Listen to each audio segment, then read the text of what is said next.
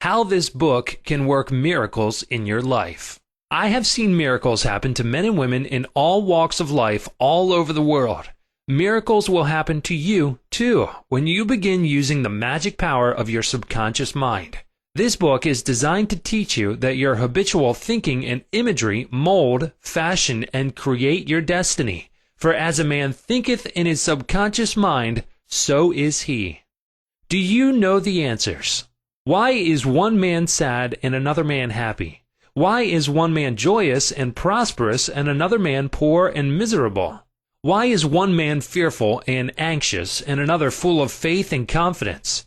Why does one man have a beautiful, luxurious home while another man lives out a meager existence in a slum? Why is one man a great success and another an abject failure? Why is one speaker outstanding and immensely popular and another mediocre and unpopular? Why is one man a genius in his work or profession while the other man toils and moils all his life without doing or accomplishing anything worthwhile? Why is one man healed of a so-called incurable disease and another isn't? Why is it so many good, kind, religious people suffer the tortures of the damned in their mind and body? Why is it many immoral and irreligious people succeed and prosper and enjoy radiant health? Why is one woman happily married and her sister very unhappy and frustrated? Is there an answer to these questions in the workings of your conscious and subconscious minds? There most certainly is. Reason for writing this book. It is for the express purpose of answering and clarifying the above questions and many others of a similar nature that motivated me to write this book. I have endeavored to explain the great fundamental truths of your mind in the simplest language possible. I believe that it is perfectly possible to explain the basic, foundational, and fundamental laws of life and of your mind in ordinary, everyday language. You will find that the language of this book is that used in your daily papers, current periodicals, in your business offices, in your home, and in the daily workshop. I urge you to study this book and apply the techniques outlined therein. And as you do, I feel absolutely convinced that you will lay hold of a miracle-working power that will lift you up from confusion, misery, melancholy, and failure, and guide you to your true place, solve your difficulties, sever you from emotional and physical bondage, and place you on the royal road to freedom, happiness, and peace of mind. This miracle-working power of your subconscious mind can heal you of your sickness, make you vital and strong again. In learning how to use your inner powers, you will open the prison door of fear and enter into a life described by Paul as the glorious liberty of the sons of God. Releasing the miracle-working power. A personal healing will ever be the most convincing evidence of our subconscious powers. Over 42 years ago, I resolved a malignancy. In medical terminology, it was called sarcoma, by using the healing power of my subconscious mind, which created me and still maintains and governs all my vital functions. The technique I applied is elaborated on in this book, and I feel sure that it will help others to trust the same infinite healing presence lodged in the subconscious depths of all men. Through the kindly offices of my doctor friend, I suddenly realized that it was natural to assume that the creative intelligence which made all my organs, fashioned my body, and started my heart could heal its own handiwork. The ancient proverb says, "The doctor dresses the wound and God heals it." Wonders happen when you pray effectively. Scientific prayer is the harmonious interaction of the conscious and subconscious levels of mind scientifically directed for a specific purpose. This book will teach you the scientific way to tap the realm of infinite power within you, enabling you to get what you really want in life. You desire a happier, fuller, and richer life. Begin to use this miracle-working power and smooth your way in daily affairs, solve business problems, and bring harmony in family relationships. Be sure that you read this book several times. The many chapters will show you how this wonderful power works, and how you can draw out the hidden inspiration and wisdom that is within you. Learn the simple techniques of impressing the subconscious mind. Follow the new scientific way in tapping the infinite storehouse. Read this book carefully, earnestly, and lovingly. Prove to yourself the amazing way it can help you. It could be, and I believe it will be, the turning point of your life. Everybody prays. Do you know how to pray effectively? How long is it since you prayed as part of your everyday activities? In an emergency, in time of danger or trouble, in illness, and when death lurks, prayers pour forth, your own and friends.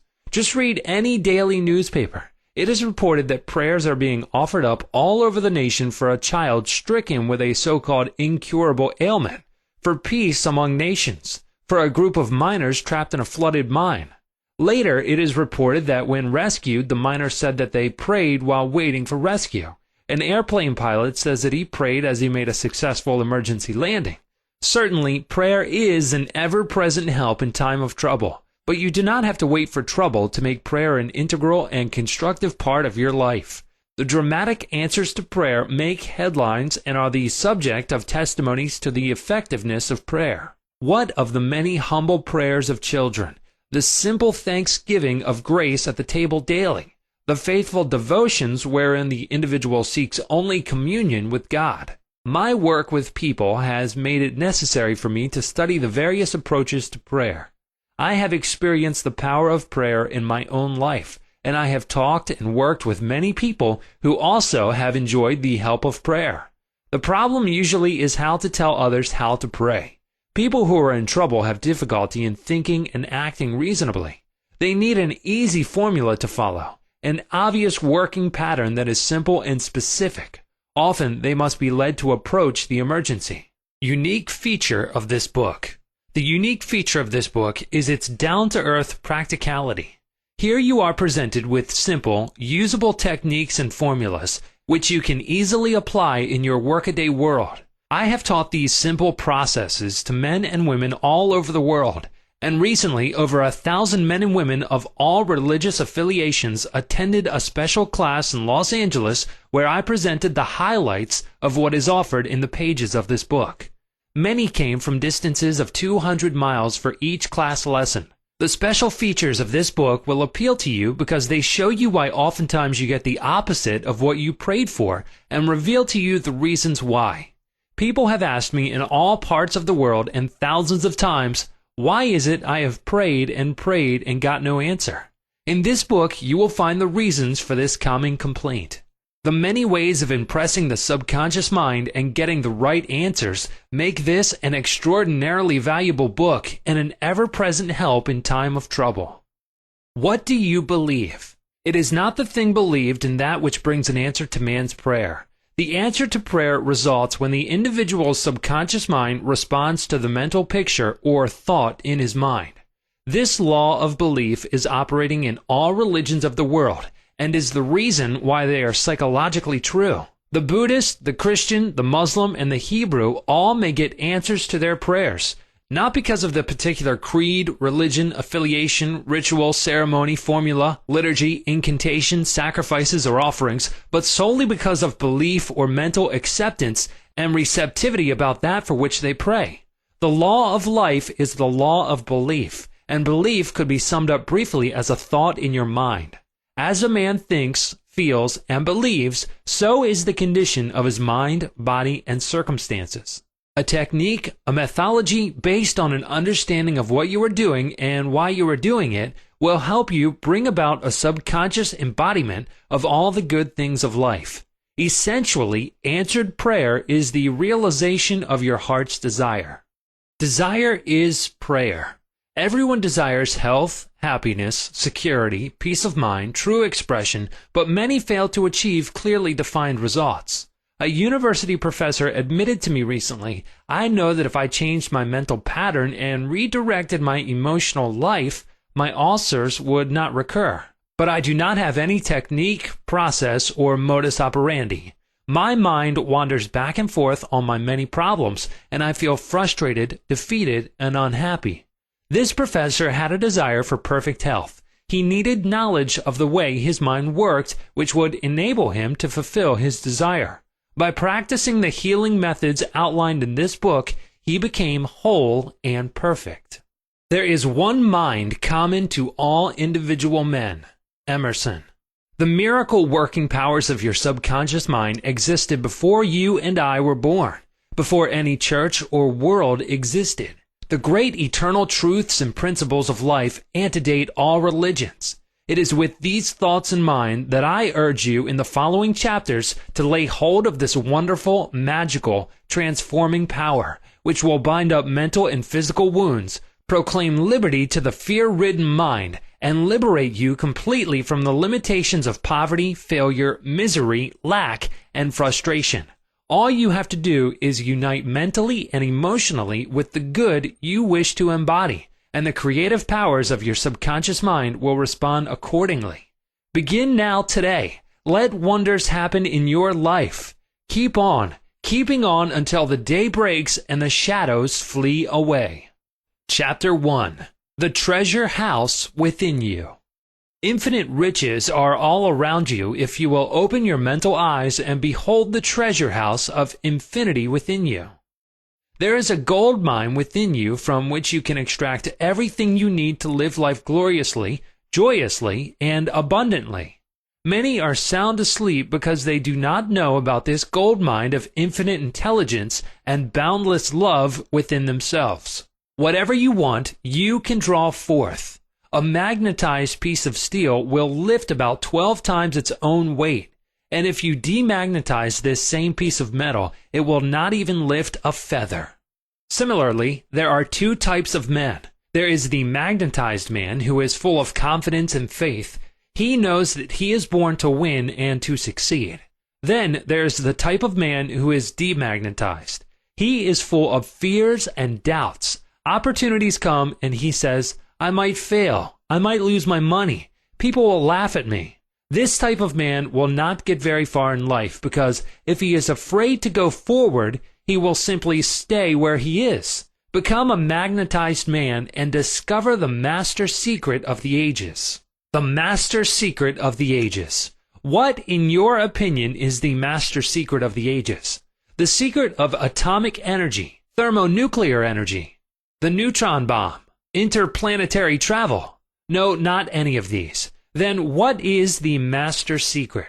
Where can one find it, and how can it be contacted and brought into action? The answer is extraordinarily simple. This secret is the marvelous, miracle-working power found in your own subconscious mind, the last place that most people would seek it.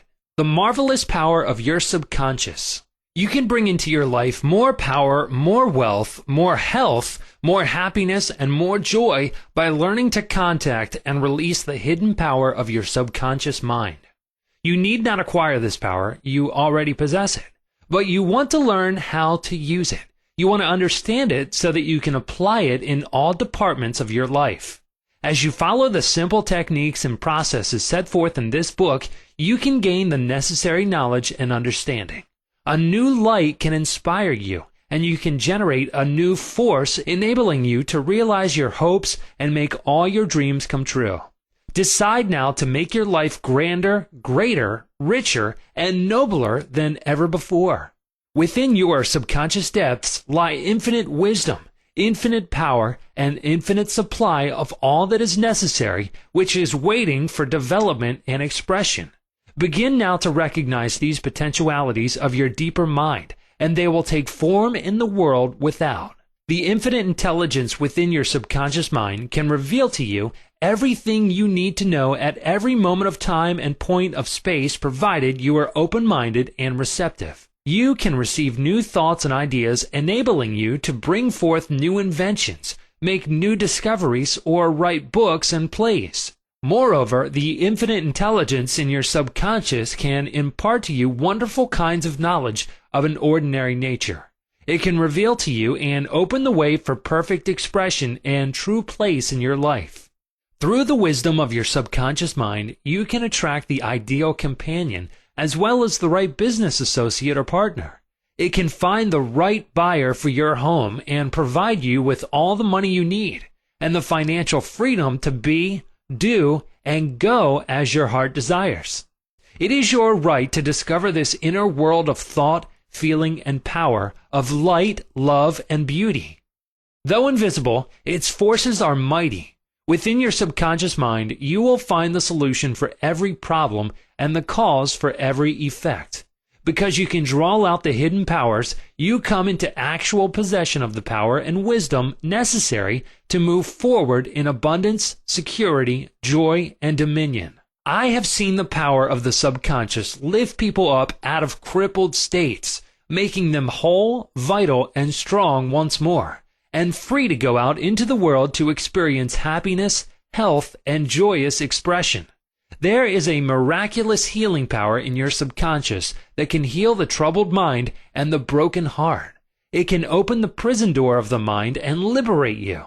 It can free you from all kinds of material and physical bondage. Necessity of a working basis. Substantial progress in any field of endeavor is impossible in the absence of a working basis, which is universal in its application. You can become skilled in the operation of your subconscious mind. You can practice its powers with a certainty of results in exact proportion to your knowledge of its principles and to your application of them for definite specific purposes and goals you wish to achieve. Being a former chemist, I would like to point out that if you combine hydrogen and oxygen in the proportions of 2 atoms of the former to 1 of the latter, water would be the result.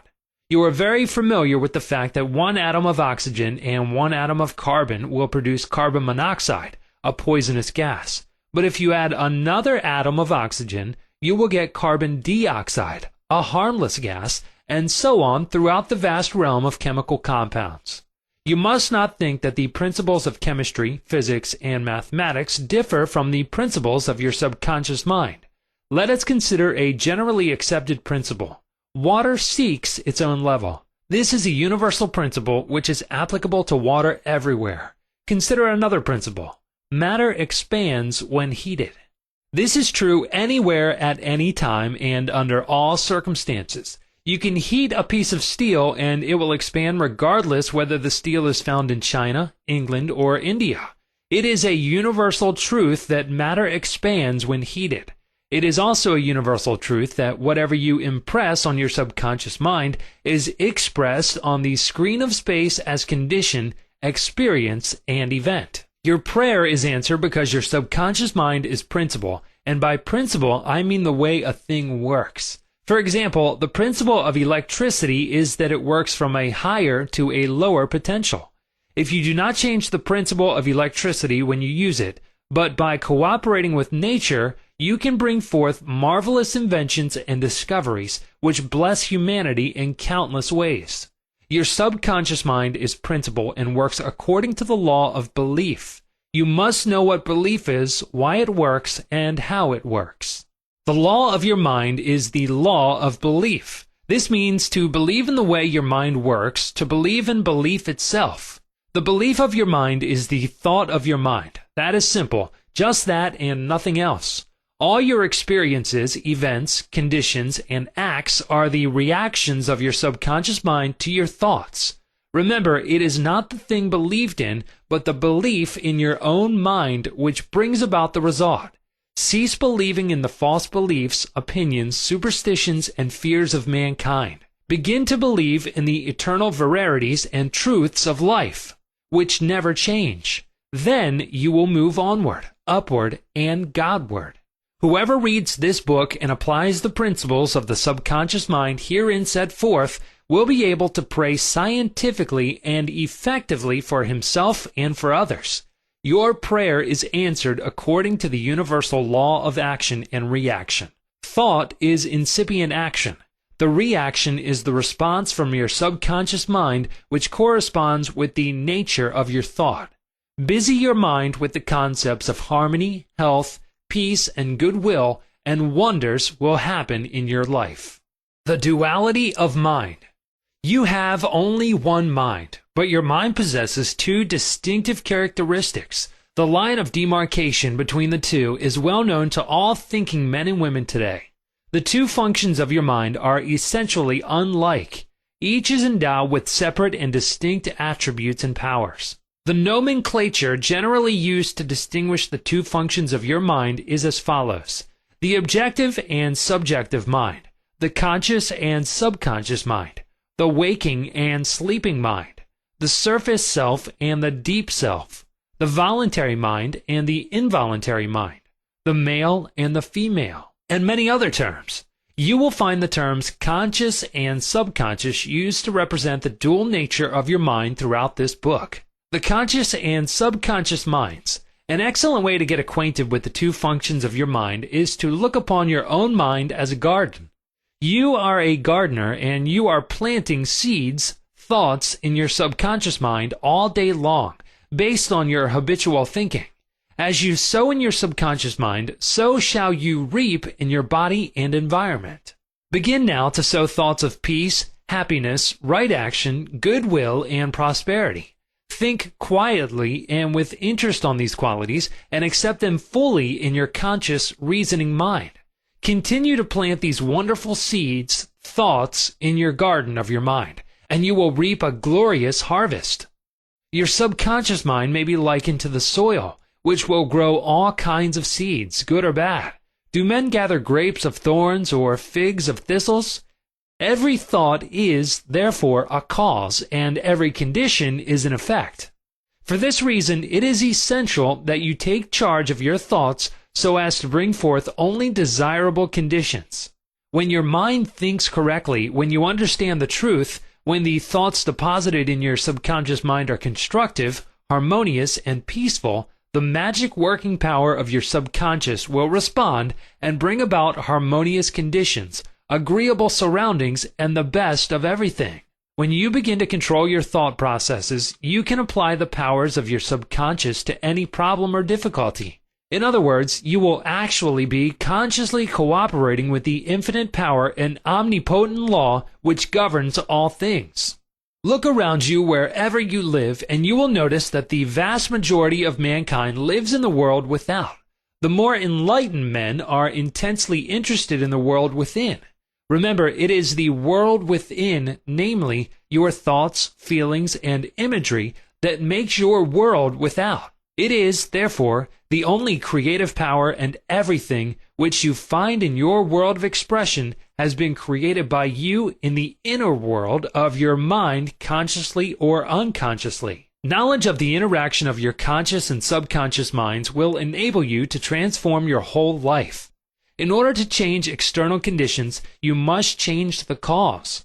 Most men try to change conditions and circumstances by working with conditions and circumstances. To remove discord, confusion, lack, and limitation, you must remove the cause. And the cause is the way you are using your conscious mind. In other words, the way you are thinking and picturing in your mind. You are living in a fathomless sea of infinite riches. Your subconscious is very sensitive to your thoughts.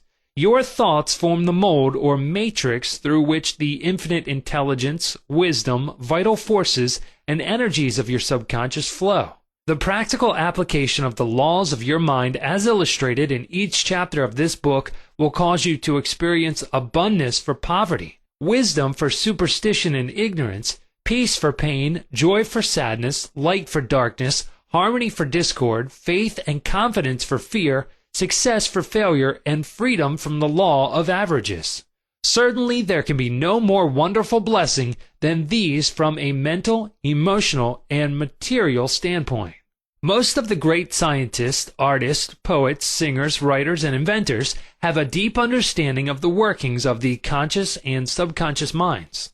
One time Caruso, the great operatic tenor, was struck with stage fright. He said his throat was paralyzed due to spasms caused by intense fear, which constricted the muscles of his throat. Perspiration poured copiously down his face. He was ashamed, because in a few minutes he had to go out on the stage, yet he was shaking with fear and trepidation. He said, "They will laugh at me. I can't sing." Then he shouted in the presence of those behind the stage, "The little me wants to strangle the big me within." He said to the little me, "Get out of here. The big me wants to sing through me."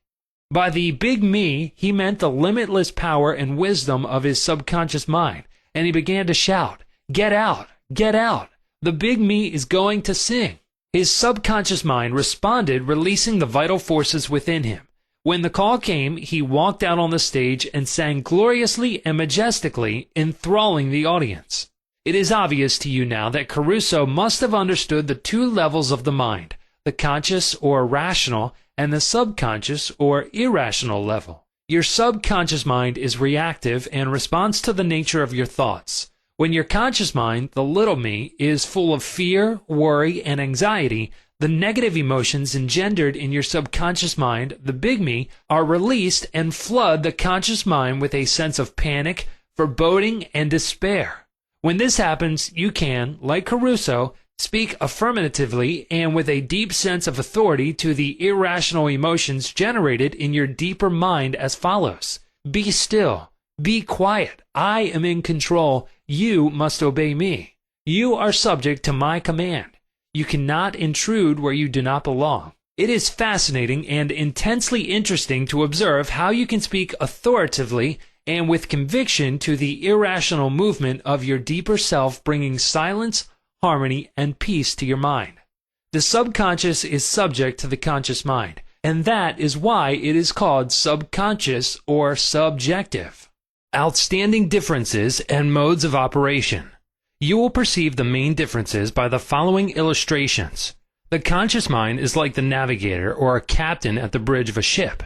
He directs the ship and signals orders to men in the engine room, who in turn control all the boilers, instruments, gauges, etc.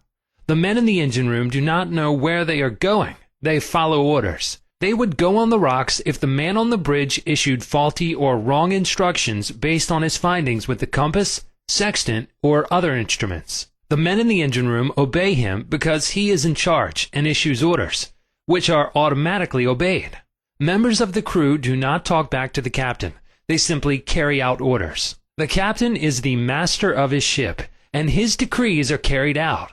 Likewise, your conscious mind is the captain and the master of your ship, which represents your body, environment, and all your affairs. Your subconscious mind takes the orders you give it based upon what your conscious mind believes and accepts as true.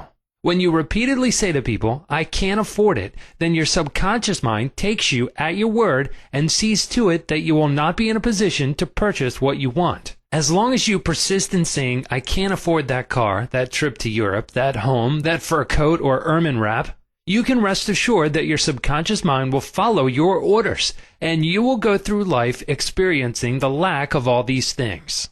Last Christmas Eve, a beautiful young university student looked at an attractive and rather expensive traveling bag in a store window. She was going home to Buffalo, New York for the holidays. She was about to say, I can't afford that bag, when she recalled something she had heard at one of my lectures, which was, never finish a negative statement.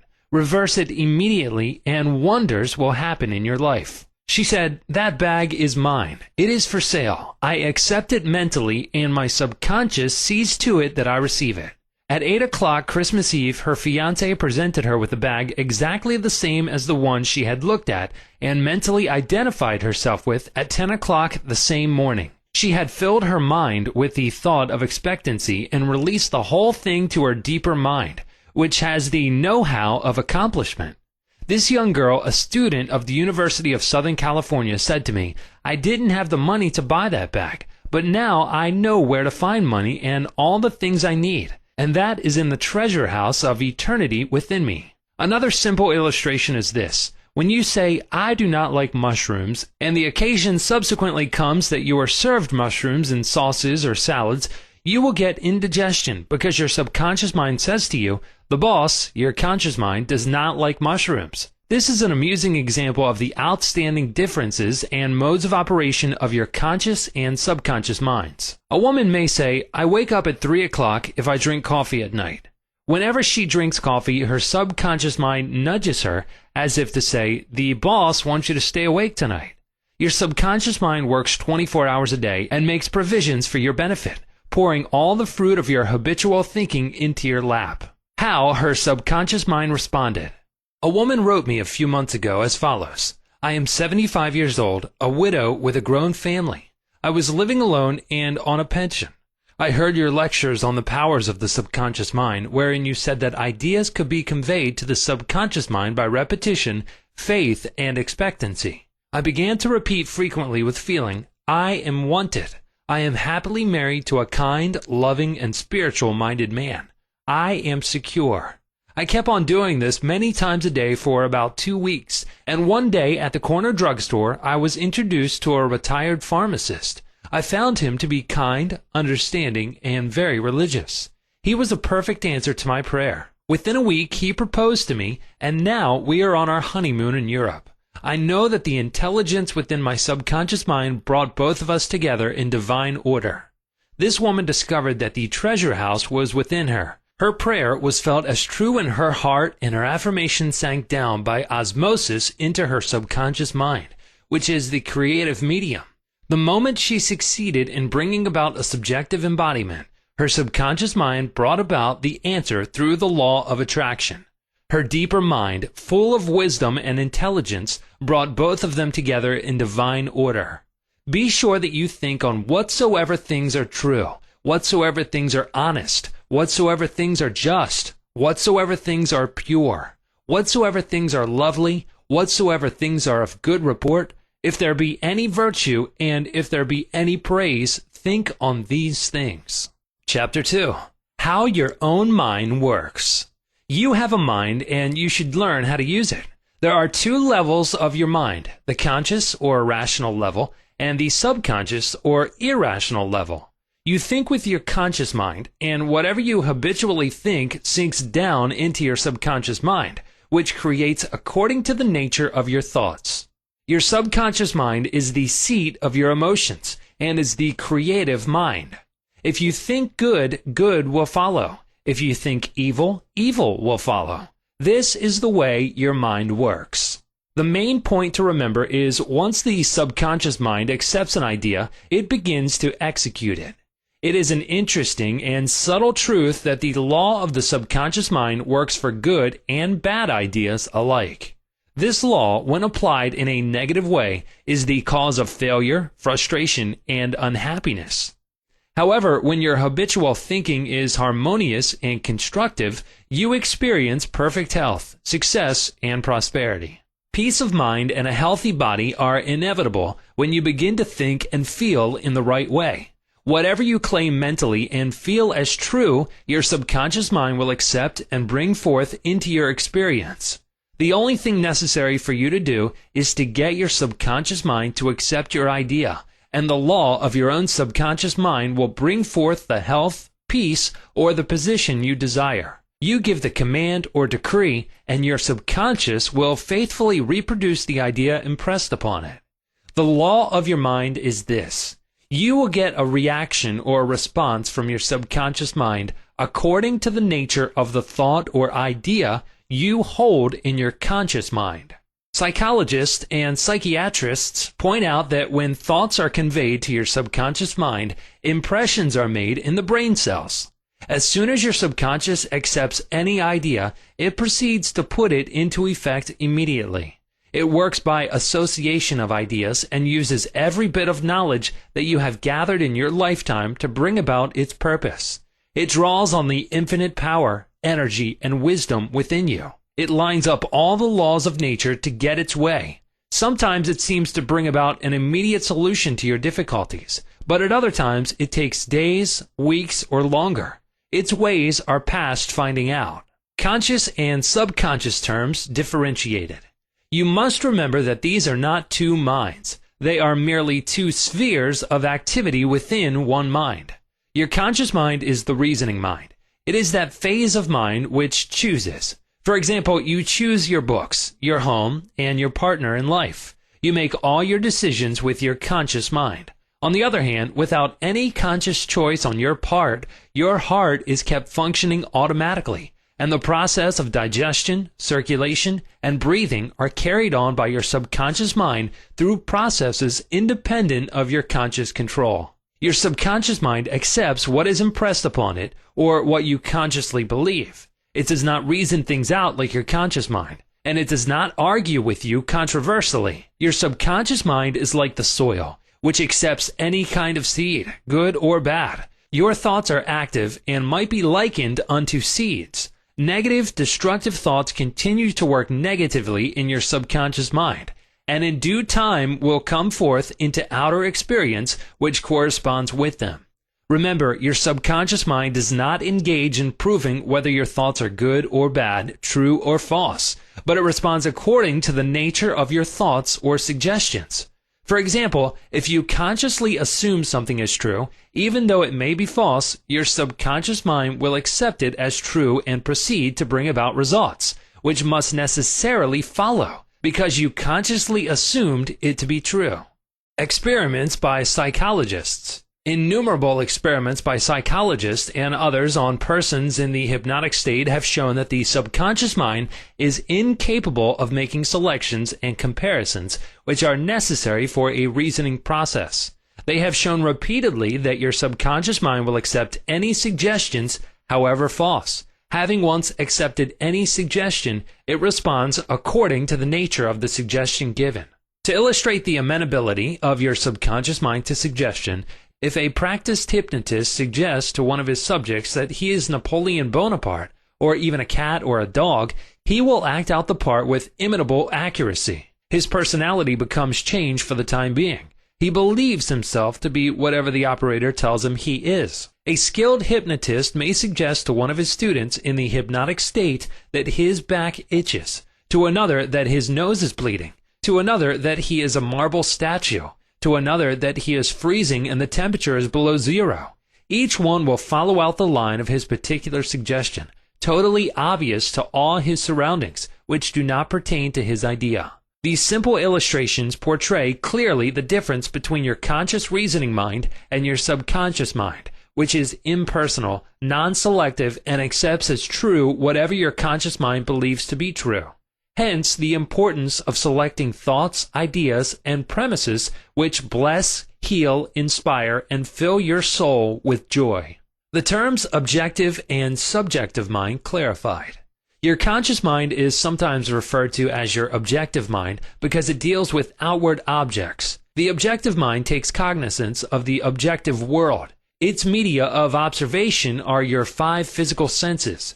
Your objective mind is your guide and director in your contact with your environment. You gain knowledge through your 5 senses. Your objective mind learns through observation, experience, and education.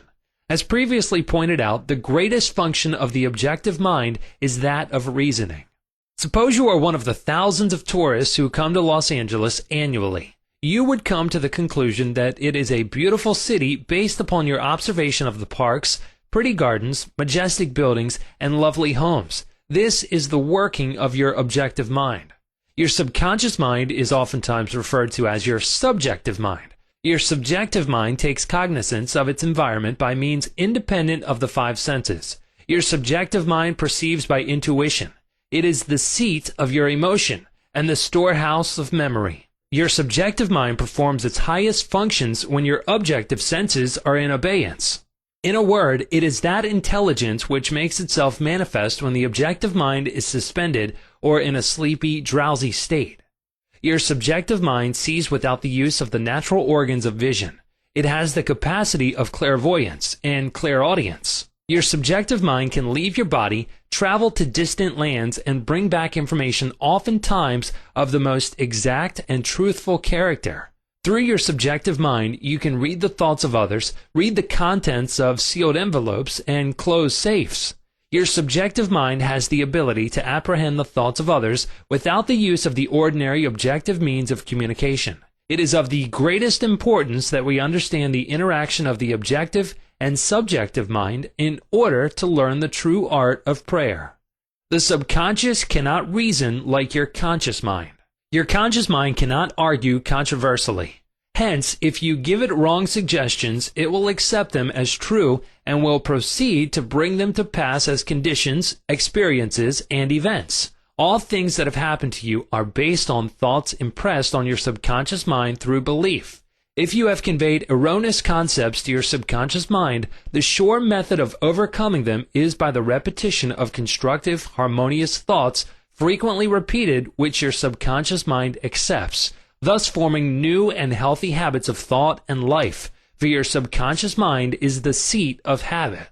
The habitual thinking of your conscious mind establishes deep grooves in your subconscious mind. This is very favorable for you if your habitual thoughts are harmonious, peaceful, and constructive. If you have indulged in fear, worry, and other destructive forms of thinking, the remedy is to recognize the omnipotence of your subconscious mind and to decree freedom, happiness, and perfect health. Your subconscious mind, being creative and one with your divine source, will proceed to create the freedom and happiness which you have earnestly decreed. The tremendous power of suggestion. You must realize by now that your conscious mind is the watchman at the gate, and its chief function is to protect your subconscious mind from false impressions. You are now aware of one of the basic laws of mind. Your subconscious mind is amenable to suggestion.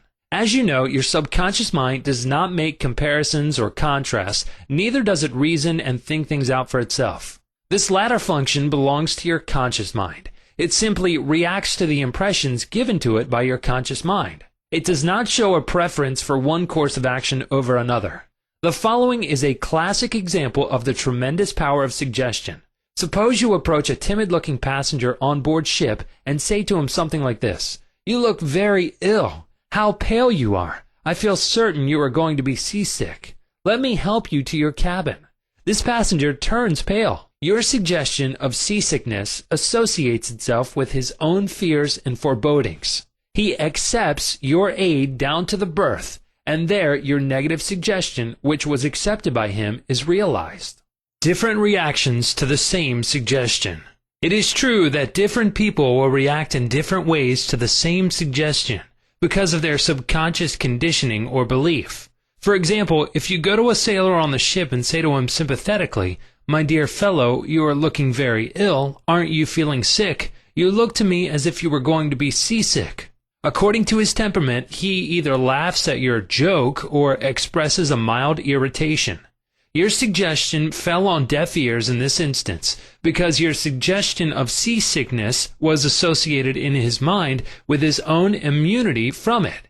Therefore, it called up not fear or worry, but self-confidence. The dictionary says that a suggestion is the act or instance of putting something into one's mind, the mental process by which the thought or idea suggested is entertained, accepted, or put into effect.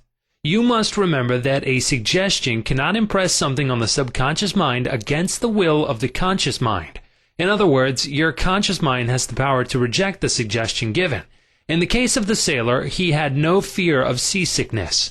He had convinced himself of his immunity, and the negative suggestion had absolutely no power to evoke fear. The suggestion of seasickness to the other passenger called forth his indwelling fear of seasickness. Each of us has his own inner fears, beliefs, opinions, and these inner assumptions rule and govern our lives. A suggestion has no power in and of itself except if you accept it mentally. This causes your subconscious powers to flow in a limited and restricted way according to the nature of the suggestion. How he lost his arm. Every 2 or 3 years, I give a series of lectures at the London Truth Forum in Caxton Hall. This is a forum I founded a number of years ago. Dr. Evelyn Fleet, the director, told me about an article which appeared in the English newspapers dealing with the power of suggestion. This is the suggestion a man gave to his subconscious mind over a period of about 2 years. I would give my right arm to see my daughter cured. It appeared that his daughter had a crippling form of arthritis together with a so-called incurable form of skin disease. Medical treatment had failed to alleviate the condition, and the father had an intense longing for his daughter's healing and expressed his desire in the words just quoted. Dr. Evelyn Fleet said that the newspaper article pointed out that one day the family was out riding when their car collided with another. The father's right arm was torn off at the shoulder, and immediately the daughter's arthritis and skin condition vanished. You must make certain to give your subconscious only suggestions which heal, bless, elevate, and inspire you in all your ways. Remember that your subconscious mind cannot take a joke. It takes you at your word. How autosuggestion banishes fear. Illustrations of autosuggestion. Autosuggestion means suggesting something definite and specific to oneself. Herbert Parkin, in his excellent manual of autosuggestion, records the following incident. It has its amusing side so that one remembers it. A New York visitor in Chicago looks at his watch, which is set an hour ahead of Chicago time, and tells a Chicago friend that it is 12 o'clock. The Chicago friend, not considering the difference in time between Chicago and New York, tells the New Yorker that he is hungry and that he must go to lunch. Autosuggestion may be used to banish various fears and other negative conditions. A young singer was invited to give an audition. She had been looking forward to the interview, but on 3 previous occasions she had failed miserably due to fear of failure. This young lady had a very good voice, but she had been saying to herself, when the time comes for me to sing, maybe they won't like me. I will try, but I'm full of fear and anxiety. Her subconscious mind accepted these negative autosuggestions as a request and proceeded to manifest them and bring them into her experience. The cause was an involuntary autosuggestion. Example, silent fear thoughts emotionalized and subjectified. She overcame it by the following technique. 3 times a day, she isolated herself in a room. She sat down comfortably in an armchair, relaxed her body, and closed her eyes. She stilled her mind and body as best she could. Physical inertia favors mental passivity and renders the mind more receptive to suggestion. She counteracted the fear suggestion by saying to herself, I sing beautifully. I am poised, serene, confident, and calm. She repeated this statement slowly, quietly, and with feeling from 5 to 10 times at each sitting. She had 3 such sittings every day and 1 immediately prior to sleep. At the end of a week, she was completely poised and confident. When the invitation to audition came, she gave a remarkable, wonderful audition. How she restored her memory. A woman aged 75 was in the habit of saying to herself, I am losing my memory. She reversed the procedure and practiced inducing autosuggestion several times a day as follows. My memory from today on is improving in every department. I shall always remember whatever I need to know at every moment of time and point of space. The impressions received will be clearer and more definite.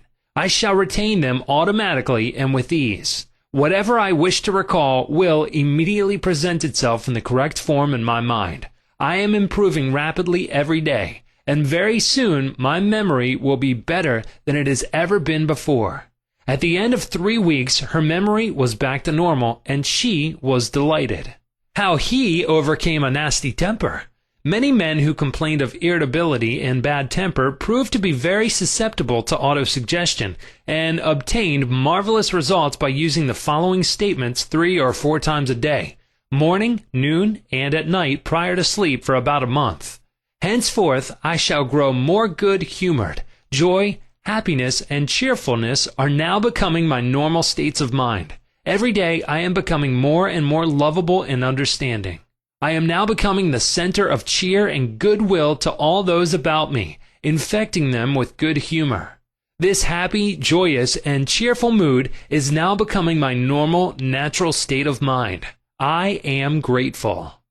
The constructive and destructive power of suggestion. Some illustrations and comments on hereto suggestion. Heterosuggestion means suggestions from another person.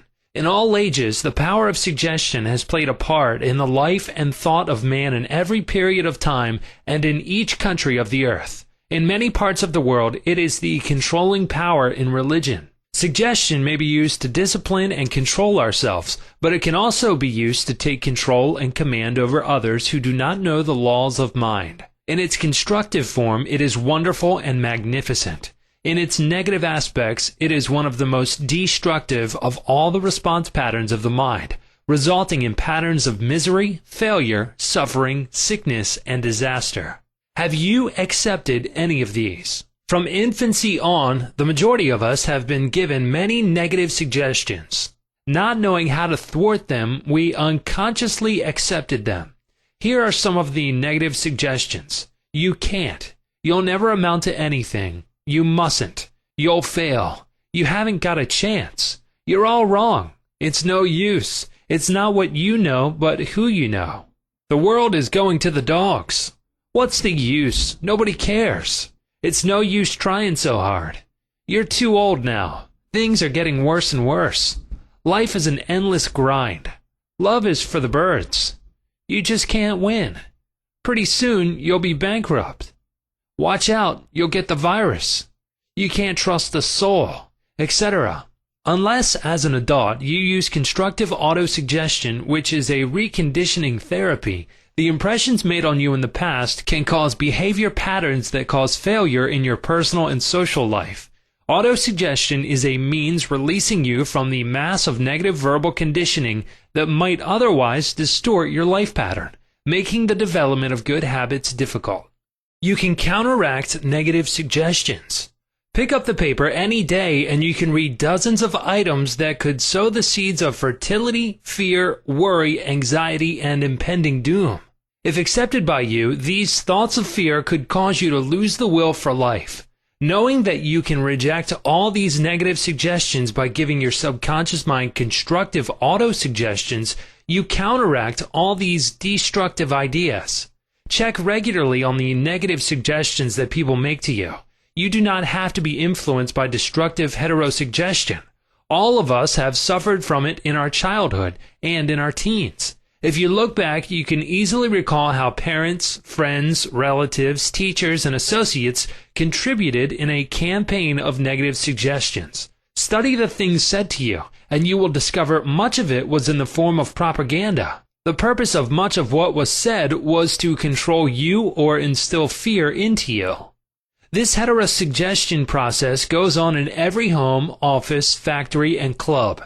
You will find that many of these suggestions are for the purpose of making you think, feel, and act as others want you to, and in ways that are to their advantage. How suggestion killed a man. Here's an illustration of heterosuggestion. A relative of mine went to a crystal gazer in India who told him that he had a bad heart and predicted that he would die at the next new moon. He began to tell all members of his family about this prediction, and he arranged his will. This powerful suggestion entered into his subconscious mind because he accepted it completely. My relative also told me that this crystal gazer was believed to have some strange occult powers, and he could do harm or good to a person. He died as predicted, not knowing that he was the cause of his own death. I suppose many of us have heard similar stupid, ridiculous, superstitious stories. Let us look at what happened in the light of our knowledge of the way the subconscious mind works. Whatever the conscious, reasoning mind of man believes, the subconscious mind will accept and act upon. My relative was happy, healthy, vigorous, and robust when he went to see the fortune teller. She gave him a very negative suggestion, which he accepted. He became terrified and constantly dwelt upon the fact that he was going to die at the next new moon. He proceeded to tell everyone about it, and he prepared for the end. The activity took place in his own mind, and his own thought was the cause. He brought about his own so-called death, or rather destruction of the physical body, by his fear and expectation of the end. The woman who predicted his death had no more power than the stones and sticks in the field. Her suggestion had no power to create or bring about the end she suggested. If he had known the laws of his mind, he would have completely rejected the negative suggestion and refused to give her words any attention, knowing in his heart that he was governed and controlled by his own thought and feeling. Like tin arrows aimed at the battleship, her prophecy could have been completely neutralized and dissipated without hurting him. The suggestions of others in themselves have absolutely no power whatever over you except the power that you give them through your own thoughts. You have to give your mental consent. You have to entertain the thought. Then it becomes your thought, and you do the thinking. Remember, you have the capacity to choose. Choose life. Choose love. Choose health. The power of an assumed major premise. Your mind works like a syllogism. This means that whatever major premise your conscious mind assumes to be true determines the conclusion your subconscious mind comes to in regard to any particular question or problem in your mind. If your premise is true, the conclusion must be true, as in the following example. Every virtue is laudable. Kindness is a virtue. Therefore, kindness is laudable. Another example is as follows. All formed things change and pass away. The pyramids of Egypt are formed things. Therefore, someday the pyramids will pass away. The first statement is referred to as the major premise, and the right conclusion must necessarily follow the right premise. A college professor who attended some of my Science of Mind lectures in May of 1962 at Town Hall, New York, said to me, "Everything in my life is topsy-turvy, and I have lost health, wealth, and friends. Everything I touch turns out wrong." I explained to him that he should establish a major premise in his thinking, that the infinite intelligence of his subconscious mind was guiding, directing, and prospering him spiritually, mentally, and materially. Then his subconscious mind would automatically direct him wisely in his investments, decisions, and also heal his body and restore his mind to peace and tranquility. This professor formulated an overall picture of the way he wanted his life to be, and this was his major premise. Infinite intelligence leads and guides me in all my ways. Perfect health is mine, and the law of harmony operates in my mind and body. Beauty, love, peace, and abundance are mine. The principle of right action and divine order govern my entire life. I know my major premise is based on the eternal truths of life, and I know, feel, and believe that my subconscious mind responds according to the nature of my conscious mind thinking. He wrote me as follows. I repeated the above statements slowly, quietly, and lovingly several times a day, knowing that they were sinking deep down into my subconscious mind and that results must follow. I am deeply grateful for the interview you gave me, and I would like to add that all my departments of my life are changing for the better. It works. The subconscious does not argue controversially. Your subconscious mind is all-wise and knows the answers to all questions. It does not argue with you or talk back to you. It does not say, you must not impress me with that. For example, when you say, I can't do this, I am too old now, I can't meet this obligation, I was born on the wrong side of the tracks, I don't know the right politician, you are impregnating your subconscious with these negative thoughts, and it responds accordingly. You are actually blocking your own good, thereby bringing lack, limitation, and frustration into your life. When you set up obstacles, impediments, and delays in your conscious mind, you are denying the wisdom and intelligence resident in your subconscious mind. You are actually saying, in effect, that your subconscious mind cannot solve your problem. This leads to mental and emotional congestion, followed by sickness and neurotic tendencies. To realize your desire and overcome your frustration, affirm boldly several times a day, the infinite intelligence which gave me this desire leads, guides, and reveals to me the perfect plan for the unfolding of my desire. I know the deeper wisdom of my subconscious is now responding, and what I feel and claim within is expressed in the without. There is a balance, equilibrium, and equanimity. If you say, there is no way out, I am lost, there is no way out of this dilemma, I am stymied and blocked, you will get no answer or response from your subconscious mind. If you want the subconscious to work for you, give it the right request and attain its cooperation. It is always working for you. It is controlling your heartbeat this minute and also your breathing. It heals a cut on your finger, and its tendency is lifeward, forever seeking to take care of you and preserve you. Your subconscious has a mind of its own, but it accepts your patterns of thought and imagery. When you are seeking an answer to a problem, your subconscious will respond, but it expects you to come to a decision and to a true judgment in your conscious mind. You must acknowledge the answer is in your subconscious mind.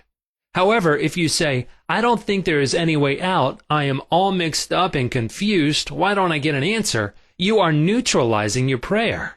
Like the soldier marking time, you do not get anywhere. Still the wheels of your mind. Relax, let go, and quietly affirm, my subconscious knows the answer. It is responding to me now. I give thanks because I know the infinite intelligence of my subconscious knows all things and is revealing the perfect answer to me now. My real conviction is now setting free the majesty and glory of my subconscious mind. I rejoice that it is so. Chapter 3. The miracle working power of your subconscious. The power of your subconscious is enormous. It inspires you, it guides you, and it reveals to you names, facts, and scenes from the storehouse of memory. Your subconscious started your heartbeat, controls the circulation of your blood, and regulates your digestion, assimilation, and elimination. When you eat a piece of bread, your subconscious mind transmutes it into tissue, muscle, bone, and blood. This process is beyond the ken of the wisest man who walks the earth. Your subconscious mind controls all the vital processes and functions of your body and knows the answer to all problems. Your subconscious mind never sleeps, never rests. It is always on the job. You can discover the miracle working power of your subconscious by plainly stating to your subconscious prior to sleep that you wish a certain specific thing accomplished. You will be delighted to discover that forces within you will be released, leading to the desired result. Here, then, is a source of power and wisdom which places you in touch with omnipotence, or the power that moves the world, guides the planets in their course, and causes the sun to shine. Your subconscious mind is the source of your ideals, aspirations, and altruistic urges. It was through the subconscious mind that Shakespeare perceived great truths hidden from the average man of his day. Undoubtedly, it was the response of his subconscious mind that caused the Greek sculptor Phidias to portray beauty, order, symmetry, and proportion in marble and bronze. It enabled the Italian artist Raphael to paint Madonnas, and Ludwig van Beethoven to compose symphonies. In 1955, I lectured at the Yoga Forest University, Rishikesh, India, and there I chatted with a visiting surgeon from Bombay. He told me about Dr. James S. Dale, a Scotch surgeon who worked in Bengal before ether or other modern methods of anesthesia were discovered. Between 1843 and 1846, Dr. Esdale performed about 400 major operations of all kinds, such as amputations, removal of tumors and cancerous growths, as well as operations on the eye, ear, and throat.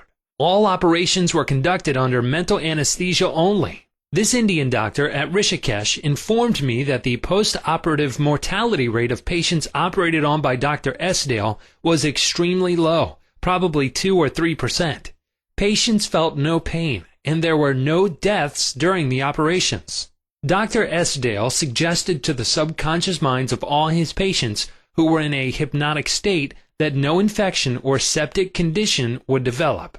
You must remember that this was before Louis Pasteur, Joseph Lister, and others who pointed out the bacterial origin of disease and causes of infection due to unsterilized instruments and virulent organisms. This Indian surgeon said that the reason for the low mortality rate and the general absence of infection, which was reduced to a minimum, was undoubtedly due to the suggestions of Dr. Isdale to the subconscious minds of his patients. They responded according to the nature of his suggestion. It is simply wonderful when you conceive how a surgeon over 120 years ago discovered the miraculous wonder-working powers of the subconscious mind. Doesn't it cause you to be seized with a sort of mystic awe when you stop and think of the transcendental powers of your subconscious mind? Consider its extrasensory perceptions, such as its capacity for clairvoyance and clairaudience, its independence of time and space, its capacity to render you free from all pain and suffering, and its capacity to get the answers to all problems, be that what they may. All these and many more reveal to you that there is a power and intelligence within you that far transcends your intellect, causing you to marvel at the wonders of it all. All these experiences cause you to rejoice and believe in the miracle-working powers of your own subconscious mind. Your subconscious is your book of life. Whatever thoughts, beliefs, opinions, theories, or dogmas you write, engrave, or impress on your subconscious mind, you shall experience them as the objective manifestation of circumstances, conditions, and events. What you write on the inside, you will experience on the outside. You have two sides to your life, objective and subjective, visible and invisible, thought and its manifestation. Your brain receives your thought, which is the organ of your conscious reasoning mind. When your conscious or objective mind accepts the thought completely, it is sent to the solar plex, called the brain of your mind, where it becomes flesh and is made manifest in your experience. As previously outlined, your subconscious cannot argue. It acts only from what you write on it. It accepts your verdict or the conclusions of your conscious mind as final. This is why you are always writing on the book of life, because your thoughts become your experiences. The American essayist Ralph Waldo Emerson said, "Man is what he thinks all day long." What is impressed in the subconscious is expressed. William James, the father of American psychology, said that the power to move the world is in your subconscious mind. Your subconscious mind is one with infinite intelligence and boundless wisdom. It is fed by hidden springs and is called the law of life. Whatever you impress upon your subconscious mind, the latter will move heaven and earth to bring it to pass. You must, therefore, impress it with right ideas and constructive thoughts. The reason there is so much chaos and misery in the world is because people do not understand the interaction of their conscious and subconscious minds. When these two principles work in accord, in concord, in peace, and synchronously together, you will have health, happiness, peace, and joy. There is no sickness or discord when the conscious and subconscious work together harmoniously and peacefully. The tomb of Hermes was opened with great expectancy and a sense of wonder because people believed that the greatest secret of the ages was contained therein.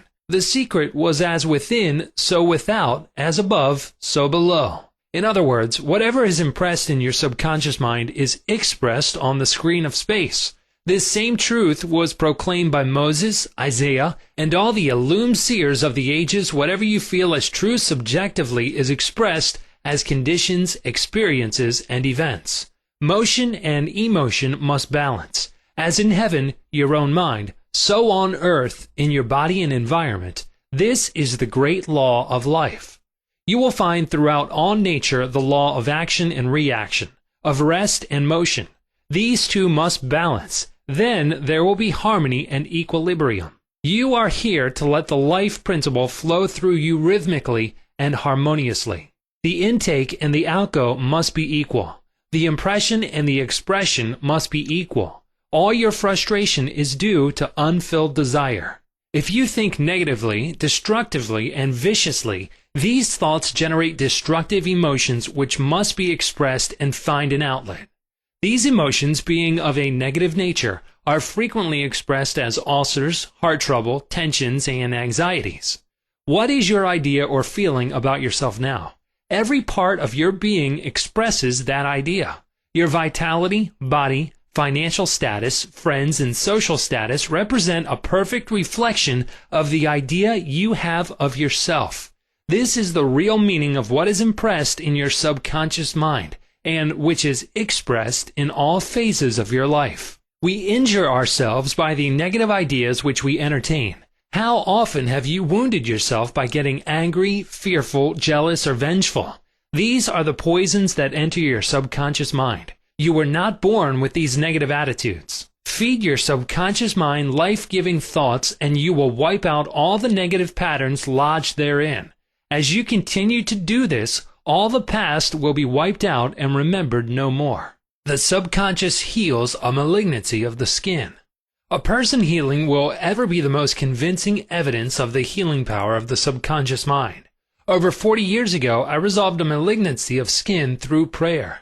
Medical therapy had failed to check the growth, and it was getting progressively worse.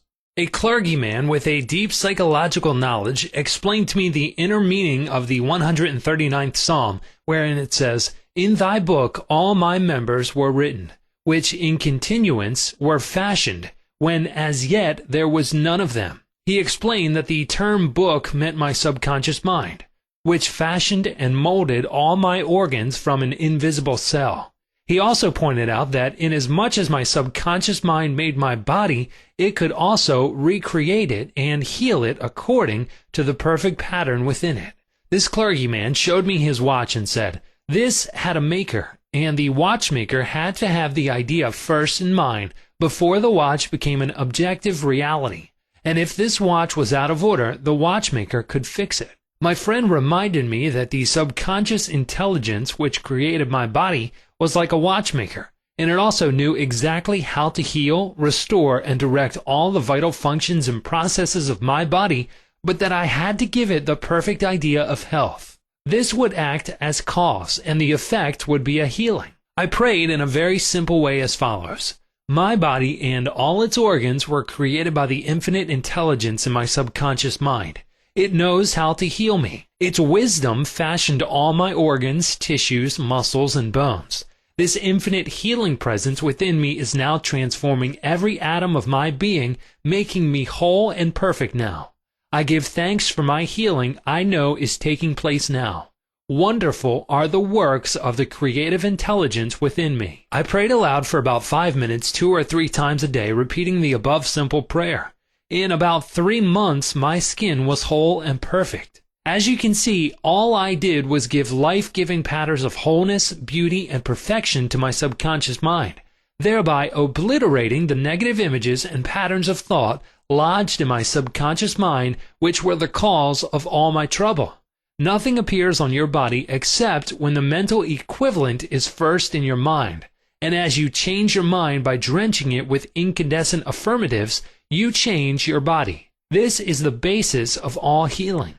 Marvelous are thy works, and that my soul, subconscious mind, knoweth right well. Psalm 139:14.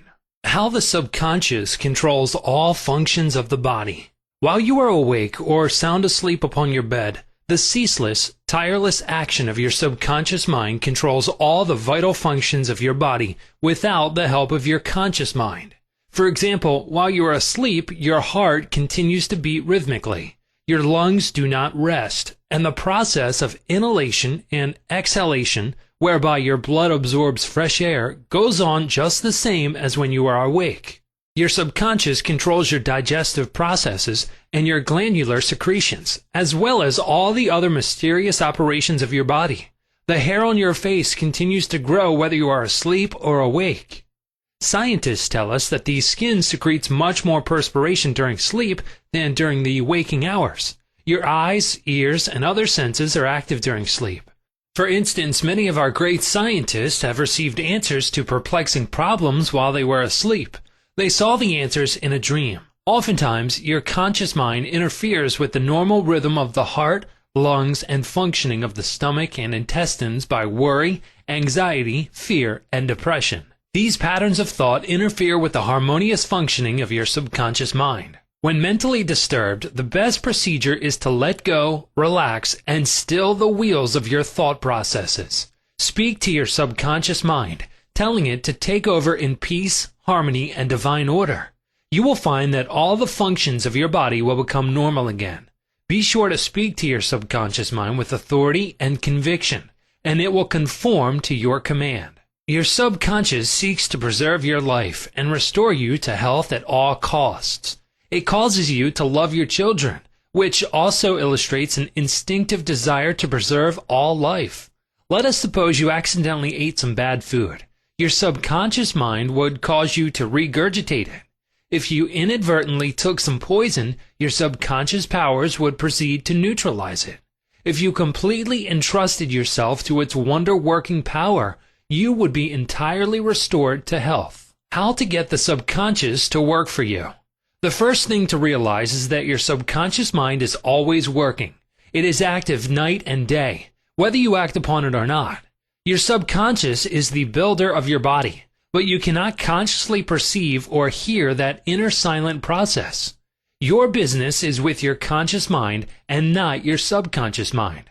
Just keep your conscious mind busy with the expectation of the best, and make sure the thoughts you habitually think are based on whatever things are lovely, true, just, and of good report. Begin now to take care of your conscious mind, knowing in your heart and soul that your subconscious mind is always expressing, reproducing, and manifesting according to your habitual thinking. Remember, just as water takes the shape of the pipe it flows through, the life principle in you flows through you according to the nature of your thoughts. Claim that the healing presence in your subconscious is flowing through you as harmony, health, peace, joy, and abundance. Think of it as a living intelligence, a lovely companion on the way. Firmly believe it is continually flowing through you, vivifying, inspiring, and prospering you. It will respond exactly this way. It is done unto you as you believe. Healing principle of the subconscious restores atrophied optic nerves. There is the well-known, duly authenticated case of Madame Bayer of France, recorded in the archives of the Medical Department of Lourdes, France. She was blind. The optic nerves were atrophied and useless. She visited Lourdes and had what she termed a miraculous healing. Ruth Cranston, a Protestant young lady who investigated and wrote about healings at Lourdes in McCall's magazine, November 1955, writes about Madame Bayer as follows. At Lourdes, she regained her sight incredibly, with the optic nerves still lifeless and useless, as several doctors could testify after repeated examinations. A month later, upon re-examination, it was found that the seeing mechanism had been restored to normal. But at first, so far as medical examination could tell, she was seeing with dead eyes. I have visited Lourdes several times where I, too, witnessed some healings. And of course, as we shall explain in the next chapter, there is no doubt that healings take place at many shrines throughout the world, Christian and non-Christian. The waters of the shrine did not heal Madame Bayer, to whom we just referred, but by her own subconscious mind, which responded to her belief. The healing principle within her subconscious mind responded to the nature of her thought. Belief is a thought in the subconscious mind. It means to accept something as true. The thought accepted executes itself automatically. Undoubtedly, Madame Bayer went to the shrine with expectancy and great faith, knowing in her heart she would receive a healing. Her subconscious mind responded accordingly, releasing the ever-present healing forces. The subconscious mind, which created the eye, can certainly bring a dead nerve back to life. What the creative principle created, it can recreate. According to your belief is it done unto you. How to convey the idea of perfect health to your subconscious mind. A Protestant minister I knew in Johannesburg, South Africa, told me the method he used to convey the idea of perfect health to his subconscious mind. He had cancer of the lung. His technique, as given to me in his own handwriting, is exactly as follows. Several times a day, I would make certain that I was completely relaxed mentally and physically. I relaxed my body by speaking to it as follows. My feet are relaxed. My ankles are relaxed. My legs are relaxed. My abdominal muscles are relaxed. My heart and lungs are relaxed. My head is relaxed. My whole being is completely relaxed. After about 5 minutes, I would be in a sleepy, drowsy state, and then I affirm the following truth. The perfection of God is now being expressed through me. The idea of perfect health is now filling my subconscious mind. The image God has of me is a perfect image, and my subconscious mind recreates my body in perfect accordance with the perfect image held in the mind of God. This minister had a remarkable healing. This is a simple, easy way of conveying the idea of perfect health to your subconscious mind. Another wonderful way to convey the idea of health to your subconscious is through disciplined or scientific imagination. I told a man who was suffering from functional paralysis to make a vivid picture of himself walking around in his office, touching the desk, answering the telephone, and doing all the things he ordinarily would do if he were healed.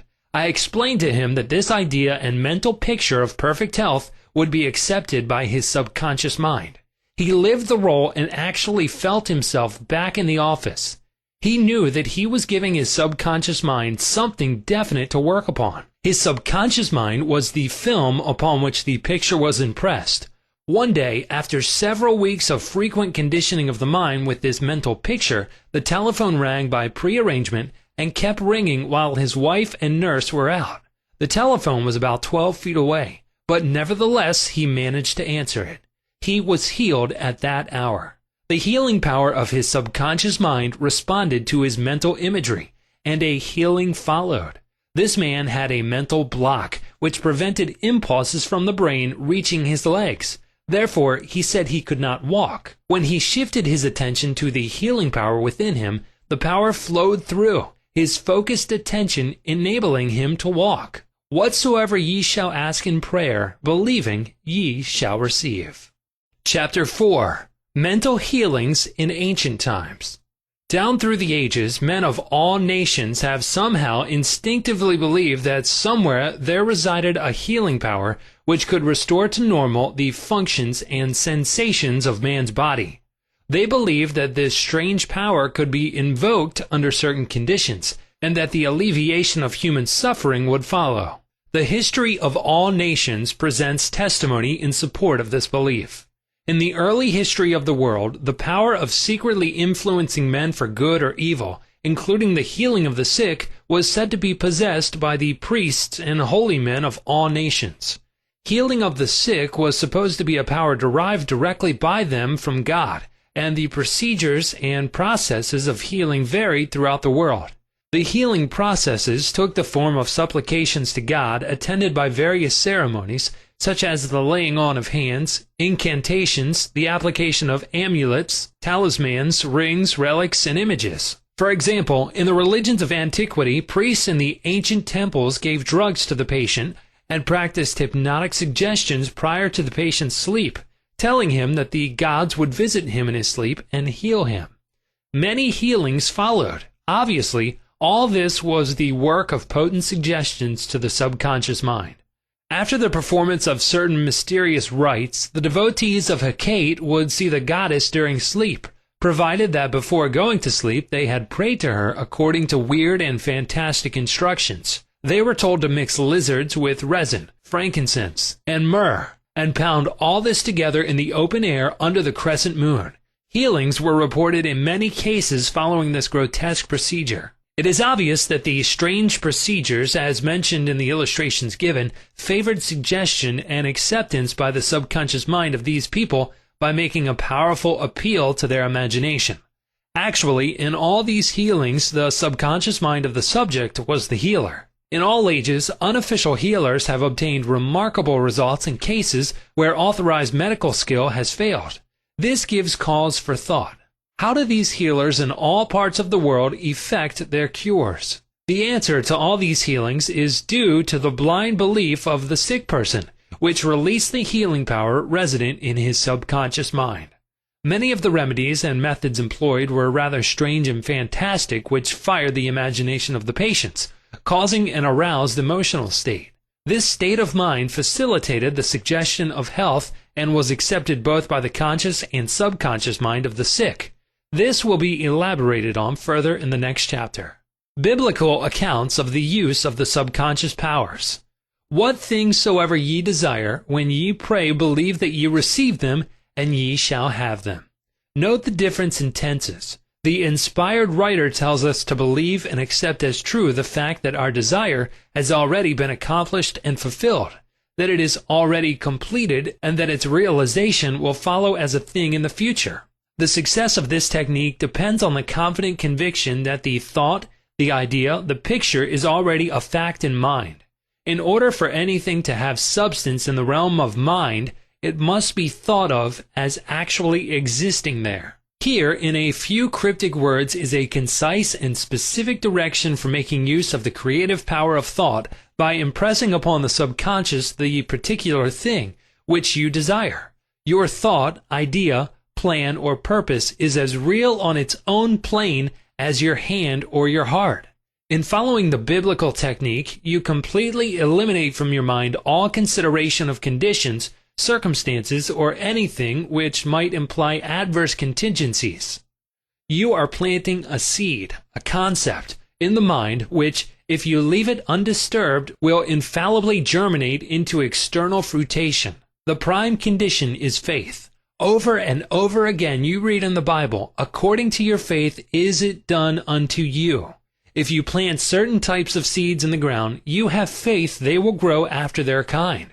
This is the way of seeds, and trusting the laws of growth and agriculture, you know that these seeds will come forth after their kind. Faith, as mentioned in the Bible, is a way of thinking, an attitude of mind, an inner certitude, knowing that the idea you fully accept in your conscious mind will be embodied in your subconscious mind and made manifest. Faith is, in a sense, accepting as true what your reason and senses deny. For example, a shutting out of the little, rational, analytical, conscious mind and embracing an attitude of complete reliance on the inner power of your subconscious mind. Miracles at various shrines throughout the world. It is an established fact that cures have taken place at various shrines throughout the world, such as in Japan, India, Europe, and America. I have visited several of the famous shrines in Japan. At the world-famous shrine called Daibutsu is a gigantic divinity of bronze where Buddha is seated with folding hands, and the head is inclined in an attitude of profound contemplative ecstasy. It is 42 feet in height and is called the Great Buddha. Here I saw young and old making offerings at its feet. Money, fruit, rice, and oranges were offered. Candles were lit, incense was burned, and prayers of petition recited. The guide explained the chant of a young girl as she murmured a prayer, bowed low, and placed 2 oranges as an offering. She also lit a candle. He said she had lost her voice and it was restored at the shrine. She was thanking Buddha for restoring her voice. She had the simple faith that Buddha would give her back her singing voice if she followed a certain ritual, fasted, and made certain offerings. All this helped to kindle faith and expectancy, resulting in a conditioning of her mind to the point of belief. Her subconscious mind responded to her belief. To illustrate further the power of imagination and blind belief, I will relate the case of a relative of mine who had tuberculosis. His lungs were badly diseased. His son decided to heal his father. He came home to Perth, Western Australia, where his father lived, and said to him that he had met a monk who had returned from one of the healing shrines in Europe. This monk sold him a piece of the true cross. He said that he gave the monk the equivalent of $500 for it. This young man had actually picked up a splinter of wood from the sidewalk, went to the jeweler's, and had it set in a ring so that it looked real. He told his father that just touching the ring or the cross healed many. He inflamed and fired his father's imagination to the point that the old gentleman snatched the ring from him, placed it over his chest, prayed silently, and went to sleep. In the morning he was healed. All the clinic's tests proved negative. You know, of course, it was not the splinter of wood from the sidewalk that healed him. It was his imagination aroused to an intense degree, plus the confident expectancy of a perfect healing. Imagination was joined to faith or subjective feeling, and the union of the two brought about a healing. The father never learned of the trick that had played upon him. If he had, he probably would have had a relapse. He remained completely cured and passed away 15 years later at the age of 89. One universal healing principle. It is a well-known fact that all of the various schools of healing effect cures of the most wonderful character. The most obvious conclusion, which strikes your mind, is that there must be some underlying principle which is common to them all, namely the subconscious mind, and the one process of healing is faith. It will now be in order to recall to your mind once more the following fundamental truths. First, that you must possess mental functions which have been distinguished by designating one of the conscious mind and the other the subconscious mind. Secondly, your subconscious mind is constantly amenable to the power of suggestion. Furthermore, your subconscious mind has complete control of the functions, conditions, and sensations of your body. I venture to believe that all the readers of this book are familiar with the fact that symptoms of almost any disease can be induced in hypnotic subjects by suggestion. For example, a subject in the hypnotic state can develop a high temperature, flushed face, or chills according to the nature of the suggestion given. By experiment, you can suggest to the person that he is paralyzed and cannot walk. It will be so. By illustration, you can hold a cup of cold water under the nose of the hypnotic subject and tell him, "This is full of pepper, smell it." He will proceed to sneeze. What do you think caused him to sneeze? The water or the suggestion? If a man says he is allergic to Timothy grass, you can place a synthetic flower or an empty glass in front of his nose when he is in a hypnotic state and tell him it is Timothy grass. He will portray the usual allergic symptoms. This indicates that the cause of the disease is in the mind. The healing of the disease can also take place mentally. You realize that remarkable healings take place through osteopathy, chiropractic medicine, and naturopathy, as well as through all the various religious bodies throughout the world. But it is obvious that all of these healings are brought about through the subconscious mind, the only healer there is. Notice how it heals a cut on your face caused by shaving. It knows exactly how to do it. The doctor dresses the wound and says, "Nature heals it." Nature refers to natural law, the law of the subconscious mind, or self-preservation, which is the function of the subconscious mind. The instinct of self-preservation is the first law of nature. Your strongest instinct is the most potent of all autosuggestions. Widely different theories. It would be tedious and unprofitable to discuss to any great extent the numerous theories advanced by different religious sects and prayer therapy groups. There are a great number who claim that because their theory produces results, it is, therefore, the correct one. This, as explained in this chapter, cannot be true. You are aware that there are all types of healings. Franz Anton Mesmer, an Australian physician from 1734 to 1815, who practiced in Paris, discovered that by applying magnets to the diseased body, he could cure that disease miraculously. He also performed cures with various other pieces of glass and metals. He discontinued this form of healing and claimed that his cures were due to animal magnetism, theorizing that his substance was projected from the healer to the patient. His method of treating disease from then on was by hypnotism, which was called mesmerism in his day.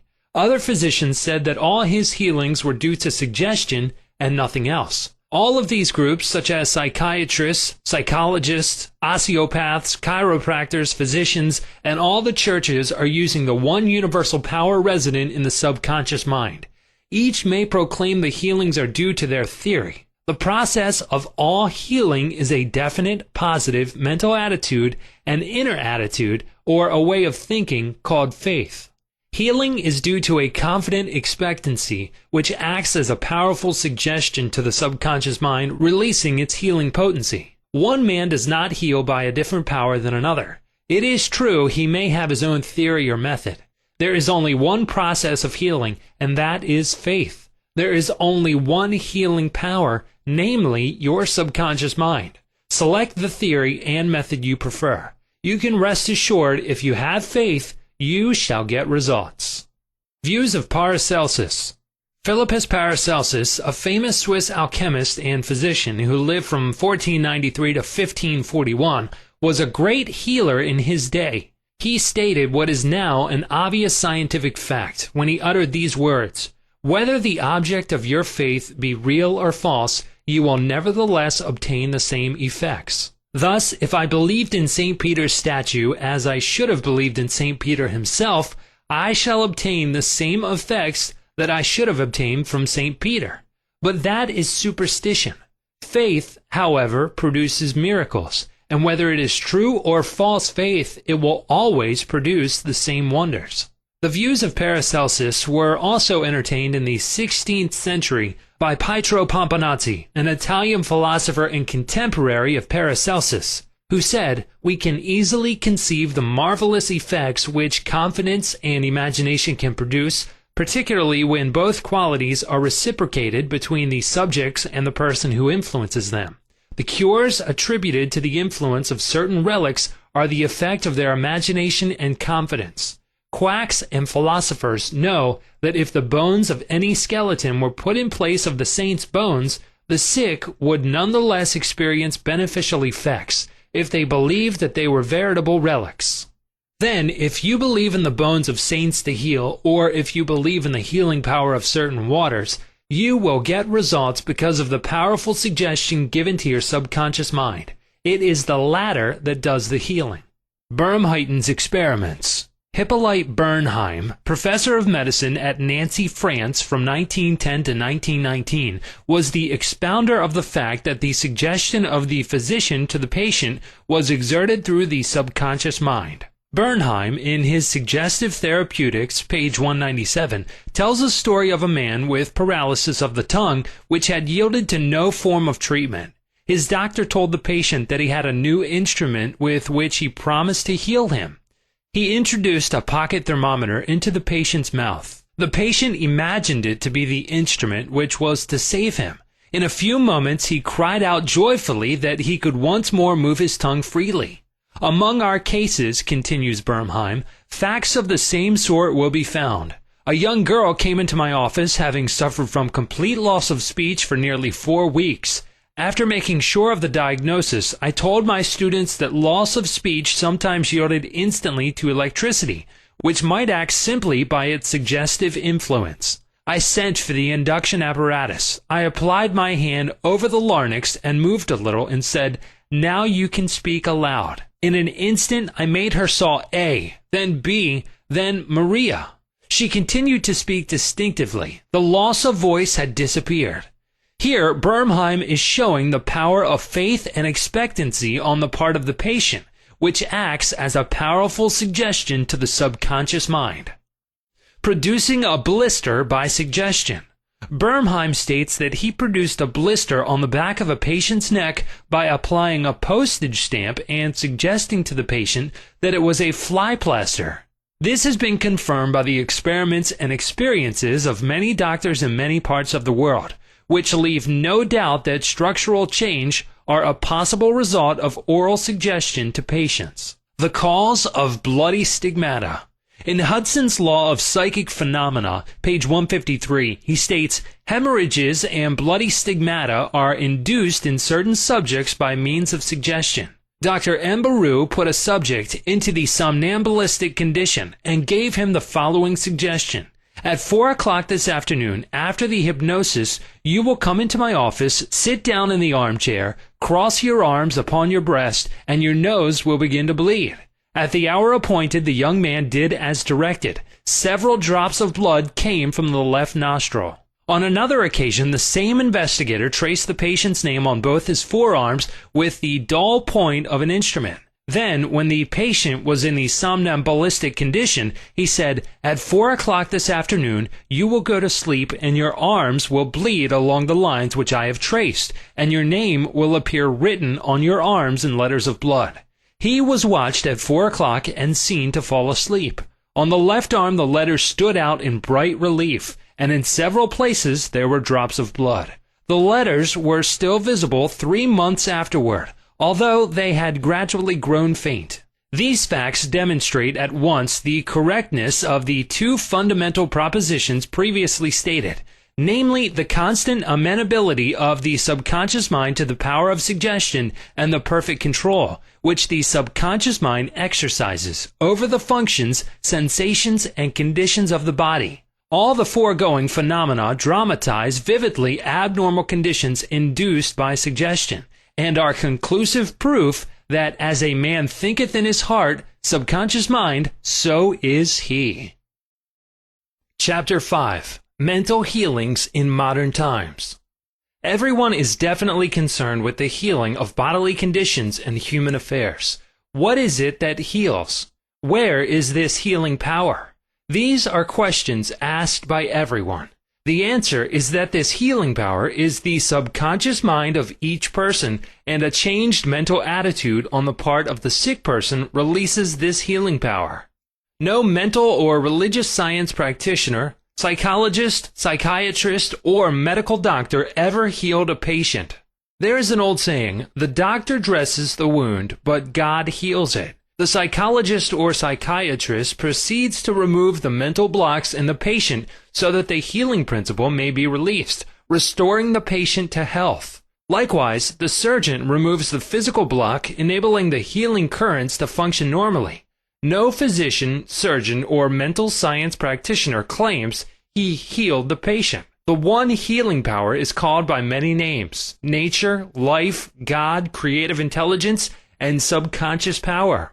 As previously outlined, there are many different methods used to remove the mental, emotional, and physical blocks which inhibit the flow of the healing life principle animating all of us.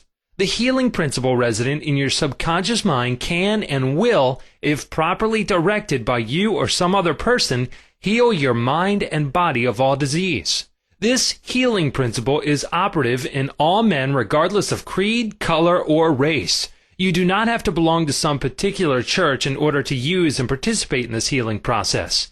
Your subconscious will heal the burn or cut on your hand, even though you profess to be an atheist or agnostic.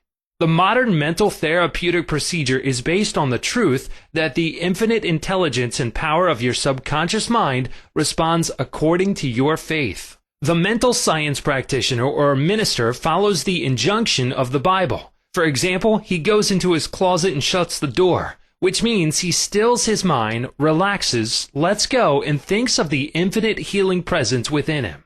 He closes the door of his mind to all outside distractions as well as appearances, and then he quietly and knowingly turns over his request or desire to his subconscious mind, realizing that the intelligence of his mind will answer him according to his specific needs.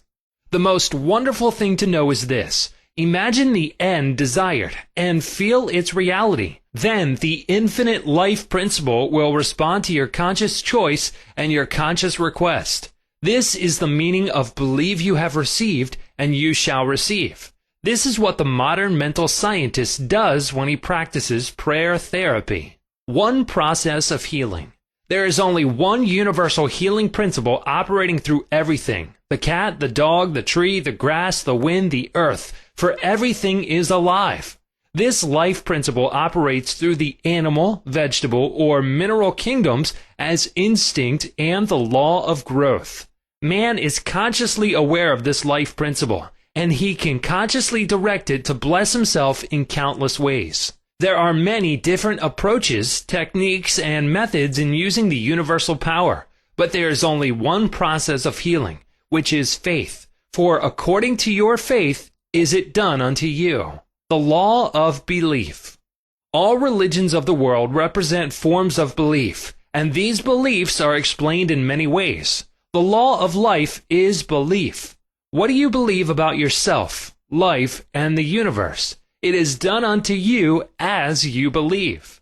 Belief is a thought in your mind which causes the power of your subconscious to be distributed into all phases of your life according to your thinking habits.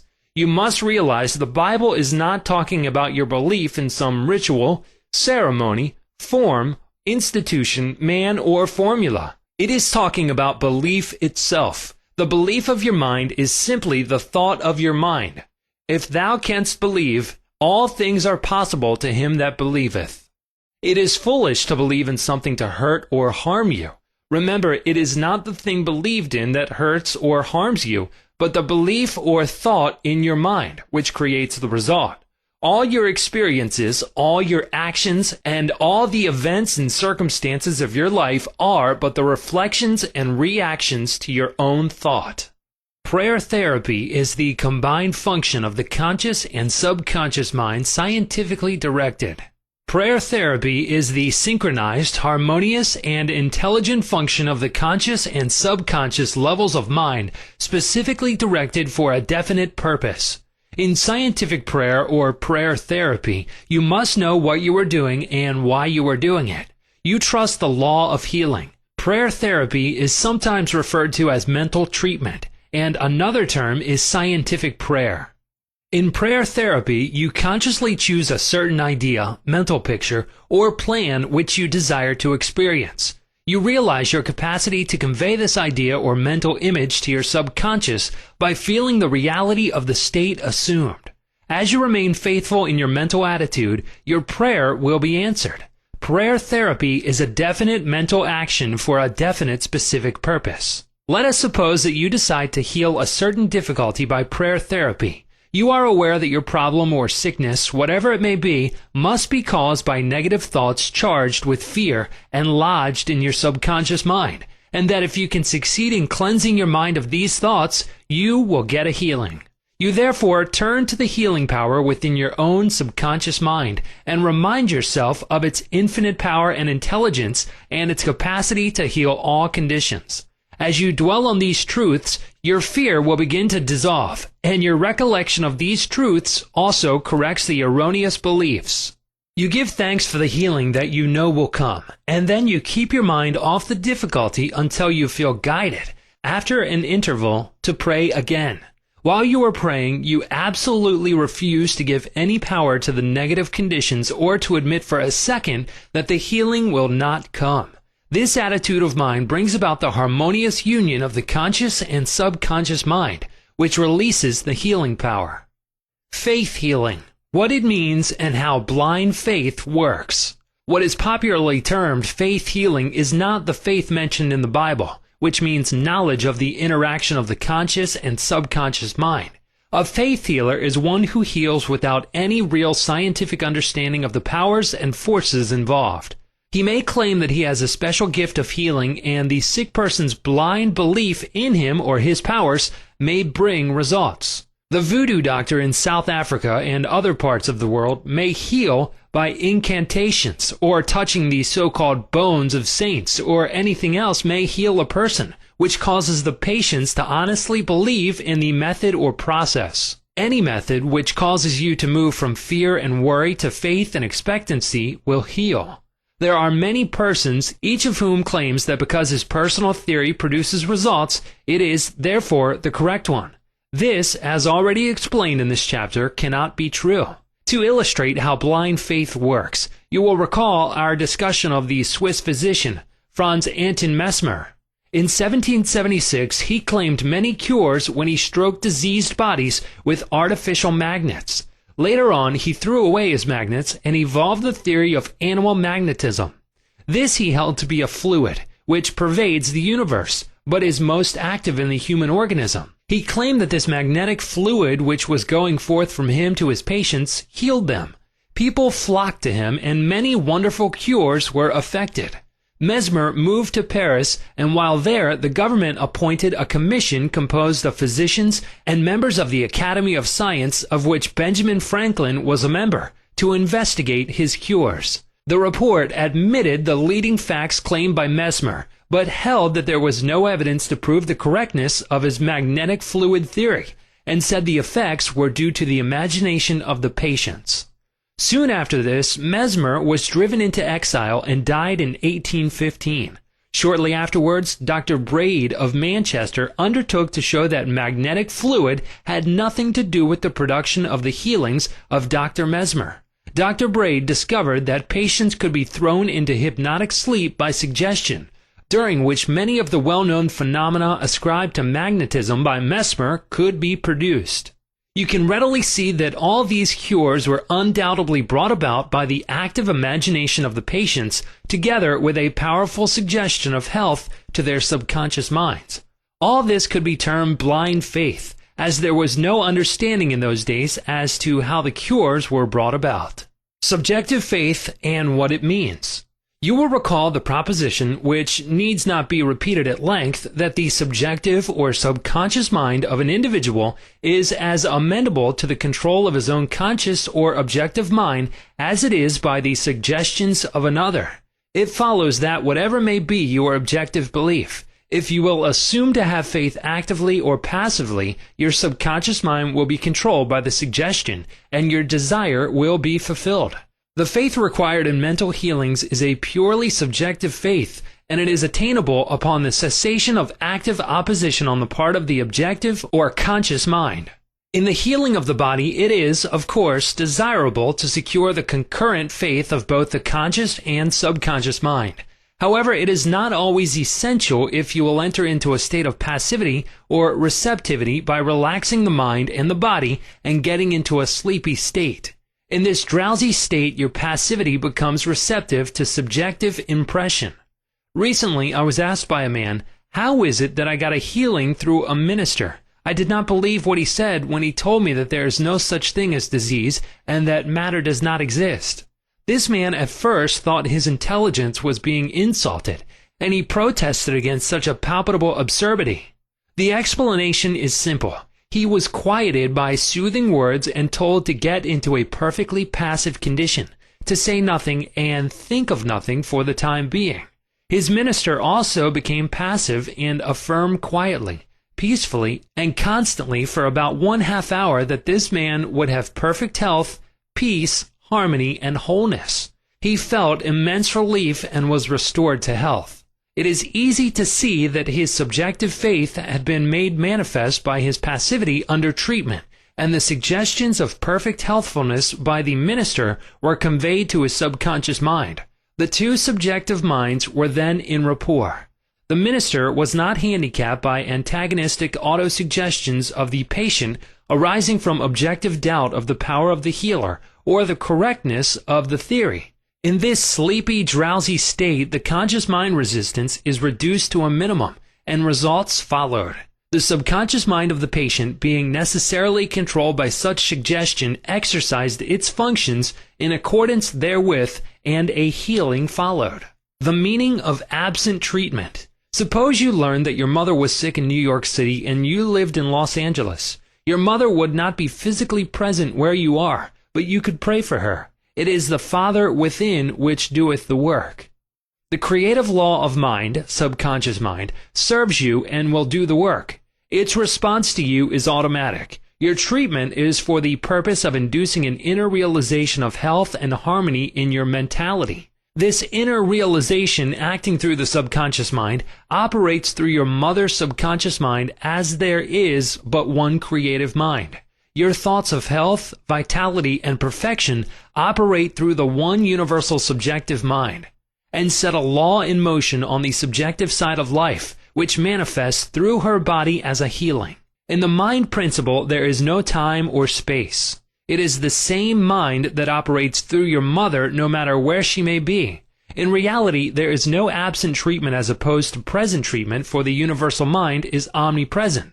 You do not try to send out thoughts or hold a thought. Your treatment is a conscious movement of thought, and as you become conscious of the qualities of health, well-being, and relaxation, these qualities will be resurrected in the experience of your mother, and results will follow. The following is a perfect example of what is called absent treatment.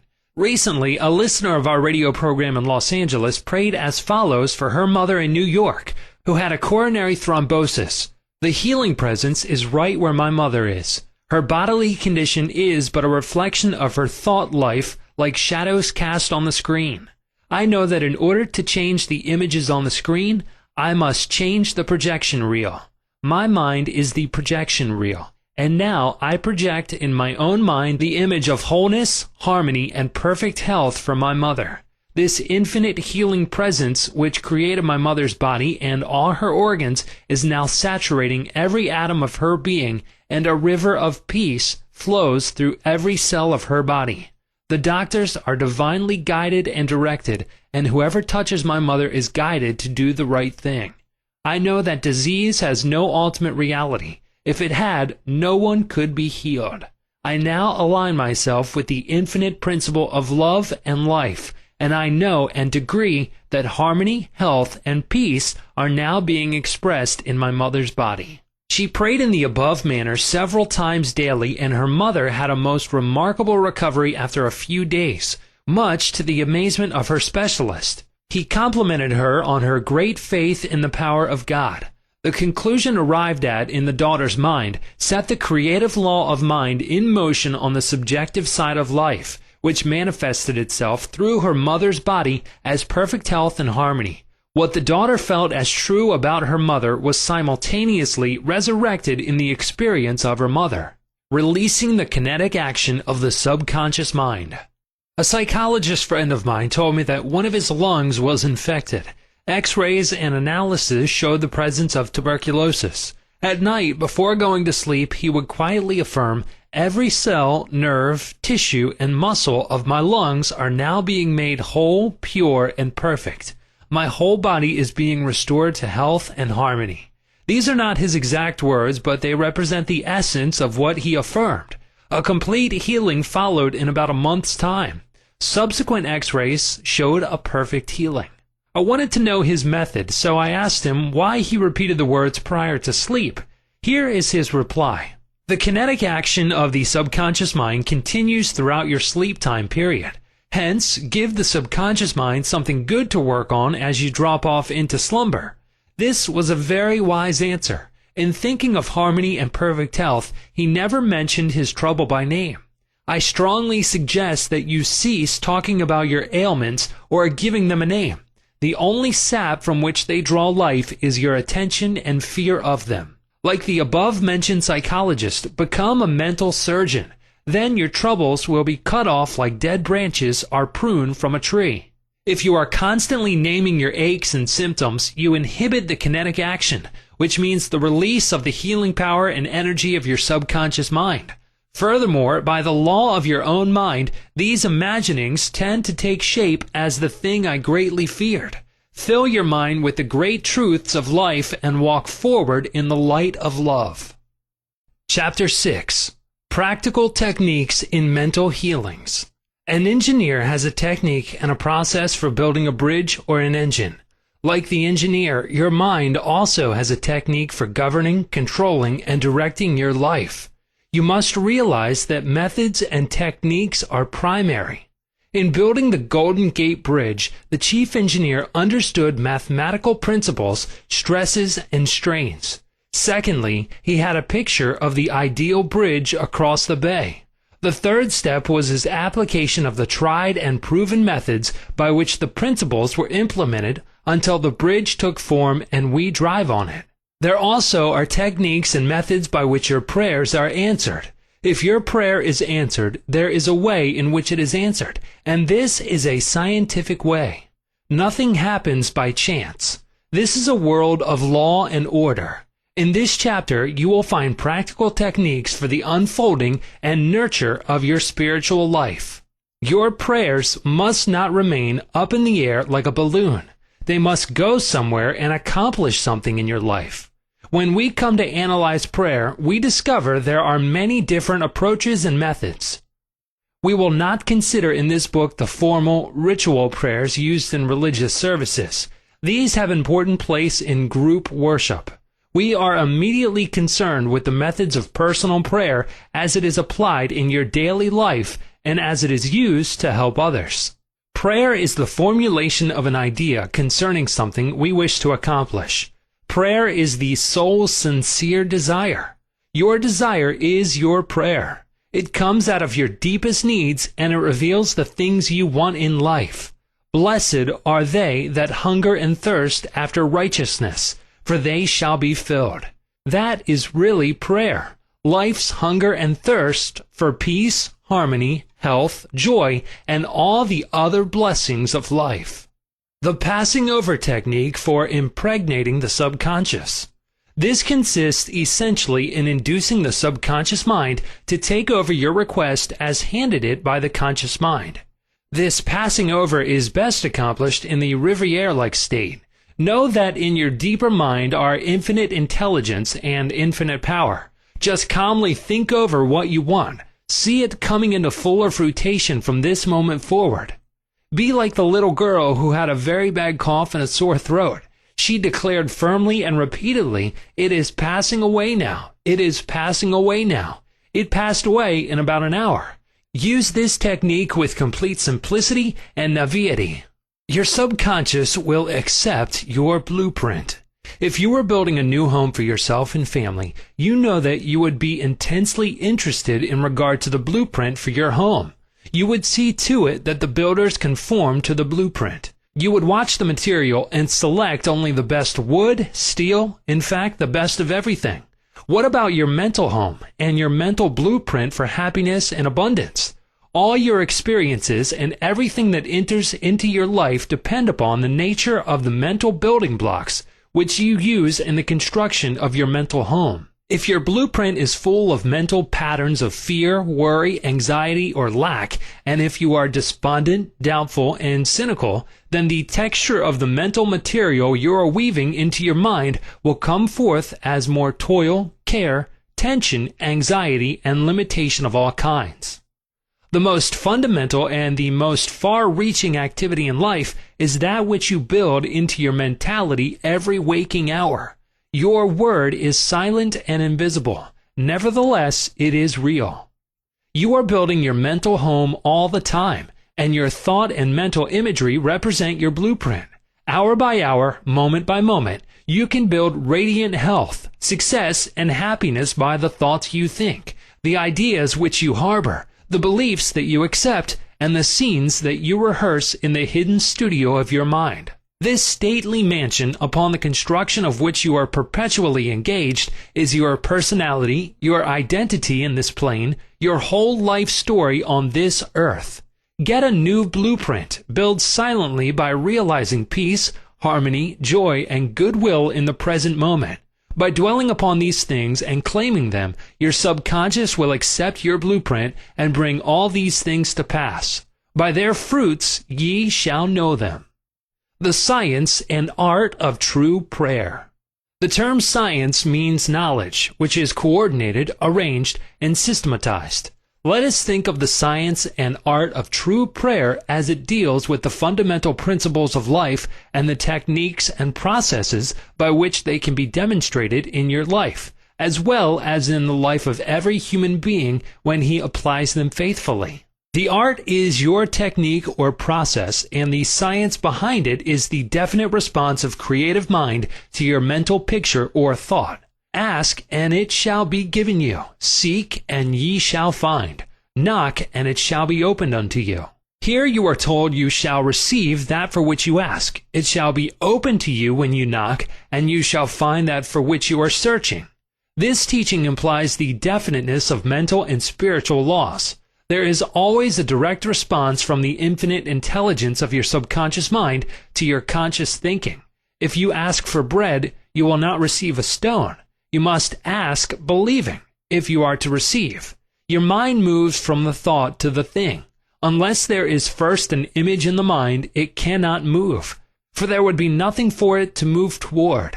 Your prayer, which is your mental act, must be accepted as an image in your mind before the power from your subconscious will play upon it and make it productive.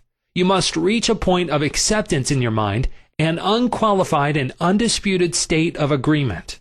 This contemplation should be accompanied by a feeling of joy and restfulness in foreseeing the certain accomplishment of your desire. The sound basis for the art and science of true prayer is your knowledge and complete confidence that the movement of your conscious mind will gain a definite response from your subconscious mind, which is one with boundless wisdom and infinite power. By following this procedure, your prayers will be answered. The visualization technique. The easiest and most obvious way to formulate an idea is to visualize it, to see it in your mind's eye as vividly as if it were alive. You can see with the naked eye only what already exists in the external world. In a similar way, that which you can visualize in your mind's eye already exists in the invisible realms of your mind. Any picture which you have in your mind is the substance of things hoped for and the evidence of things not seen. What you form in your imagination is as real as any part of your body. The idea and the thought are real and will one day appear in your objective world if you are faithful to your mental image. This process of thinking forms impressions in your mind. These impressions in turn become manifested as facts and experiences in your life. The builder visualizes the type of building he wants. He sees it as he desires it to be completed. His imagery and thought processes become a plastic mold from which the building will emerge, a beautiful or an ugly one, a skyscraper or a very low one. His mental imagery is projected as it is drawn on paper. Eventually, the contractor and his workers gather the essential materials, and the building progresses until it stands finished, conforming perfectly to the mental patterns of the architect. I use the visualization technique prior to speaking from the platform. I quiet the wheels of my mind in order that I may present to the subconscious mind my images of thought. Then I picture the entire auditorium and the seats filled with men and women, and each one of them illumined and inspired by the infinite healing presence within each one. I see them as radiant, happy, and free. Having first built up the idea in my imagination, I quietly sustain it there as a mental picture which I imagine I hear men and women saying, "I am healed. I feel wonderful. I've had an instantaneous healing. I'm transformed."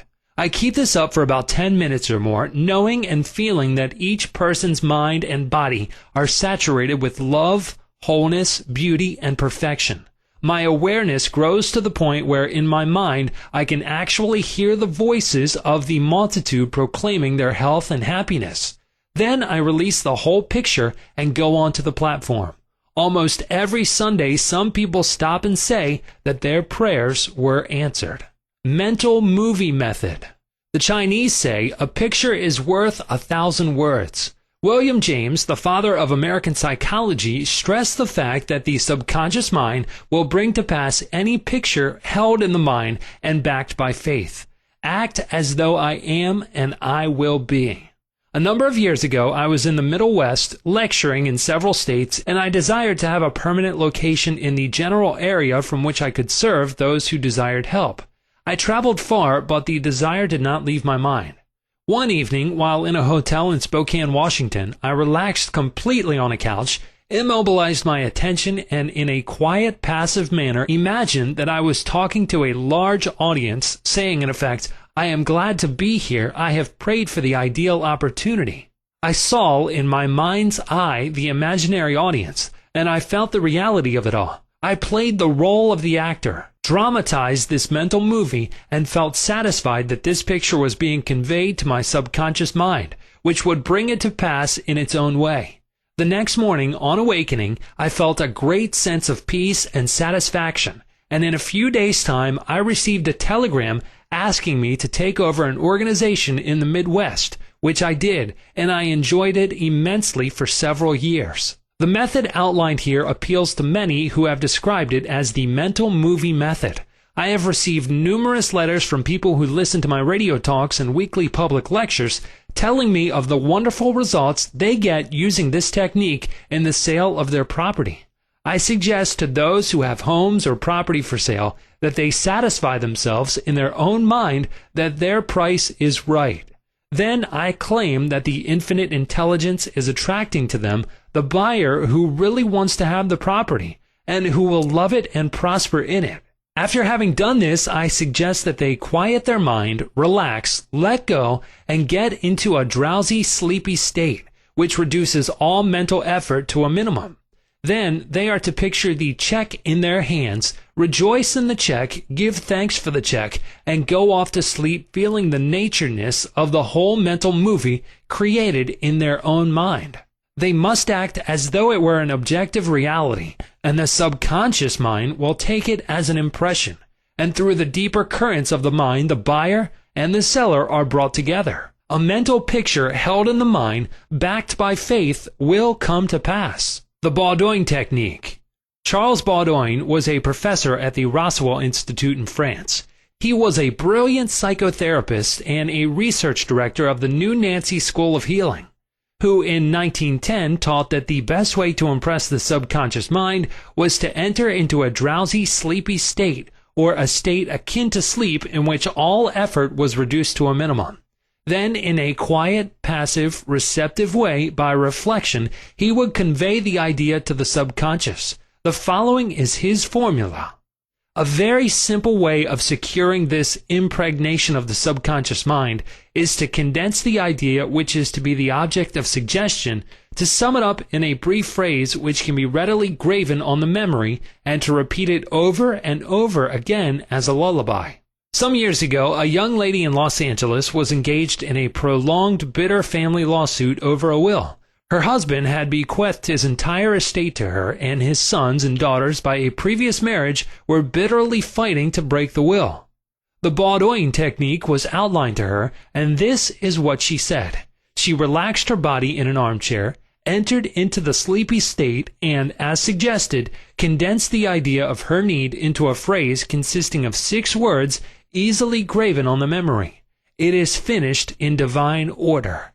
The significance to her of these words meant that infinite intelligence, operating through the laws of her subconscious mind, would bring about a harmonious adjustment through the principle of harmony. She continued this procedure every night for about 10 nights. After she got into a sleepy state, she would affirm slowly, quietly, and feelingly the statement, "It is finished in divine order," over and over again, feeling a sense of inner peace and an all-pervading tranquility. Then she went off into her deep, normal sleep. On the morning of the 11th day following the use of the above technique, she awakened with a sense of well-being, a conviction that it was finished. Her attorney called her the same day, saying that the opposing attorney and his clients were willing to settle. A harmonious agreement was reached and litigation was discontinued. The sleeping technique. By entering into a sleepy, drowsy state, effort is reduced to a minimum. The conscious mind is submerged to a great extent when in a sleepy state. The reason for this is that the highest degree of outcropping of the subconscious occurs prior to sleep and just after we awaken. In this state, the negative thoughts, which tend to neutralize your desire and so prevent acceptance by your subconscious mind, are no longer present. Suppose you want to get rid of a destructive habit. Assume a comfortable posture, relax your body, and be still. Get into a sleepy state, and in that sleepy state, say quietly over and over again as a lullaby, "I am completely free from this habit. Harmony and peace of mind reign supreme." Repeat the above slowly, quietly, and lovingly for 5 or 10 minutes night and morning. Each time you repeat the words, the emotional value becomes greater. When the urge comes to repeat the negative habit, repeat the above formula out loud by yourself. By this means you induce the subconscious to accept the idea, and a healing follows. The thank you technique. In the Bible, Paul recommends that we make known our request with praise and thanksgiving. Some extraordinary results follow this simple method of prayer. The thankful heart is always close to the creative forces of the universe, causing countless blessings to flow toward it by the law of reciprocal relationship based on a cosmic law of action and reaction. For instance, a father promises his son a car for graduation. The boy has not yet received the car, but he is very thankful and happy, and is as joyous as though he had actually received the car. He knows his father will fulfill his promise, and he is full of gratitude and joy even though he has not received the car, objectively speaking. He has, however, received it with joy and thankfulness in his mind. I shall illustrate how Mr. Broke applied this technique with excellent results. He said, "Bills are piling up. I am out of work. I have 3 children and no money. What shall I do?" Regularly, every night and morning for a period of about 3 weeks, he repeated the words, "Thank you, Father, for my wealth," in a relaxed, peaceful manner until the feeling or mood of thankfulness dominated his mind. He imagined he was addressing the infinite power and intelligence within him, knowing, of course, that he could not see the creative intelligence or infinite mind. He was seeing with the inner eye of spiritual perception, realizing that his thought image of wealth was the first cause relative to the money, position, and food he needed. His thought feeling was the substance of wealth, untrammeled by antecedent conditions of any kind. By repeating "Thank you, Father," over and over again, his mind and heart were lifted up to the point of acceptance, and when fear, thoughts of lack, poverty, and distress came into his mind, he would say, "Thank you, Father," as often as necessary. He knew that as he kept up the thankful attitude, he would recondition his mind to the idea of wealth, which is what happened. The sequel to his prayer is very interesting. After praying in the above-mentioned manner, he met a former employer of his on the street, whom had not seen him for 20 years. The man offered him a very lucrative position and advanced him $500 on a temporary loan. Today, Mr. Broke is vice president of the company for which he works. His recent remark to me was, "I shall never forget the wonders of 'Thank you, Father.' It has worked wonders for me." The affirmative method. The effectiveness of an affirmation is determined largely by your understanding of the truth and the meaning back of the words. In praying, use not vain repetition. Therefore, the power of your affirmation lies in the intelligent application of definite and specific positives. For example, a boy adds 3 and 3 and puts down 7 on the blackboard. The teacher affirms with mathematical certainty that 3 and 3 are 6. Therefore, the boy changes his figures accordingly. The teacher's statement did not make 3 and 3 equal 6 because the latter was already a mathematical truth. The mathematical truth caused the boy to rearrange the figures on the blackboard. It is abnormal to be sick. It is normal to be healthy. Health is the truth of your being. When you affirm health, harmony, and peace for yourself or another, and when you realize these are universal principles of your own being, you will rearrange the negative patterns of your subconscious mind based on your faith and understanding of that which you affirm. The result of the affirmative process of prayer depends on your conforming to the principles of life, regardless of appearances. Consider for a moment that there is a principle of mathematics and none of error. There is a principle of truth, but none of dishonesty. There is a principle of intelligence, but none of ignorance. There is a principle of harmony and none of discord. There is a principle of health, but none of disease. And there is a principle of abundance, but none of poverty. The affirmative method was chosen by the author for use on his sister, who was to be operated on for the removal of gallstones in a hospital in England.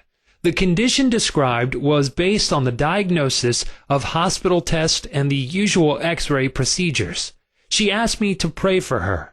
We were separated geographically about 6,500 miles, but there is no time or space in the mind principle.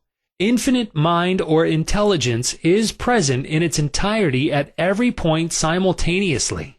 I withdrew all thought from the contemplation of symptoms and from the corporeal personality altogether. I affirmed as follows: "This prayer is for my sister Catherine. She is relaxed and at peace, poised, balanced, serene, and calm. The healing intelligence of her subconscious mind, which created her body, is now transforming every cell, nerve, tissue, muscle, and bone of her being according to the perfect pattern of all organs lodged in her subconscious mind. Silently, quietly, all distorted thought patterns in her subconscious mind are removed and dissolved, and the vitality, wholeness, and beauty of the life principle are made manifest in every atom of her being. She is now open and receptive to the healing currents, which are flowing through her like a river, restoring her to perfect health, harmony, and peace. All distortions and ugly images are now washed away by the infinite ocean of love and peace flowing through her, and it is so. I affirm the above several times a day, and at the end of 2 weeks my sister had an examination, which showed a remarkable healing, and the X-ray proved negative. To affirm is to state that it is so, and as you maintain this attitude of mind as true, regardless of all evidence to the contrary, you will receive an answer to your prayer. Your thought can only affirm, for even if you deny something, you are actually affirming the presence of what you deny. Repeating an affirmation, knowing what you are saying and why you are saying it, leads the mind to that state of consciousness where it accepts that which you state as true. Keep on affirming the truths of life until you get the subconscious reaction which satisfies. The argumentative method. This method is just what the word implies. It stems from the procedure of Dr. Phineas Parkhurst Quimby of Maine. Dr. Quimby, a pioneer in mental and spiritual healing, lived and practiced in Belfast, Maine, about 100 years ago. A book called The Quimby Manuscripts, published in 1921 by Thomas Y. Crow Company, New York City, and edited by Horatio Dresser, is available in your library. This book gives newspaper accounts of this man's remarkable results in prayer treatment of the sick. Quimby duplicated many of the healing miracles recorded in the Bible. In brief, the argumentative method employed according to Quimby consists of spiritual reasoning, where you conceive the patient and yourself that his sickness is due to his false belief, groundless fears, and negative patterns lodged in his subconscious mind. You reason it out clearly in your mind and convince your patient that the disease or ailment is due only to a distorted, twisted pattern of thought, which has taken form in his body. This wrong belief in some external power and external causes has now externalized itself as sickness and can be changed by changing the thought patterns. You explain to the sick person that the basis of all healing is a change of belief. You also point out that the subconscious mind created the body and all its organs. Therefore, it knows how to heal it, can heal it, and is doing so now as you speak. You argue in the courtroom of your mind that the disease is a shadow of the mind based on disease-soaked, morbid thought imagery. You continue to build up all the evidence you can muster on behalf of the healing power within, which created all the organs in the first place, and which has a perfect pattern of every cell, nerve, and tissue within it. Then you render a verdict in the courthouse of your mind in favor of yourself or your patient. You liberate the sick one by faith and spiritual understanding. Your mental and spiritual evidence is overwhelming. There being but one mind, what you feel as true will be resurrected in the experience of the patient. This procedure is essentially the argumentative method used by Dr. Quimby of Maine from 1849 to 1869. The absolute method is like modern sound wave therapy. Many people throughout the world practice this form of prayer treatment with wonderful results. The person using the absolute method mentions the name of the patient, such as John Jones, then quietly and silently thinks of God and his qualities and attributes, such as God is all bliss, boundless love, infinite intelligence, all-powerful, boundless wisdom, absolute harmony, indescribable beauty, and perfection. As he quietly thinks along these lines, he is lifted up in consciousness into a new spiritual wavelength, at which time he feels the infinite ocean of God's love is now dissolving everything unlike itself in the mind and body of John Jones for whom he is praying. He feels all the power and love of God are now focused on John Jones, and whatever is bothering or vexing him is now completely neutralized in the presence of the infinite ocean of life and love. The absolute method of prayer might be likened to the sound wave or sonic therapy recently shown me by a distinguished physician in Los Angeles. He has an ultrasound wave machine which oscillates at a tremendous speed and sends sound waves to any area of the body to which it is directed.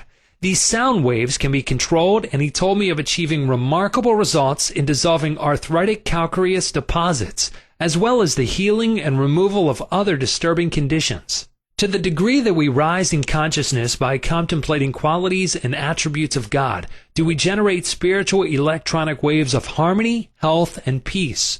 Many remarkable healings follow this technique of prayer.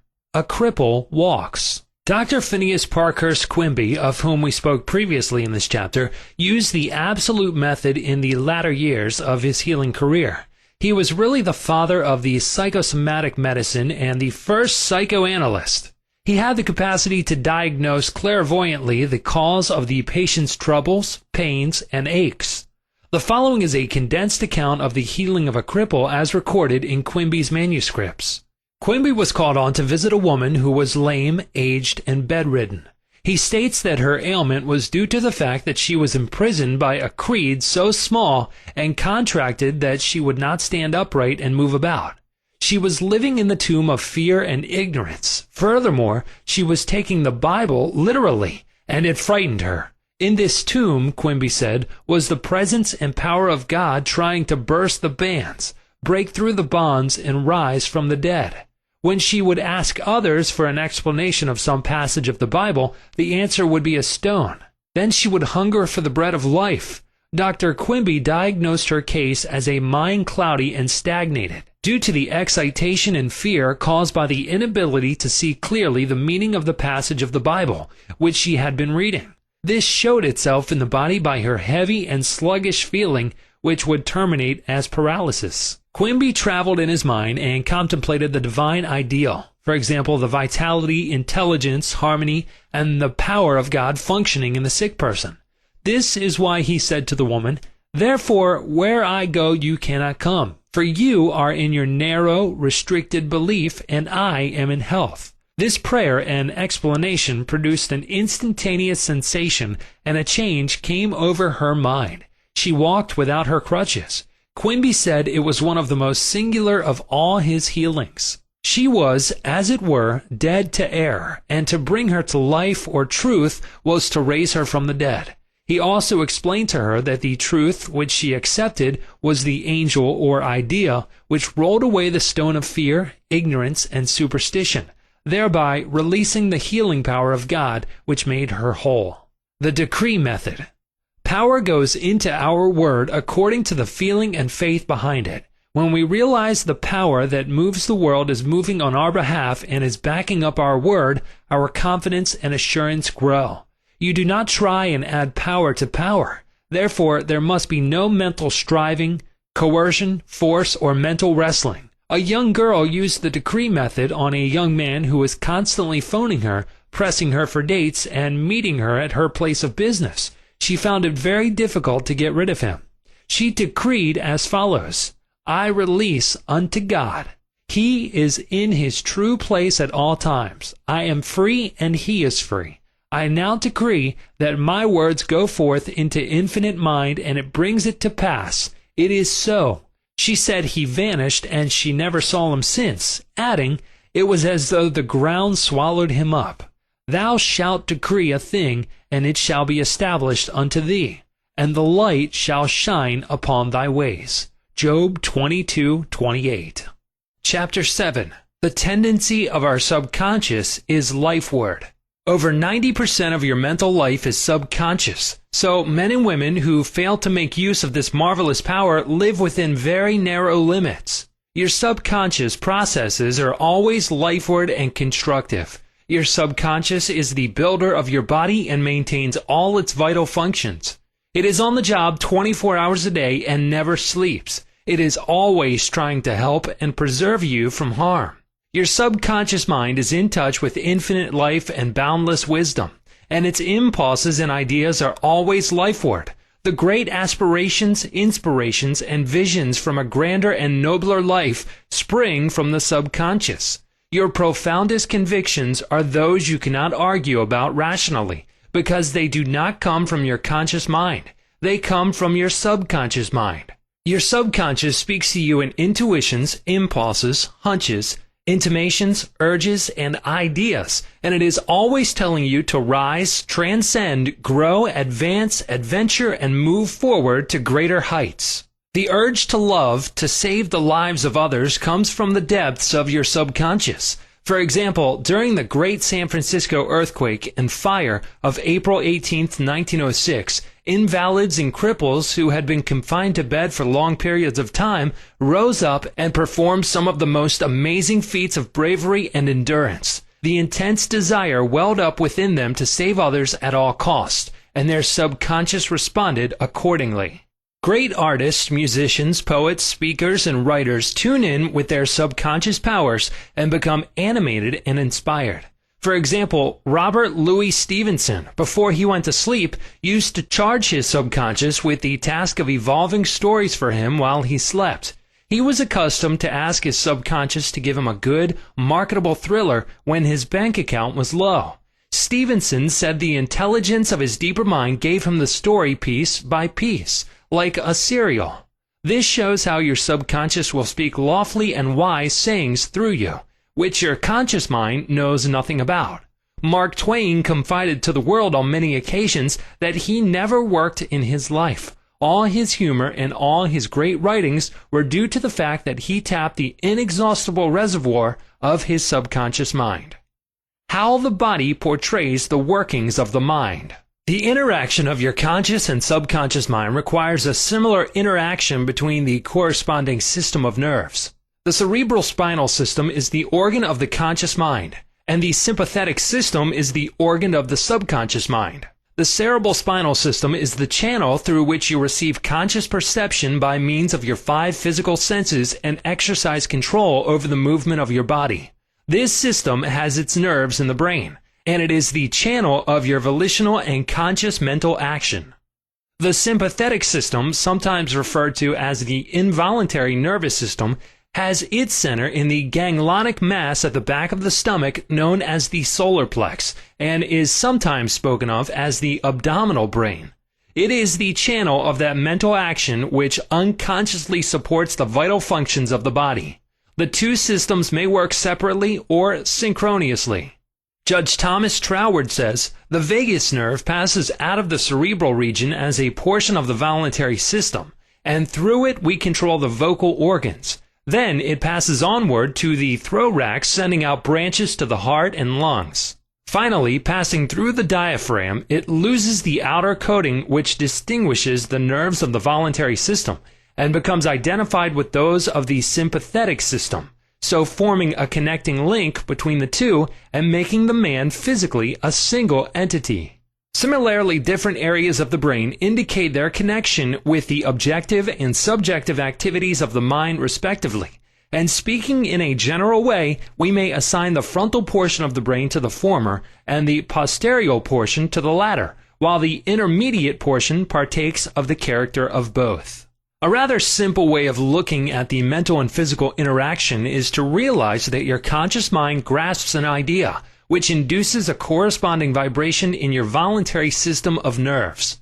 This, in turn, causes a similar current to be generated in your involuntary system of nerves, thus handing the idea over to your subconscious mind, which is the creative medium.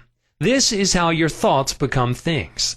Every thought entertained by your conscious mind and accepted as true is sent by your brain to your solar plex, the brain of your subconscious mind, to be made into your flesh and to be brought forth into your world as a reality. There is an intelligence which takes care of the body. When you study the cellular system and the structure of the organs, such as the eyes, ears, heart, liver, bladder, etc., you learn they consist of groups of cells which form a group intelligence whereby they function together and are able to take orders and carry them out in deductive function at the suggestion of the mastermind, conscious mind.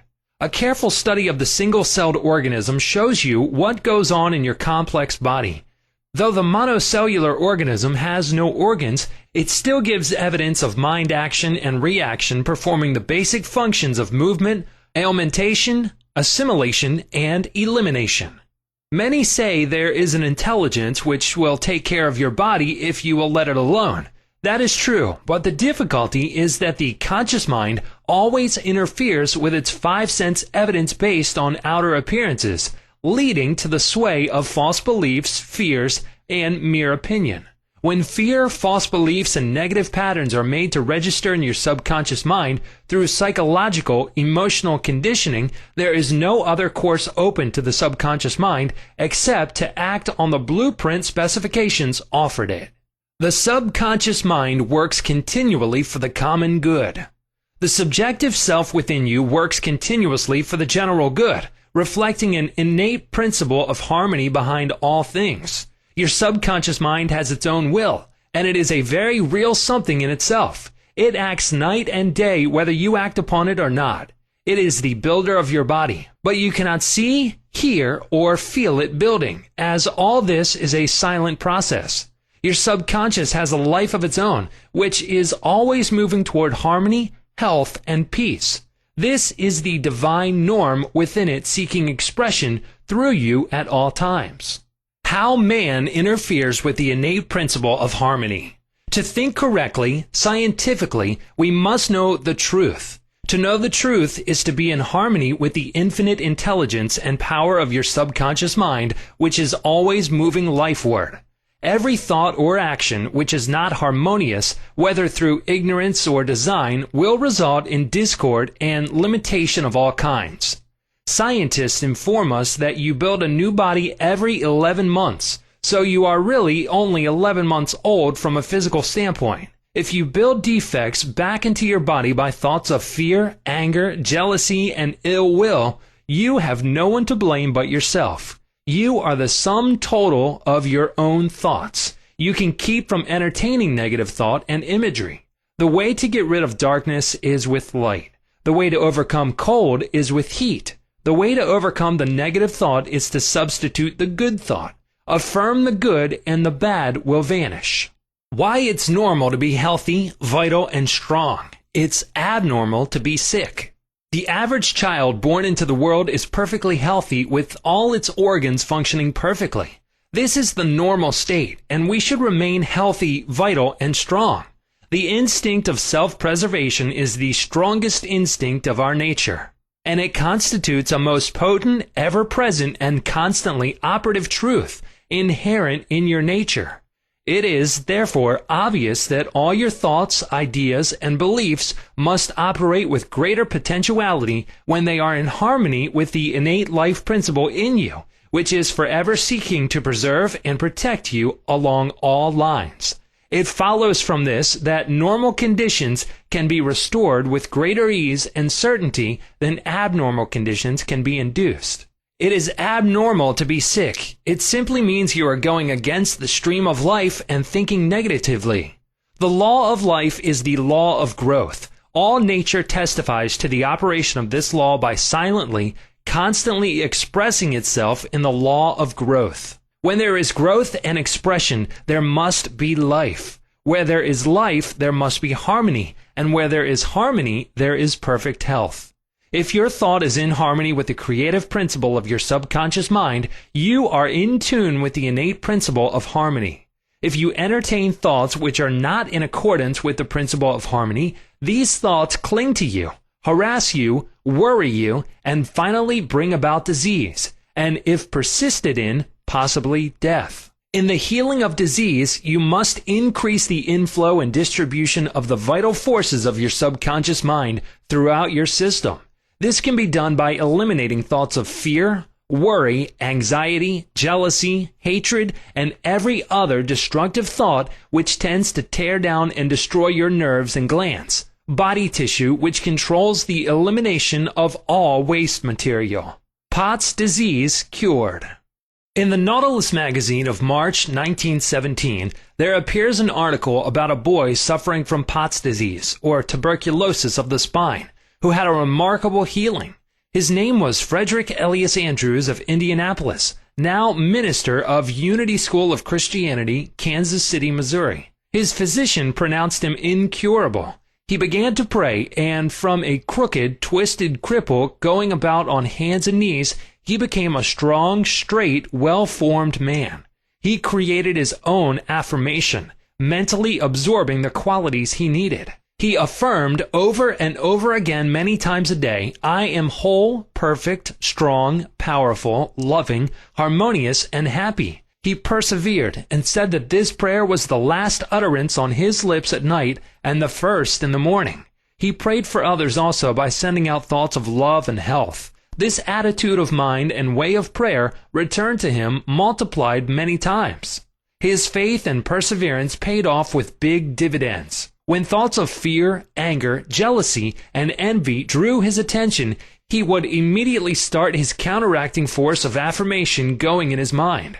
His subconscious mind responded according to the nature of his habitual thinking. How faith in your subconscious powers makes you whole. A young man who came to my lectures on the healing power of the subconscious mind had severe eye trouble, which his doctor said necessitated an operation.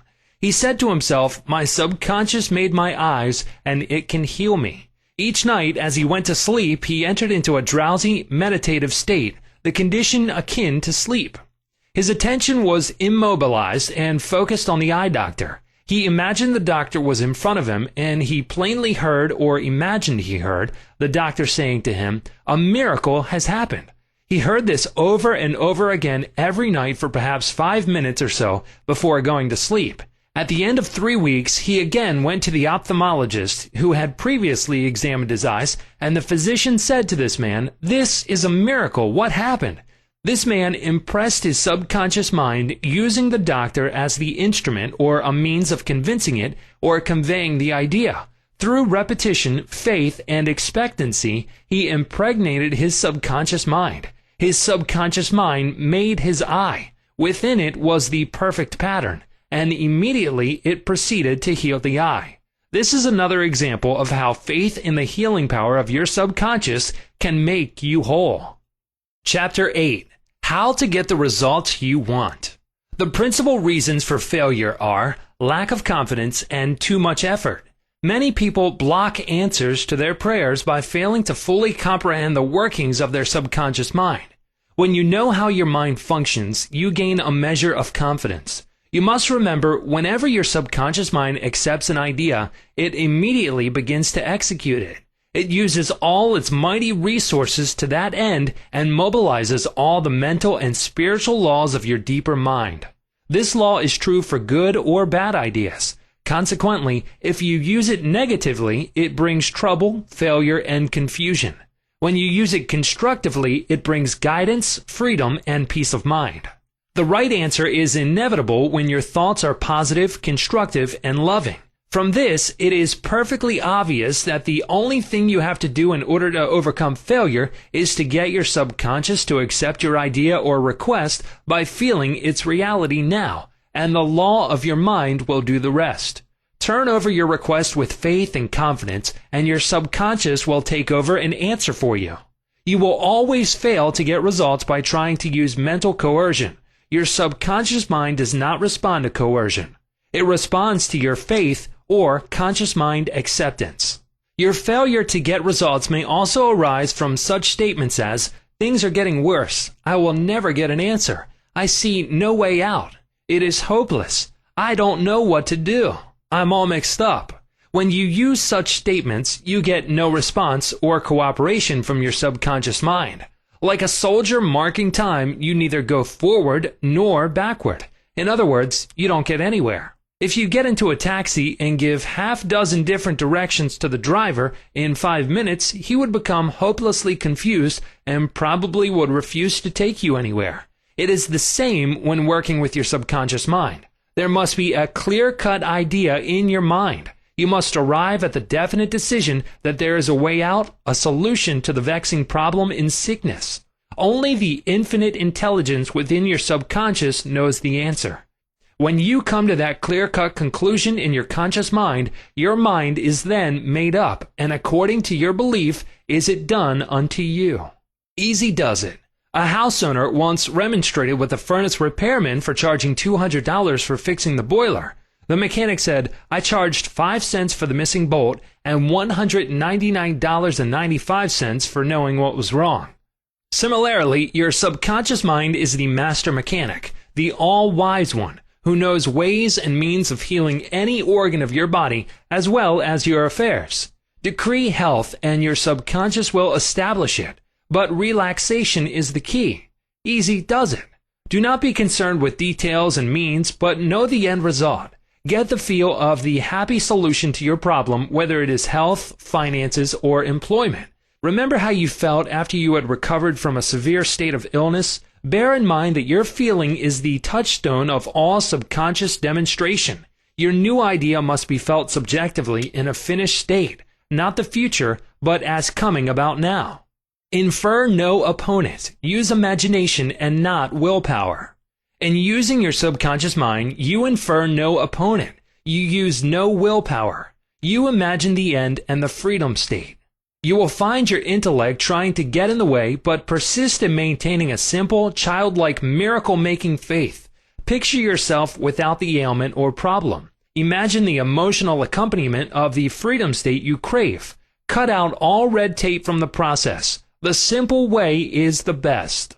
How disciplined imagination works wonders. A wonderful way to get a response from your subconscious mind is through disciplined or scientific imagination. As previously pointed out, your subconscious mind is the builder of the body and controls all its vital functions. The Bible says, "Whatsoever ye shall ask in prayer, believing ye shall receive." To believe is to accept something as true, or to live in the state of being it. As you sustain this mood, you shall experience the joy of the answered prayer. The 3 steps to success in prayer. The usual procedure is as follows. 1. Take a look at the problem. 2. Turn to the solution or way out known only to the subconscious mind. 3. Rest in a sense of deep conviction that it is done. Do not weaken your prayer by saying, "I wish I might be healed. I hope so." Your feeling about the work to be done is the boss. Harmony is yours. Know that health is yours. Become intelligent by becoming a vehicle for the infinite healing power of the subconscious mind. Pass on the idea of health to your subconscious mind to the point of conviction, then relax. Get yourself off your hands. Say to the condition and circumstance, "This too shall pass." Through relaxation, you impress your subconscious mind, enabling the kinetic energy behind the idea to take over and bring it into concrete realization. The law of reversed effort and why you get the opposite of what you pray for. Kuhn, the famous psychologist from France who visited America about 40 years ago, defined the law of reversed effort as follows. When your desires and imagination are in conflict, your imagination invariably gains the day. If, for example, you were asked to walk a plank on the floor, you would do so without question. Now suppose the same plank were placed 20 feet up in the air between 2 walls. Would you walk it? Your desire to walk it would be counteracted by your imagination or fear of falling. Your dominant idea, which would be the picture of falling, would conquer. Your desire, will, or effort to walk on the plank would be reversed, and the dominant idea of failure would be reinforced. Mental effort is invariably self-defeated, eventuating always in the opposite of what is desired. The suggestions of powerlessness to overcome the condition dominate the mind. Your subconscious is always controlled by the dominant idea. Your subconscious will accept the stronger of 2 contradictory propositions. The effortless way is the better. If you say, "I want a healing, but I can't get it. I try so hard. I force myself to pray. I use all the willpower I have," you must realize that your error lies in your effort. Never try to compel the subconscious mind to accept your idea by exercising willpower. Such attempts are doomed to failure, and you get the opposite of what you prayed for. The following is a rather common experience. Students, when taking examinations and reading through their papers, find that all their knowledge has suddenly deserted them. Their minds become appalling blanks, and they are unable to recall one relevant thought. The more they grit their teeth and summon the powers of the will, the further the answers seem to flee. But when they have left the examination room and the mental pressure relaxes, the answers they were seeking float tantalizingly back into their minds. Trying to force themselves to remember was the cause of their failure. This is an example of the law of reversed effort, whereby you get the opposite of what you asked or prayed for. The conflict of desire and imagination must be reconciled. To use mental force is to presuppose that there is opposition. When your mind is concentrated on the means to overcome a problem, it is no longer concerned with the obstacle. The harmonious union or agreement between your conscious and subconscious on any idea, desire, or mental image. When there is no longer any quarrel in either part of your mind, your prayer will be answered.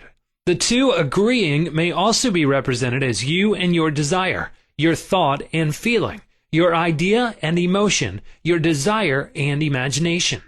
You avoid all conflict between your desires and imagination by entering into a drowsy, sleepy state which brings all effort to a minimum. The conscious mind is submerged to a great extent when in a sleepy state. The best time to impregnate your subconscious is prior to sleep. The reason for this is that the highest degree of outcropping of the subconscious occurs prior to sleep and just after we awaken.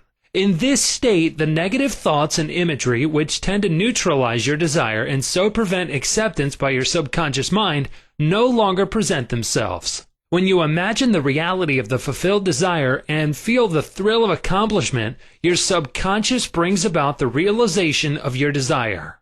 A great many people solve all their dilemmas and problems by the play of their controlled, directed, and disciplined imagination, knowing that whatever they imagine and feel as true will and must come to pass. The following will clearly illustrate how a young girl overcame the conflict between her desire and her imagination. She desired a harmonious solution to her legal problem, yet her mental imagery was constantly on failure, loss, bankruptcy, and poverty. It was a complicated lawsuit, and there was one postponement after another with no solution in sight. At my suggestion, she got into a sleepy, drowsy state each night prior to sleep, and she began to imagine the happy ending, feeling it to the best of her ability. She knew that the image in her mind had to agree with her heart's desire. Prior to sleep, she began to dramatize as vividly as possible, her lawyer having an animated discussion with her regarding the outcome. She would ask him questions, and he would answer her appropriately. He would say to her over and over again, "There has been a perfect, harmonious solution. The case has been settled out of court."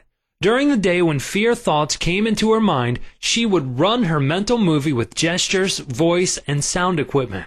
She could easily imagine the sound of his voice, smile, and mannerism.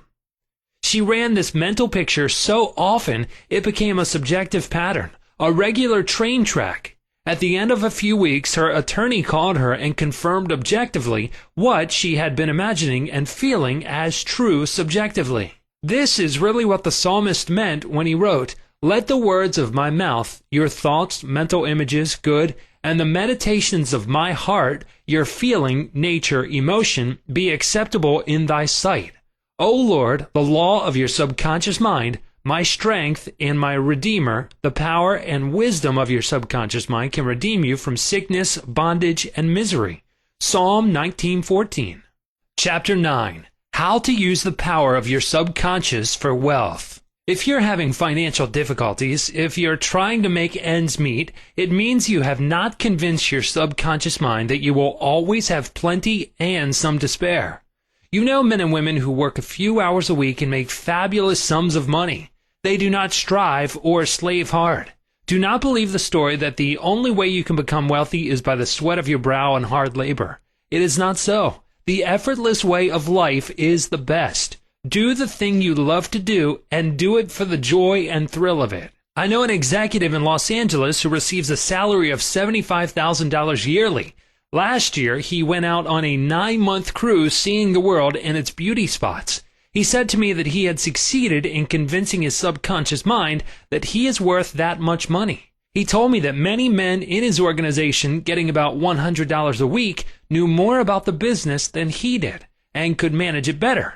But they had no ambition, no creative ideas, and were not interested in the wonders of their subconscious mind. Wealth is of the mind. Wealth is simply a subconscious conviction on the part of the individual. You will not become a millionaire by saying, "I am a millionaire. I am a millionaire." You will grow into a wealth consciousness by building into your mentality the idea of wealth and abundance. Your invisible means of support. The trouble with most people is that they have no invisible means of support. When business falls away, the stock market drops, or they lose their investments, they seem helpless. The reason for such insecurity is that they do not know how to tap the subconscious mind. They are unacquainted with the inexhaustible storehouse within. A man with a poverty-type mind finds himself in poverty-stricken conditions. Another man with a mind filled with ideas of wealth is surrounded with everything he needs. It is never intended that man should lead a life of indigence. You can have wealth, everything you need, and plenty to spare. Your words have power to cleanse your mind of wrong ideas and to instill right ideas in their place. The ideal method for building a wealth consciousness. Perhaps you are saying as you read this chapter, "I need wealth and success." This is what you do. Repeat for about 5 minutes to yourself 3 or 4 times a day, wealth, success. These words have tremendous power. They represent the inner power of the subconscious mind. Anchor your mind on this substantial power within you. Then conditions and circumstances corresponding to their nature and quality will be manifested in your life. You are not saying, "I am wealthy." You are dwelling on real powers within you. There is no conflict in the mind when you say wealth. Furthermore, the feeling of wealth will well up within you as you dwell on the idea of wealth. The feeling of wealth produces wealth. Keep this in mind at all times. Your subconscious mind is like a bank, a sort of universal financial institution. It magnifies whatever you deposit or impress upon it, whether it is the idea of wealth or of poverty. Choose wealth. Why your affirmations for wealth fail. I have talked to many people during the past 35 years whose usual complaint is, "I have said for weeks and months, I am wealthy, I am prosperous, and nothing has happened." I discovered that when they said, "I am prosperous, I am wealthy," they felt within that they were lying to themselves. One man told me, "I have affirmed that I am prosperous until I am tired. Things are now worse." I knew when I made the statement that it was obviously not true. His statements were rejected by the conscious mind, and the very opposite of what he outwardly affirmed and claimed was made manifest. Your affirmation succeeds best when it is specific and when it does not produce a mental conflict or argument. Hence, the statements made by this man made matters worse because they suggested his lack. Your subconscious accepts what you really feel to be true, not just idle words or statements. The dominant idea or belief is always accepted by the subconscious mind. How to avoid mental conflict. The following is the ideal way to overcome this conflict for those who have this difficulty. Make this practical statement frequently, particularly prior to sleep. By day and by night, I am being prospered in all my interests. This affirmation will not arouse any argument because it does not contradict your subconscious mind's impression of financial lack. I suggested to one businessman whose sales and finances were very low and who was greatly worried that he sit down in his office, become quiet, and repeat this statement over and over again. "My sales are improving every day." This statement engaged the cooperation of the conscious and subconscious mind. Results followed. Don't sign blank checks. You sign blank checks when you make such statements as, "There is not enough to go around," "There is a shortage," "I will lose the house because of the mortgage," etc. If you are full of fear about the future, you are also writing a blank check and attracting negative conditions to you. Your subconscious mind takes your fear and negative statements as your request and proceeds in its own way to bring obstacles, delays, lack, and limitation into your life. Your subconscious gives you compound interest. To him that hath the feeling of wealth, more wealth shall be added. To him that hath the feeling of lack, more lack shall be added. Your subconscious multiplies and magnifies whatever you deposit in it. Every morning as you awaken, deposit thoughts of prosperity, success, wealth, and peace. Dwell upon these concepts. Busy your mind with them as often as possible. These constructive thoughts will find their way as deposits in your subconscious mind and bring forth abundance and prosperity. Why nothing happened? I can hear you saying, "Oh, I did that and nothing happened."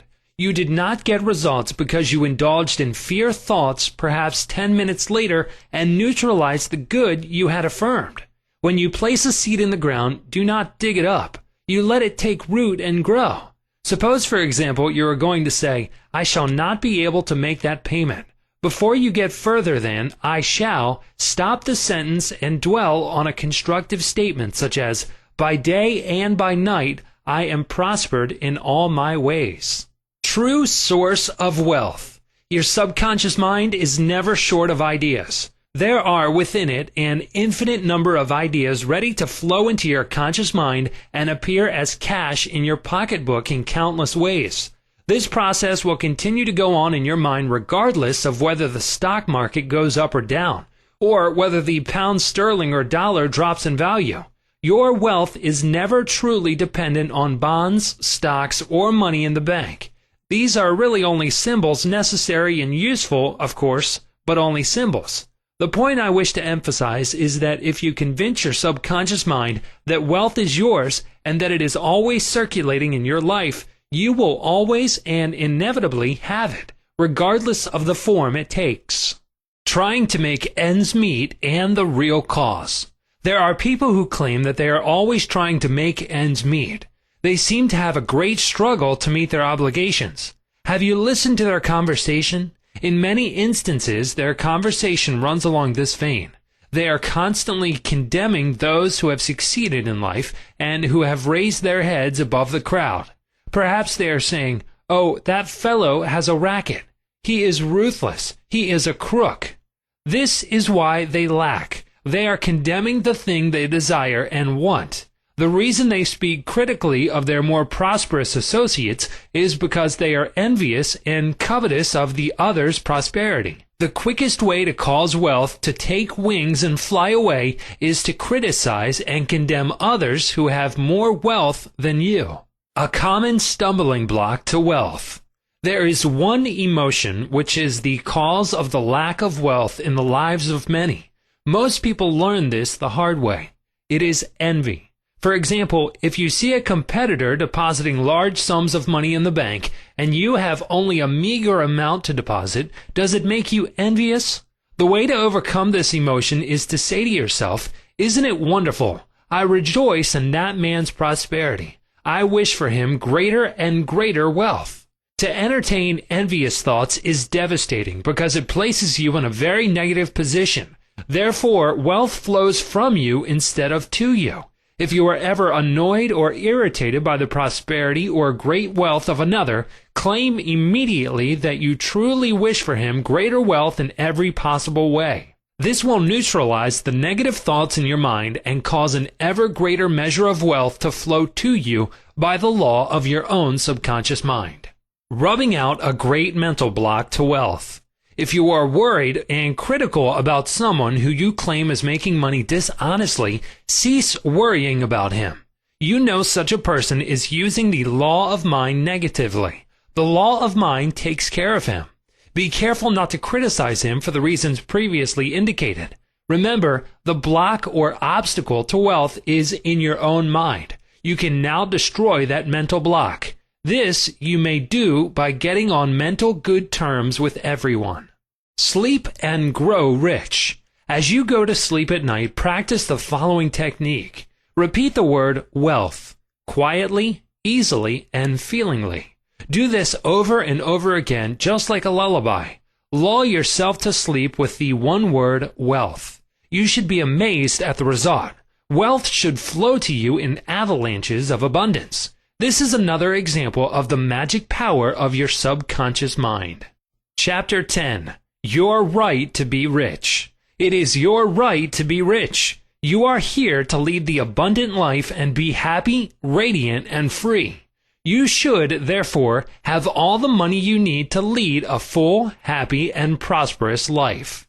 You are here to grow, expand, and unfold spiritually, mentally, and materially. You have the inalienable right to fully develop and express yourself along all lines. You should surround yourself with beauty and luxury. Why be satisfied with just enough to go around when you can enjoy the riches of your subconscious mind? In this chapter, you can learn to make friends with money, and you should always have a surplus. Your desire to be rich is a desire for a fuller, happier, more wonderful life. It is a cosmic urge. It is not only good, but also very good. Money is a symbol. Money is a symbol of exchange. It means to you not only freedom from want, but beauty, luxury, abundance, and refinement. It is merely a symbol of the economic health of the nation. When your blood is circulating freely in your body, you are healthy. When money is circulating freely in your life, you are economically healthy. When people begin to hoard money to put it away in tin boxes and become charged with fear, there is economic illness. Money has taken many forms as a medium of exchange down through the centuries, such as salt, beads, and trinkets of various kinds. In early times, a man's wealth was determined by the number of sheep and oxen he had. Now we use currency and other negotiable instruments, as it is much more convenient to write a check than carry some sheep around with you to pay bills. How to walk the royal road to riches.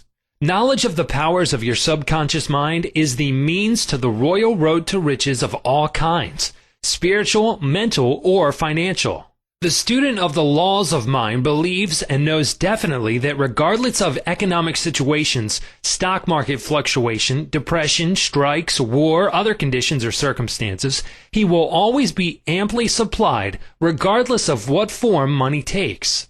The reason for this is that he has conveyed the idea of wealth to his subconscious mind, and it keeps him supplied wherever he may be. He has convinced himself in his mind that money is forever, flowing freely in his life, and that there is always a wonderful surplus. Should there be a financial collapse of government tomorrow and all the man's present holdings become valueless, as the German marks did after the First World War, he would still attract wealth and be cared for, regardless of the form the new currency took. Why you do not have more money. As you read this chapter, you are probably saying, I am worthy of a higher salary than I am receiving. I believe most people are inadequately compensated.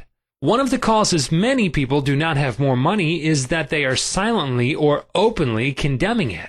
They refer to money as filthy lucre, or the love of money is the root of all evil. Another reason they do not prosper is that they have a sneaky subconscious feeling there is some virtue in poverty.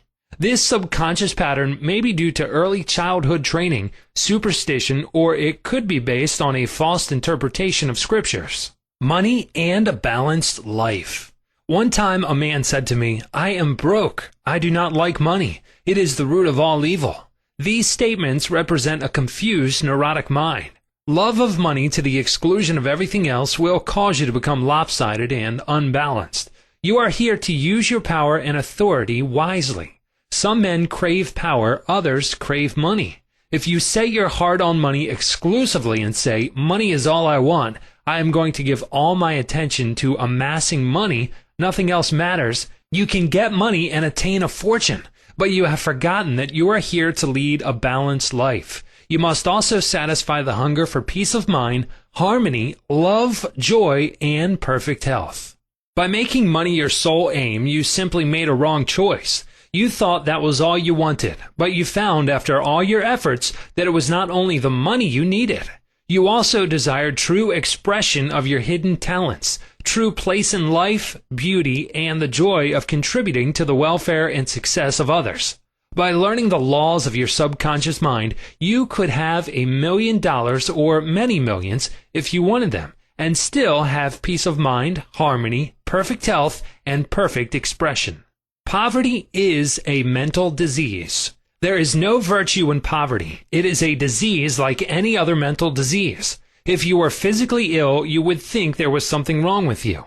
You would seek help and do something about the condition at once. Likewise, if you do not have money constantly circulating in your life, there is something radically wrong with you. The urge of the life principle in you is toward growth, expansion, and the life more abundant. You are not here to live in a hovel, dress in rags, and go hungry. You should be happy, prosperous, and successful. Why you must never criticize money. Cleanse your mind of all weird and superstitious beliefs about money. Do not ever regard money as evil or filthy. If you do, you cause it to take wings and fly away from you. Remember that you lose what you condemn. You cannot attract what you criticize. Getting the right attitude toward money.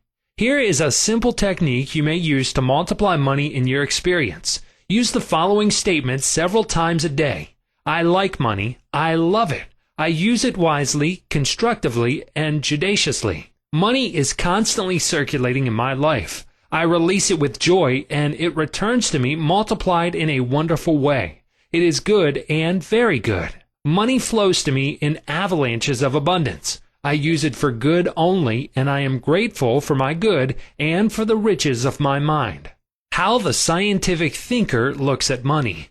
Suppose, for example, you found gold, silver, lead, copper, or iron in the ground. Would you pronounce these things evil?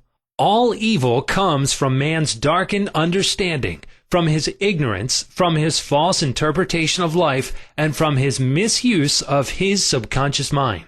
Uranium, lead, or some other metal could have been used as a medium of exchange. We use paper bills, checks, nickel, and silver. Surely these are not evil. Physicists and chemists know today that the only difference between one metal and another is the number and rate of motion of electrons revolving around the central nucleus.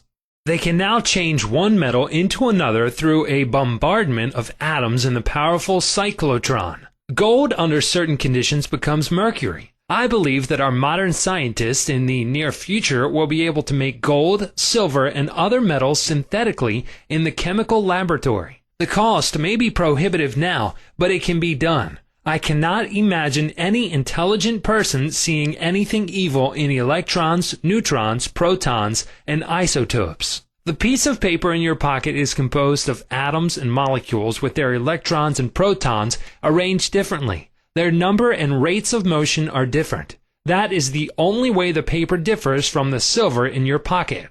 How to attract the money you need.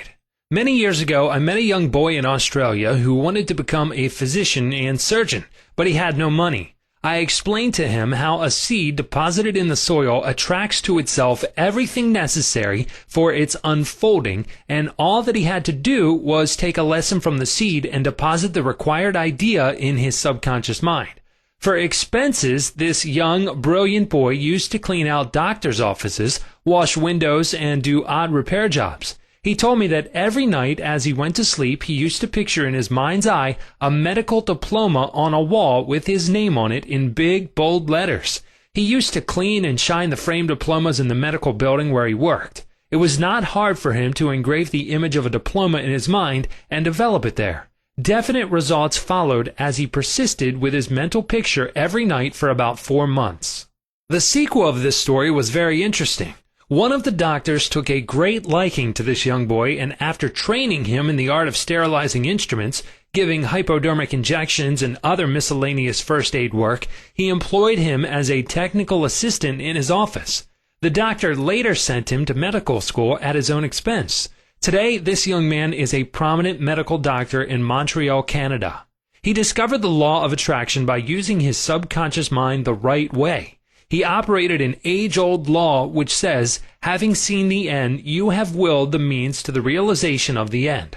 The end in this case was to become a medical doctor. This young man was able to imagine, see, and feel the reality of being a doctor. He lived with that idea, sustained it, nourished it, and loved it until, through his imagination, it penetrated the layers of his subconscious mind and became a conviction, thereby attracting to him everything necessary for the fulfillment of his dream. Why some men do not get a raise in pay. If you are working in a large organization and you are silently thinking of and resenting the fact you are underpaid, that you are not appreciated and that you deserve more money and greater recognition, you are subconsciously severing your ties with that organization. You are setting a law in motion, and the superintendent or manager will say to you, "We have to let you go." Actually, you dismissed yourself. The manager was simply the instrument through which your own negative mental state was confirmed. It was an example of the law of action and reaction. The action was your thought, and the reaction was the response of your subconscious mind. Obstacles and impediments on the pathway to riches. I am sure you have heard men say, "That fellow has a racket. He is a racketeer. He is getting money dishonestly. He is a faker. I knew him when he had nothing. He is a crook, a thief, and a swindler." If you analyze the man who talks like that, you discover he is usually in want or suffering from some financial or physical illness. Perhaps his former college friends went up the ladder of success and excelled him. Now he is bitter and envious of their progress. In many instances, this is the cause of his downfall. Thinking negatively of these classmates and condemning their wealth causes the wealth and prosperity he is praying for to vanish and flee away. He is condemning the thing he is praying for. He is praying two ways. On the one hand, he is saying, "Wealth is flowing to me now." And in the next breath, silently and audibly, he is saying, "I resent that fellow's wealth." Always make it a special point to rejoice in the wealth of the other person. Protect your investments. If you are seeking wisdom regarding investments, or if you are worried about your stocks or bonds, quietly claim, "Infinite intelligence governs and watches over all my financial transactions, and whatsoever I do shall prosper." Do this frequently, and you will find that your investments will be wise. Moreover, you will be protected from loss, as you will be prompted to sell your securities or holdings before any loss accrues to you. You cannot get something for nothing. In large stores, the management employs store detectives to prevent people from stealing. They catch a number of people every day trying to get something for nothing. All such people are living in the mental atmosphere of lack and limitation and are stealing from themselves peace, harmony, faith, honesty, integrity, goodwill, and confidence. Furthermore, they are attracting to themselves all manner of loss, such as loss of character, prestige, social status, and peace of mind. These people lack faith in the source of supply and the understanding of how their minds work. If they would mentally call on the powers of their subconscious mind and claim that they are guided to their true expression, they would find work and constant supply. Then, by honesty, integrity, and perseverance, they would become a credit to themselves and to society at large. Your constant supply of money. Recognizing the powers of your subconscious mind and the creative power of your thought or mental image is the way to opulence, freedom, and constant supply. Accept the abundant life in your own mind. Your mental acceptance and expectancy of wealth has its own mathematics and mechanics of expression. As you enter into the mood of opulence, all things necessary for the abundant life will come to pass. Let this be your daily affirmation. Write it in your heart. I am one with the infinite riches of my subconscious mind. It is my right to be rich, happy, and successful. Money flows to me freely, copiously, and endlessly. I am forever conscious of my true worth. I give of my talents freely, and I am wonderfully blessed financially. It is wonderful. Chapter 11. Your subconscious mind as a partner in success. Success means successful living. A long period of peace, joy, and happiness on this plane may be termed success. The real things of life, such as peace, harmony, integrity, security, and happiness, are intangible. They come from the deep self of man. Meditating on these qualities builds these treasures of heaven in our subconscious. The 3 steps to success. Let us discuss 3 steps to success. The first step to success is to find out the thing you love to do, then do it. Success is in loving your work. Although, if a man is a psychiatrist, it is not adequate for him to get a diploma and place it on the wall. He must keep up with the times, attend conventions, and continue studying the mind and its workings. The successful psychiatrist visits clinics and reads the latest scientific articles. In other words, he is informed in the most advanced methods of alleviating human suffering. The most successful psychiatrist or doctor must have the interest of his patients at heart. Someone may say, "How can I put the first step into operation? I do not know what I should do." In such a case, pray for guidance as follows. The infinite intelligence of my subconscious mind reveals to me my true place in life. Repeat this prayer quietly, positively, and lovingly to your deeper mind. As you persist with faith and confidence, the answer will come to you as a feeling, a hunch, or a tendency in a certain direction. It will come to you clearly and in peace, and as an inner silent awareness. The second step to success is to specialize in some particular branch of work and know more about it than anyone else. For example, if a young man chooses chemistry as his profession, he should concentrate on one of the many branches in this field. He should give all of his time and attention to this chosen specialty. He should become sufficiently enthusiastic to try to know all there is available about his field. If possible, he should know more than anyone else. The young man should become ardently interested in his work and should desire to serve the world. He that is greatest among you, let him become your servant. There is a great contrast in this attitude of mind in comparison to that of the man who only wants to make a living or just get by. Getting by is not true success. Man's motive must be greater, nobler, and more altruistic. He must serve others, thereby casting his bread upon the waters. The third step is the most important one. You must be sure that the thing you want to do does not redound to your success only. Your desire must not be selfish. It must benefit humanity. The path of a complete circuit must be formed. In other words, your idea must go forth with the purpose of blessing or serving the world. It will then come back to you pressed down, shaken together, and running over. If it is to benefit yourself exclusively, the circle or complete circuit is not formed, and you may experience a short circuit in your life, which may consist of limitation or sickness. The measure of true success. Some people may say, "But Mr. James made a fortune in selling fraudulent oil stock." A man may seem to succeed for a while, but the money he obtained by fraud usually takes wings and flies away. When we rob from another, we rob from ourselves, because we are in a mood of lack and limitation which may manifest itself in our body, home life, and affairs. What we think and feel, we create. We create what we believe. Even though a man may have accumulated a fortune fraudulently, he is not successful. There is no success without peace of mind. What good is man's accumulated wealth if he cannot sleep nights, is sick, or has a guilt complex? I knew a man in London who told me of his exploits. He had been a professional pickpocket and had amassed a large amount of money. He had a summer home in France and lived in royal fashion in England. His story was that he was in constant dread of being arrested by Scotland Yard. He had many inner disorders, which were undoubtedly caused by his constant fear and deep-seated guilt complex. He knew he had done wrong. This deep sense of guilt attracted all kinds of trouble to him. Subsequently, he voluntarily surrendered to the police and served a prison sentence. After his release from prison, he sought psychological and spiritual counsel and became transformed. He went to work and became an honest, law-abiding citizen. He found what he loved to do and was happy.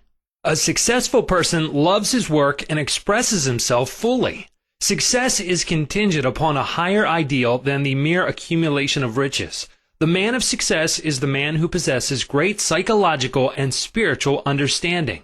Many of the great industrialists today depend upon the correct use of their subconscious minds for their success. There was an article published some years ago about Flagler, an oil magnate. He admitted that the secret of his success was his ability to see a project in its completion. For instance, in his case, he closed his eyes, imagined a big oil industry, saw trains running on tracks, heard whistles blowing, and saw smoke. Having seen and felt the fulfillment of his prayer, his subconscious mind brought about its realization. If you imagine an objective clearly, you will be provided with the necessities, in ways you know not of, through the wonder-working power of your subconscious mind. In considering the 3 steps to success, you must never forget the underlying power of the creative forces of your subconscious mind. This is the energy in back of all steps in any plan of success. Your thought is creative. Thought fused with feeling becomes a subjective faith or belief, and according to your belief is it done unto you.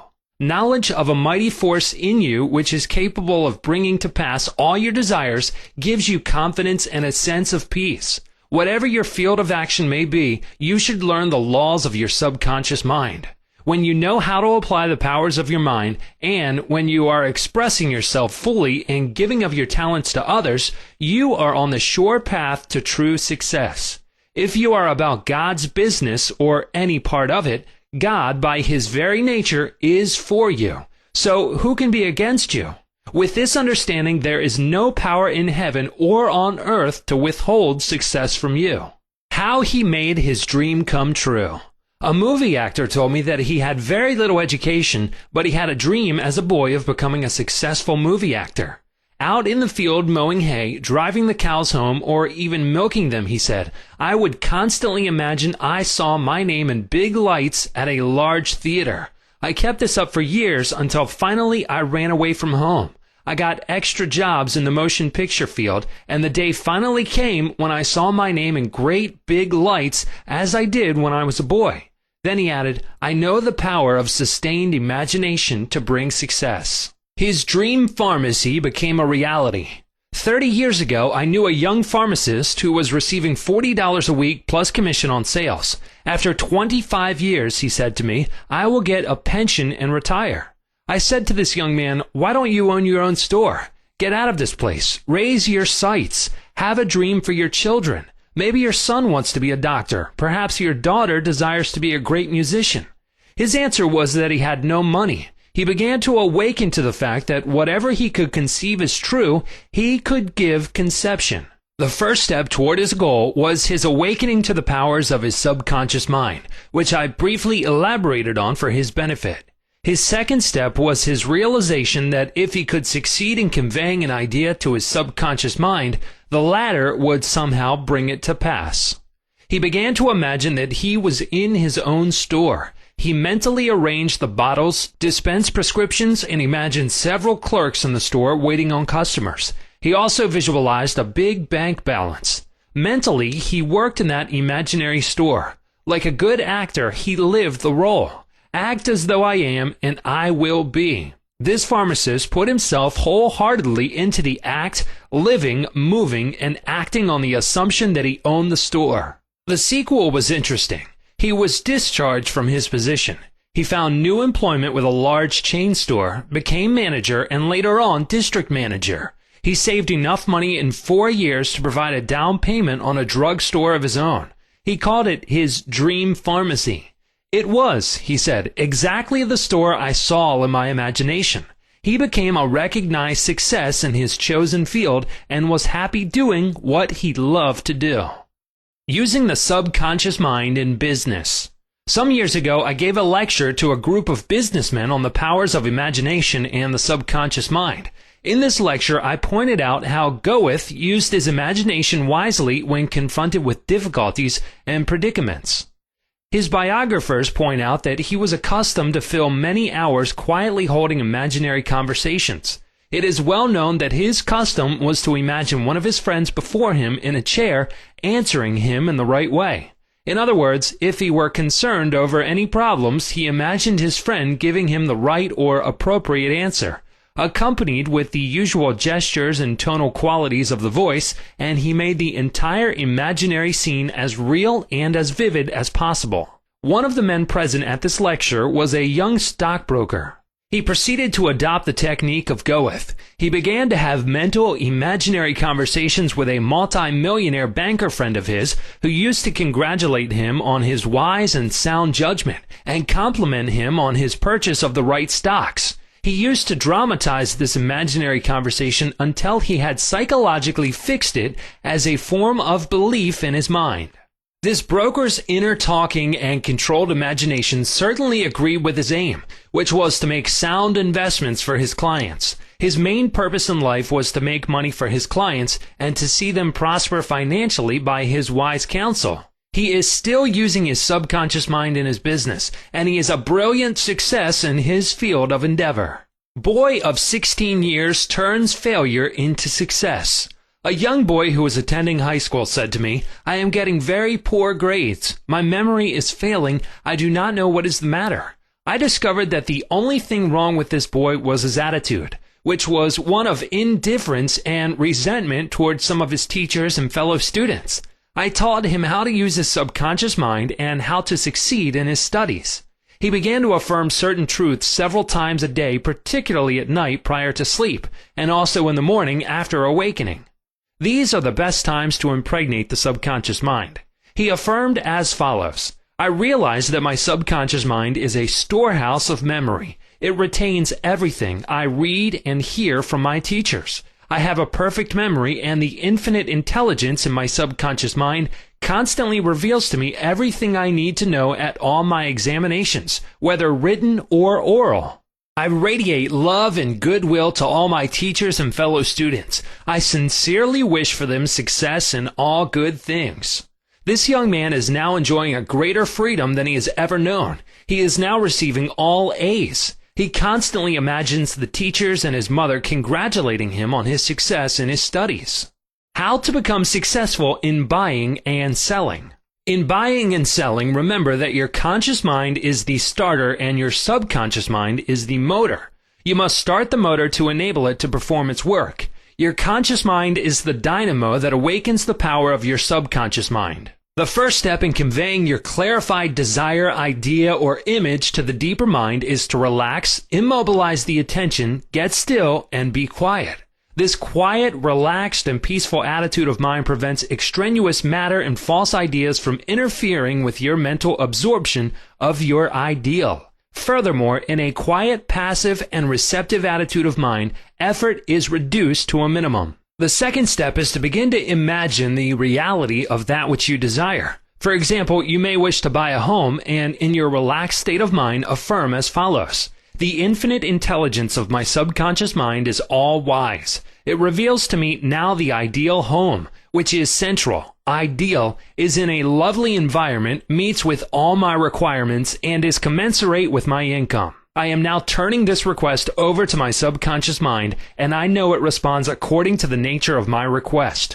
I release this request with absolute faith and confidence in the same way that a farmer deposits a seed in the ground, trusting implicitly in the laws of growth." The answer to your prayer may come through an advertisement in the paper, through a friend, or you may be guided directly to a particular home, which is exactly what you are seeking. There are many ways by which your prayer may be answered. The principal knowledge in which you may place your confidence is that the answer always comes, provided you trust the working of your deeper mind. You may wish to sell a home, land, or any kind of property. In private consultation with real estate brokers, I have told them of the way I sold my own home on Orlando Avenue in Los Angeles. Many of them have applied the technique I used with remarkable and speedy results. I placed a sign which read, "For sale by owner," in the garden in front of my home. The day after, I said to myself as I was going to sleep, "Supposing you sold your house, what would you do?" I answered my own question, and I said I would take that sign down and throw it in the garage. In my imagination, I took hold of the sign, pulled it up from the ground, placed it on my shoulder, went to the garage, threw it on the floor, and said jokingly to the sign, "I don't need you anymore." I felt the inner satisfaction of it all, realizing it was finished.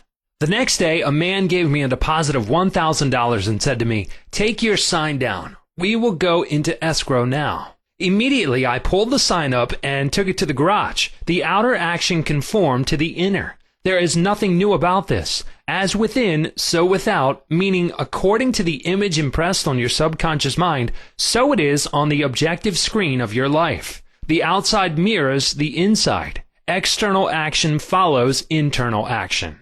Here's another very popular method used in selling homes, land, or any kind of property. Affirm slowly, quietly, and feelingly as follows: "Infinite intelligence attracts to me the buyer for this home who wants it and who prospers in it. This buyer is being sent to me by the creative intelligence of my subconscious mind, which makes no mistakes. This buyer may look at many other homes, but mine is the only one he wants and will buy, because he is guided by the infinite intelligence within him. I know the buyer is right, the time is right, and the price is right. Everything about it is right. The deeper currents of my subconscious mind are now in operation, bringing both of us together in divine order. I know that it is so. Remember always that what you are seeking is also seeking you. And whenever you want to sell a home or property of any kind, there is always someone who wants what you have to offer. By using the powers of your subconscious mind correctly, you free your mind of all sense of competition and anxiety in buying and selling.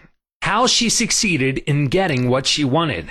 There is a young lady who regularly comes to my lectures and classes. She had to change buses 3 times. It took her 1.5 hours each time to come to the lectures. In one lecture, I explained how a young man who needed a car in his work received one.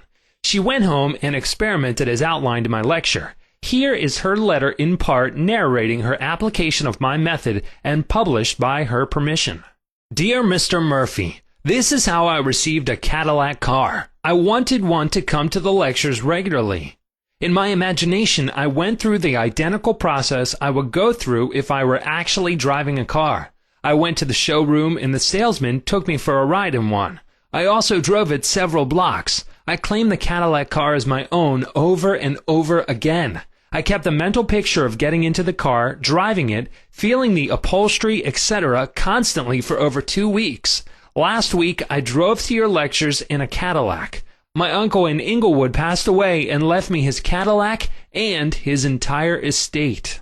A success technique employed by many outstanding executives and businessmen. There are many prominent businessmen who quietly use the abstract term success over and over many times a day until they reach a conviction that success is theirs. They know that the idea of success contains all the essential elements of success. Likewise, you can begin now to repeat the word success to yourself with faith and conviction. Your subconscious mind will accept it as true of you, and you will be under a subconscious compulsion to succeed. You are compelled to express your subjective beliefs, impressions, and convictions. What does success imply to you? You want, undoubtedly, to be successful in your home life and in your relationship with others. You wish to be outstanding in your chosen work or profession. You wish to possess a beautiful home and all the money you need to live comfortably and happily. You want to be successful in your prayer life and in your contact with the powers of your subconscious mind. You are a businessman also because you are in the business of living.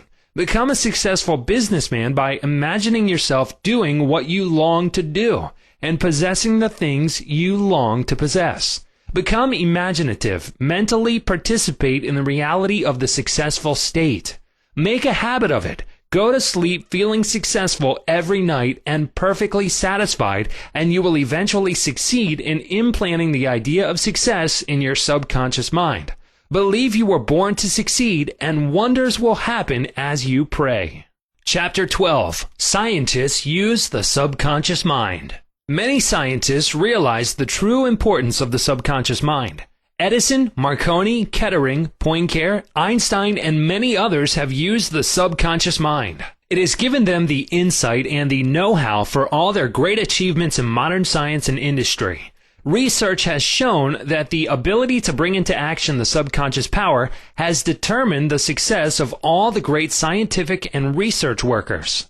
An instance of how a famous chemist, Friedrich von Stradonitz, used his subconscious mind to solve his problem is as follows. He had been working laboriously for a long time trying to rearrange the 6 carbon and the 6 hydrogen atoms of the benzene formula, and he was constantly perplexed and unable to solve the matter. Tired and exhausted, he turned the request over completely to his subconscious mind. Shortly afterward, as he was about to board a London bus, his subconscious presented his conscious mind with a sudden flash of a snake biting its own tail and turning around like a pinwheel. This answer from his subconscious mind gave him the long-sought answer of the circular rearrangement of the atoms that is known as the benzene ring. How a distinguished scientist brought forth his inventions. Nikola Tesla was a brilliant electrical scientist who brought forth the most amazing innovations. When an idea for a new invention came into his mind, he would build it up in his imagination, knowing that his subconscious mind would reconstruct and reveal to his conscious mind all the parts needed for its manufacture in concrete form. Through quietly contemplating every possible improvement, he spent no time in correcting defects and was able to give the technicians the perfect product of his mind. He said, "Invariably, my device works as I imagined it should. In 20 years, there has not been a single exception."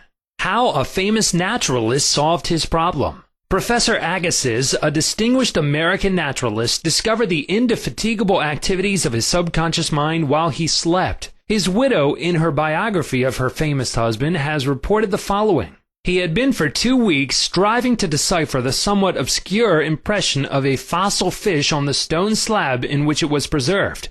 Weary and perplexed, he put his work aside at last and tried to dismiss it from his mind. Shortly after, he waked one night persuaded that while asleep he had seen his fish with all the missing features perfectly restored. But when he tried to hold and make fast the image, it escaped him. Nevertheless, he went early to the Jardin des Plantes, thinking that on looking anew at the impression, he should see something which would put him back on the track of his vision. In vain, the blurred record was as black as ever. The next night he saw the fish again, but with no more satisfactory result. When he awoke, it disappeared from his memory as before. Hoping that the same experience might be repeated on the third night, he placed a pencil and paper beside his bed before going to sleep. Accordingly, toward morning, the fish reappeared in his dream. Confusedly at first, but at last with such distinctness that he had no longer any doubt as to its zoological characters. Still half dreaming in perfect darkness, he traced these characters on the sheet of paper at the bedside. In the morning, he was surprised to see in his nocturnal sketch features which he thought it impossible the fossil itself should reveal. He hastened to the Jardin des Plantes and, with his drawing as a guide, succeeded in chiseling away the surface of the stone under which portions of the fish proved to be hidden. When wholly expressed, it corresponded with his dream and his drawing, and he succeeded in classifying it with ease. And outstanding physicians solve the problem of diabetes. Some years ago, I received a clipping from a magazine describing the origin of the discovery of insulin. This is the essence of the article as I recall it. About 40 years ago or more, Dr. Frederick Banting, a brilliant Canadian physician and surgeon, was concentrating his attention on the ravages of diabetes. At that time, medical science offered no effective method of arresting the disease. Dr. Banting spent considerable time experimenting and studying the international literature on the subject. One night he was exhausted and fell asleep. While asleep, his subconscious mind instructed him to extract the residue from the degenerated pancreatic duct of dogs. This was the origin of insulin, which has helped millions of people.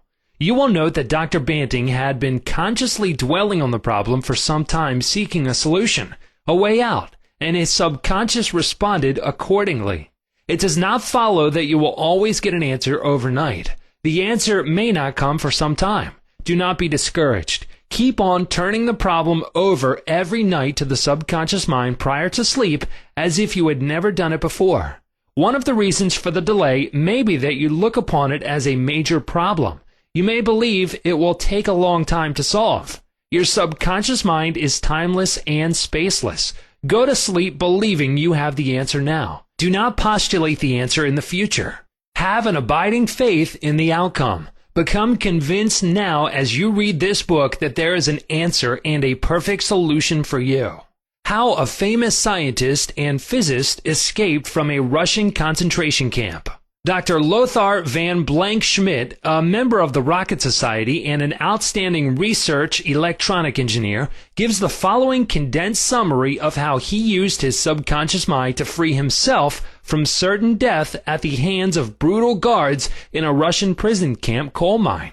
He states as follows: "I was a prisoner of war in a coal mine in Russia, and I saw men dying all around me in that prison compound.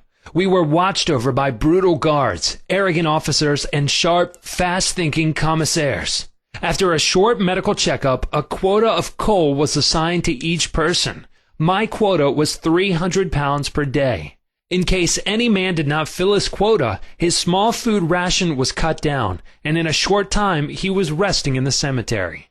I started concentrating on my escape. I knew that my subconscious mind would somehow find a way. My home in Germany was destroyed, my family wiped out. All my friends and former associates were either killed in the war or were in concentration camps. I said to my subconscious mind, I want to go to Los Angeles and you will find the way. I had seen pictures of Los Angeles and I remembered some of the boulevards very well as some of the buildings. Every day and night I would imagine I was walking down Wilshire Boulevard with an American girl whom I met in Berlin prior to the war. She is now my wife. In my imagination, we would visit the stores, ride buses, and eat in the restaurants. Every night I made it a special point to drive my imaginary American automobile up and down the boulevards of Los Angeles. I made all this vivid and real. These pictures in my mind were as real and as natural to me as one of the trees outside the prison camp.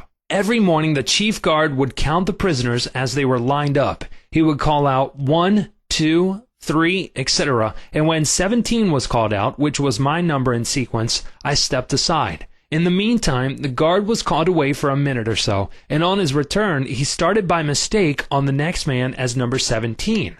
When the crew returned in the evening, the number of men was the same, and I was not missed, and the discovery would take a long time. I walked out of the camp undetected and kept walking for 24 hours, resting in a deserted town the next day. I was able to live by fishing and killing some wildlife. I found coal trains going to Poland and traveled on them by night, until finally I reached Poland. With the help of friends, I made my way to Lucerne, Switzerland. One evening at the Palace Hotel, Lucerne, I had a talk with a man and his wife from the United States of America. This man asked me if I would care to be a guest at his home in Santa Monica, California. I accepted, and when I arrived in Los Angeles, I found that their chauffeur drove me along Wilshire Boulevard and many other boulevards, which I had imagined so vividly in the long months in the Russian coal mines. I recognized the buildings, which I had seen in my mind so often. It actually seemed as if I had been to Los Angeles before. I had reached my goal. I will never cease to marvel at the wonders of the subconscious mind. Truly, it has ways we know not of. How archaeologists and paleontologists reconstruct ancient scenes. These scientists know that their subconscious mind has a memory of everything that has ever transpired. As they study the ancient ruins and fossils through their imaginative perception, their subconscious mind aids them in reconstructing the ancient scenes. The dead past becomes alive and audible once more. Looking at these ancient temples and studying the pottery, statuary, tools, and household utensils of these ancient times, the scientist tells us of an age when there was no language. Communication was done by grunts, groans, and signs. The keen concentration and disciplined imagination of the scientist awakens the latent powers of his subconscious mind, enabling him to clothe the ancient temples with roofs and surround them with gardens, pools, and fountains. The fossil remains are clothed with eyes, sinews, and muscles, and they again walk and talk. The past becomes the living present, and we find that in mind there is no time or space. Through disciplined, controlled, and directed imagination, you can be a companion of the most scientific and inspired thinkers of all time. How to receive guidance from your subconscious. When you have what you term a difficult decision to make, or when you fail to see the solution to your problem, begin at once to think constructively about it. If you are fearful and worried, you are not really thinking. True thinking is free from fear. Here is a simple technique you can use to receive guidance on any subject.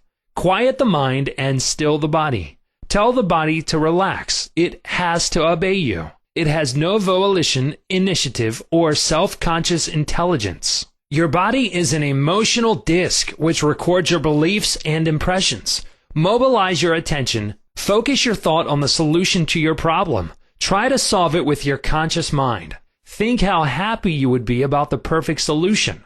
Sense the feeling you would have if the perfect answer were yours now. Let your mind play with this mood in a relaxed way. then drop off to sleep. When you awaken and you do not have the answer, get busy about something else. Probably when you are preoccupied with something else, the answer will come into your mind like toast pops out of the toaster. In receiving guidance from your subconscious mind, the simple way is the best. This is an illustration. I once lost a valuable ring which was an heirloom. I looked everywhere for it and could not locate it. At night, I talked to the subconscious in the same manner that I would talk to anyone.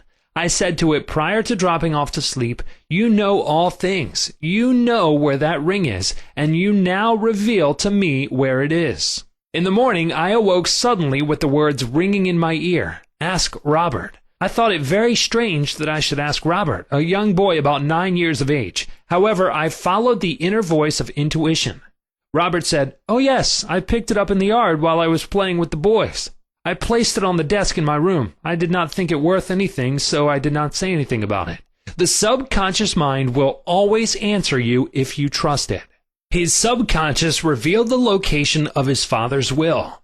A young man who attends my lectures had this experience. His father died and apparently left no will. However, this man's sister told him that their father had confided to her that a will had been executed which was fair to all. Every attempt to locate the will failed. Prior to sleep, he talked to his deeper mind as follows. I now turn this request over to the subconscious mind. It knows just where that will is and reveals it to me. Then he condensed his request down to one word, answer, repeating it over and over again as a lullaby. He lulled himself to sleep with the word answer. The next morning, this young man had an overpowering hunch to go to a certain bank in Los Angeles where he found a safe deposit vault registered in the name of his father, the contents of which solved all his problems. Your thought as you go to sleep arouses the powerful latency which is within you. For example, let us suppose you are wondering whether to sell your home, buy a certain stock, sever partnership, move to New York, or stay in Los Angeles, dissolve the present contract, or take a new one. Do this. Sit quietly in your armchair or at the desk in your office. Remember that there is a universal law of action and reaction. The action is your thought. The reaction is the response from your subconscious mind. The subconscious mind is reactive and reflexive. This is its nature. It rebounds, rewards, and repays. It is the law of correspondence. It responds by corresponding.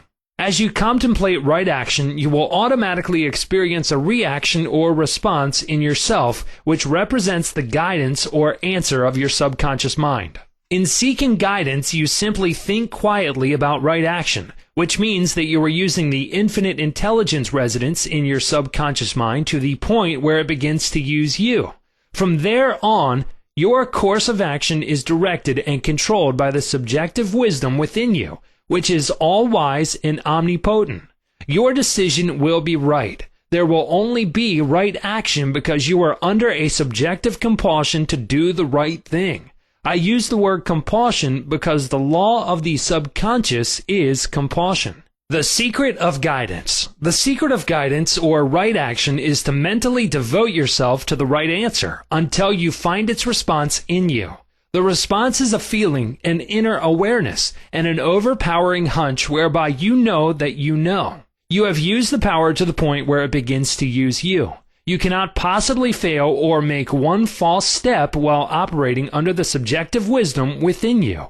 You will find that all your ways are pleasantness and all your paths are peace. Chapter 13. Your Subconscious and the Wonders of Sleep. You spend about 8 out of every 24 hours, or 1/3 of your entire life, in sleep. This is an inexorable law of life. This also applies to the animal and vegetable kingdoms. Sleep is a divine law, and many answers to our problems come to us when we are sound asleep upon the bed. Many people have advocated the theory that you get tired during the day, that you go to sleep to rest the body, and that a reparative process takes place while you sleep. Nothing rests in sleep. Your heart, your lungs, and all your vital organs function while you're asleep. If you eat prior to sleep, the food is digested and assimilated. Also, your skin secretes perspiration and your nails and hair continue to grow.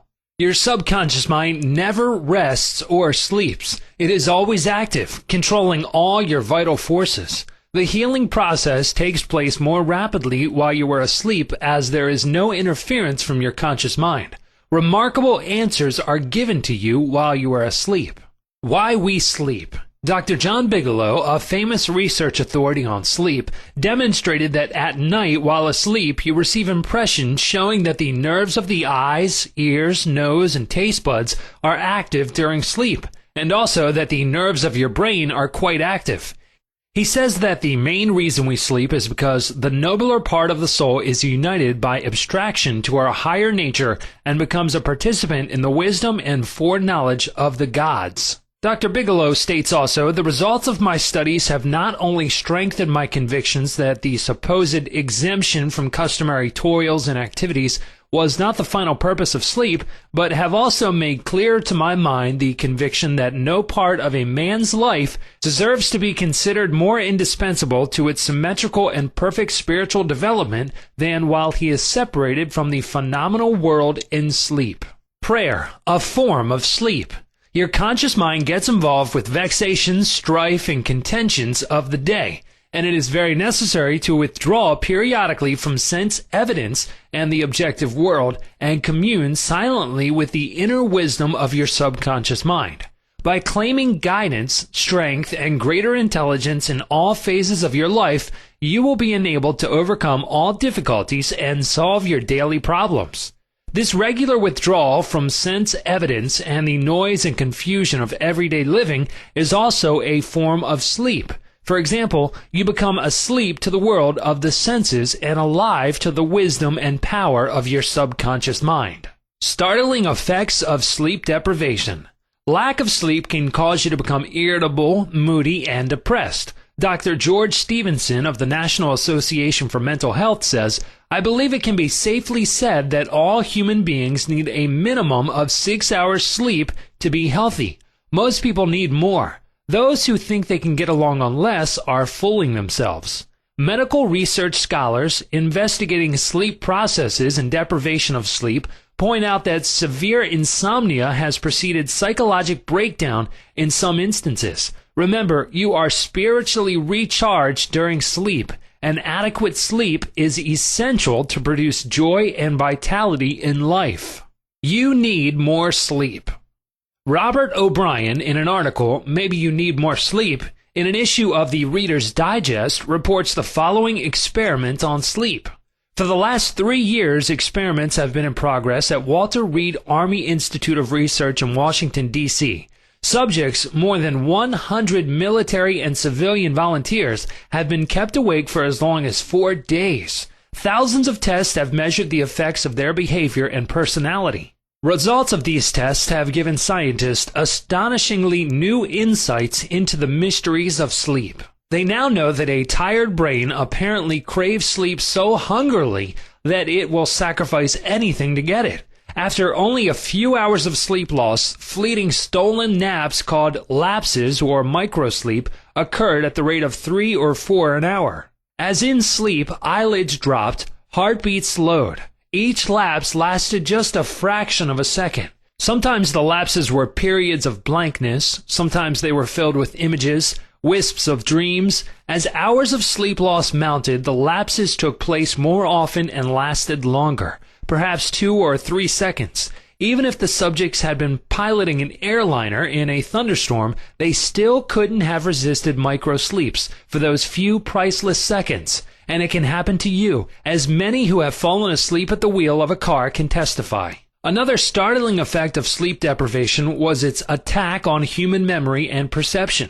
Many sleep-deprived subjects were unable to retain information long enough to relate it to the tasks they were supposed to perform.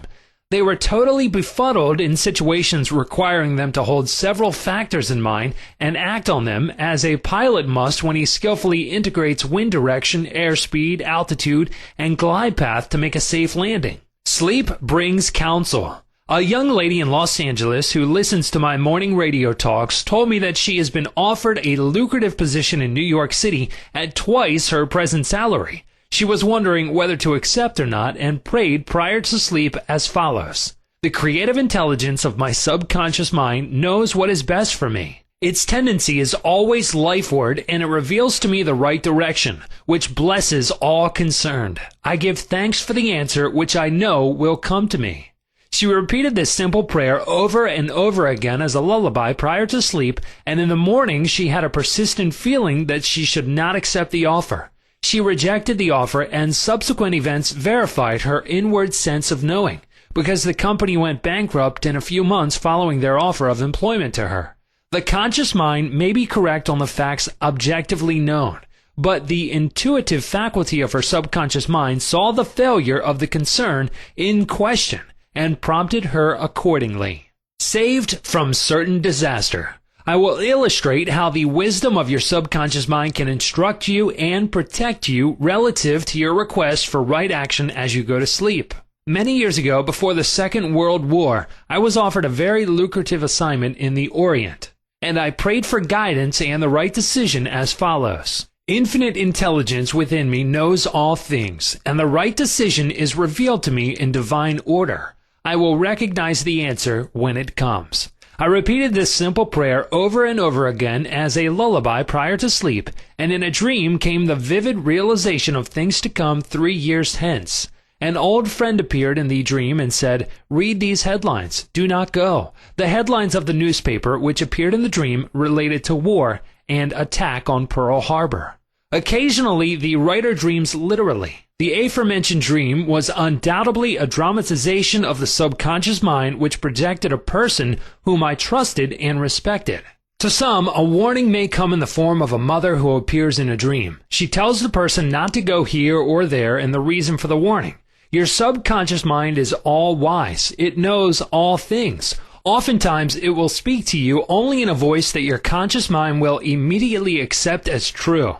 Sometimes your subconscious will warn you in a voice which sounds like that of your mother or some loved one, which may cause you to stop on the street, and you find, if you had gone another foot, a falling object from a window might have struck you on the head. My subconscious mind is one with the universe subconscious, and it knew the Japanese were planning a war, and it also knew when the war would start. Dr. Ryan, director of the Department of Psychology at Duke University, has gathered together a vast amount of evidence showing that a great number of people all over the world see events before they happen, and in many instances are, therefore, able to avoid the tragic event which was foreseen vividly in a dream.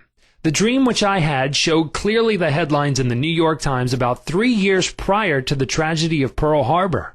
In consequence of this dream, I immediately canceled the trip as I felt a subconscious compulsion to do so. 3 years later, the Second World War proved the truth of the inner voice of intuition. Your future is in your subconscious mind. Remember that the future, the result of your habitual thinking, is already in your mind except when you change it through prayer. The future of a country, likewise, is in the collective subconscious of the people of that nation. There is nothing strange in the dream I had wherein I saw the headlines of the New York newspapers long before the war began. The war had already taken place in mind, and all the plans of attack were already engraved on that great recording instrument, the subconscious mind, or collective unconscious of the universal mind. Tomorrow's events are in your subconscious mind. So are next week's and next month's, and they may be seen by a highly psychic or clairvoyant person. No disaster or tragedy can happen to you if you decide to pray. Nothing is predetermined or foreordained. Your mental attitude, for example, the way you think, feel, and believe, determines your destiny. You can, through scientific prayer, which is explained in a previous chapter, mold, fashion, and create your own future. Whatsoever a man soweth, that shall he also reap. A catnap gets him $15,000. One of my students mailed me a newspaper clipping 3 or 4 years ago about a man called Ray Hammerstrom, a roller at the steelworks in Pittsburgh operated by Jones and Laughlin Steel Corporation. He received $15,000 for his dream. According to the article, the engineers could not fix a faulty switch in a newly installed bar mill which controlled the delivery of straight bars to the cooling beds. The engineers worked on the switch about 11 or 12 times to no avail. Hammerstrom thought a lot about the problem and tried to figure out a new design which might work. Nothing worked. One afternoon, he lay down for a nap, and prior to sleep, he began to think about the answer to the switch problem. He had a dream in which a perfect design for the switch was portrayed. When he awoke, he sketched his new design according to the outline of his dream. This visionary catnap won Hammerstrom a check for $15,000, the largest award the firm ever gave an employee for a new idea. How a famous professor solved his problem in sleep. Dr. H.V. Helprich, professor of Assyrian at the University of Pennsylvania, wrote as follows: "One Saturday morning, I had been wearying myself in the vain attempt to decipher two small fragments of a gate which were supposed to belong to the finger rings of some Babylonians. About midnight, weary and exhausted, I went to bed and dreamed the following remarkable dream. A tall, thin priest of Nippur, about 40 years of age, led me to the treasure chamber of the temple, a small, low-ceilinged room without windows, while scrapes of agate and lapazula lay scattered on the floor. Here he addressed me as follows: the two fragments which you have published separately on page 22 and 26 belong together, are not finger rings. The first two rings served as earrings for the statue of the god. The two fragments you have are the portions of them. If you will put them together, you will have confirmation of my words." I awoke at once, I examined the fragments, and to my astonishment found the dream verified. The problem was then, at last, solved. This demonstrates clearly the creative manifestation of his subconscious mind, which knew the answer to all his problems. How the subconscious works for a famous writer while he slept. Robert Louis Stevenson, in one of his books, Across the Plains, devotes a whole chapter to dreams. He was a vivid dreamer and had the persistent habit of giving specific instructions to his subconscious every night prior to sleep. He would request his subconscious to evolve stories for him while he slept. For example, if Stevenson's funds were at low ebb, his command to his subconscious would be something like this: "Give me a good, thrilling novel which will be marketable and profitable." His subconscious responded magnificently.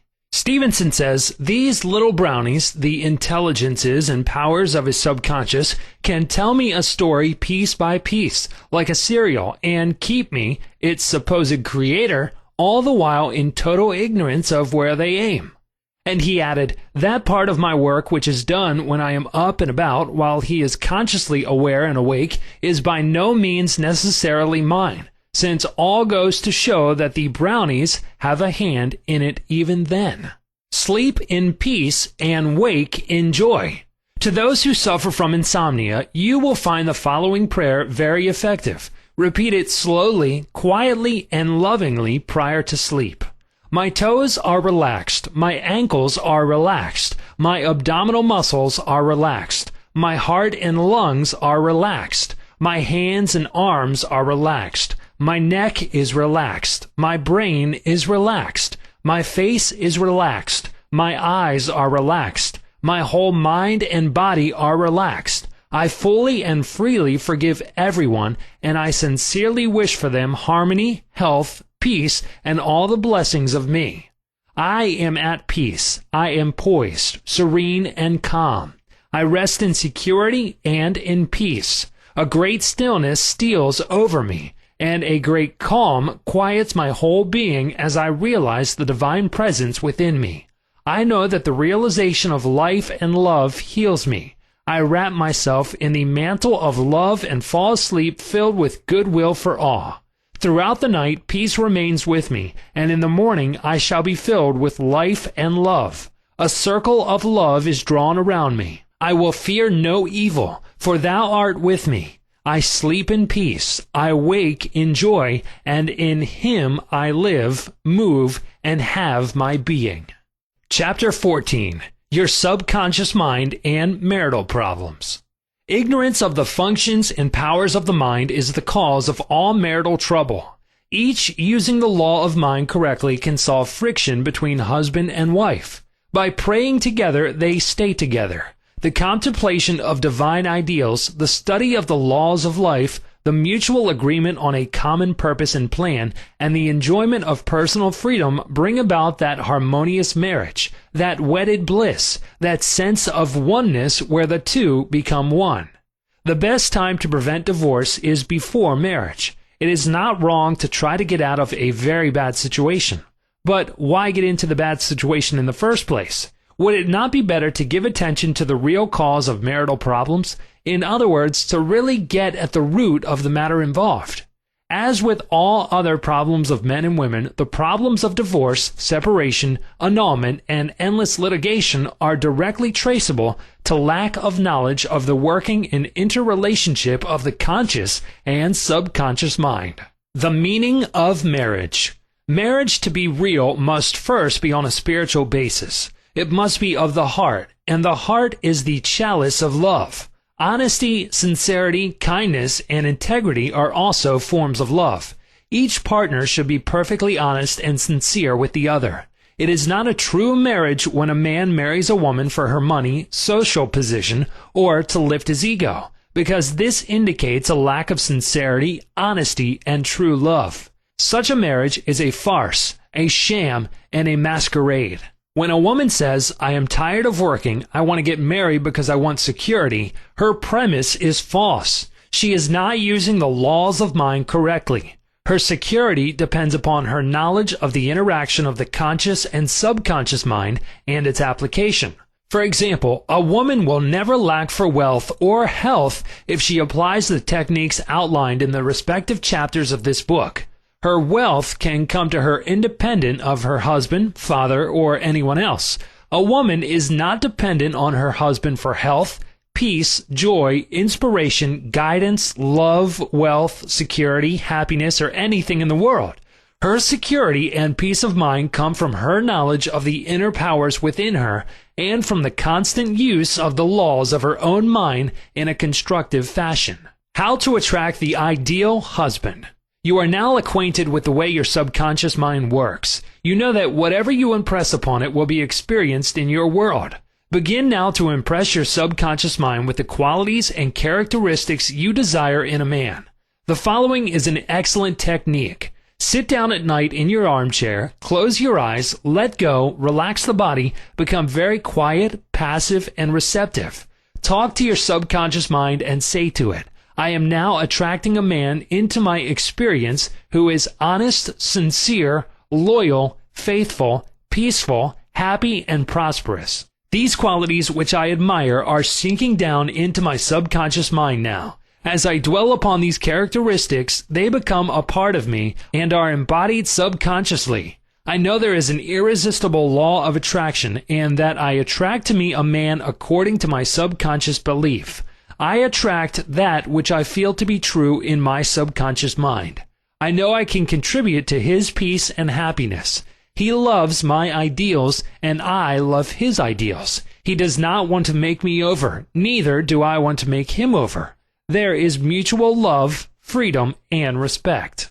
Practice this process of impregnating your subconscious mind. Then you will have the joy of attracting to you a man possessing the qualities and characteristics you mentally dwelt upon. Your subconscious intelligence will open up a pathway whereby both of you will meet according to the irresistible and changeless flow of your own subconscious mind. Have a keen desire to give the best that is in you of love, devotion, and cooperation. Be receptive to this gift of love, which you have given to your subconscious mind. How to attract the ideal wife. Affirm as follows: "I now attract the right woman who is in complete accord with me." This is a spiritual union because it is divine love functioning through the personality of someone with whom I blend perfectly. I know I can give to this woman love, light, peace, and joy. I feel and believe I can make this woman's life full, complete, and wonderful. I now decree that she possesses the following qualities and attributes. She is spiritual, loyal, faithful, and true. She is harmonious, peaceful, and happy. We are irresistibly attracted to each other. Only that which belongs to love, truth, and beauty can enter my experience. I accept my ideal companion now. As you think quietly and with interest on the qualities and attributes which you admire in the companion you seek, you will build the mental equivalent into your mentality. Then the deeper currents of your subconscious mind will bring both of you together in divine order. No need for third mistake. Recently, a teacher said to me, I have had 3 husbands and all 3 have been passive, submissive, and dependent on me to make all decisions and govern everything. Why do I attract such type men? I asked her whether she had known that her second husband was the affirmative type, and she replied, of course not. Had I known, I would not have married him. Apparently, she had not learned anything from the first mistake. The trouble was with her personality makeup. She was very masculine, domineering, and unconsciously wanted someone who would be submissive and passive so that she could play the dominant role. All this was unconscious motivation, and her subconscious picture attracted to her what she subjectively wanted. She had to learn to break the pattern by adopting the right prayer process. How she broke the negative pattern. The above-mentioned woman learned a simple truth. When you believe you can have the type of man you idealize, it is done unto you as you believe. The following is the specific prayer she used to break the old subconscious pattern and attract to her the ideal mate. I am building into my mentality the type of man I deeply desire. The man I attract for a husband is strong, powerful, loving, very masculine, successful, honest, loyal, and faithful. He finds love and happiness with me. I love to follow where he leads. I know he wants me, and I want him. I am honest, sincere, loving, and kind. I have wonderful gifts to offer him. They are goodwill, a joyous heart, and a healthy body. He offers me the same. It is mutual. I give and I receive. Divine intelligence knows where this man is, and the deeper wisdom of my subconscious mind is now bringing both of us together in its own way, and we recognize each other immediately.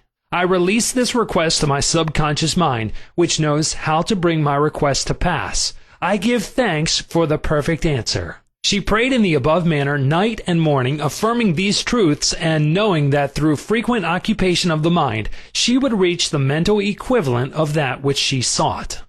The answer to her prayer. Several months went by. She had a great number of dates and social engagements, none of which was agreeable to her. When she was about to question, waver, doubt, and vacillate, she reminded herself that the infinite intelligence was bringing it to pass in its own way, and that there was nothing to be concerned about. Her final decree in her divorce proceedings was granted, which brought her a great sense of release and mental freedom. Shortly afterwards, she went to work as a receptionist in a doctor's office. She told me that the minute she saw the physician, she knew he was the man she was praying about. Apparently, he knew it too, because he proposed to her the first week she was in the office, and their subsequent marriage was ideally happy. This physician was not the passive or submissive type, but was a real man, a former football player, an outstanding athlete, and was a deeply spiritual man, though he was completely devoid of any sectarian or denominational affiliation. She got what she prayed for because she claimed it mentally until she reached the point of saturation. In other words, she mentally and emotionally united with her idea, and it became a part of her in the same way that an apple becomes a part of her bloodstream.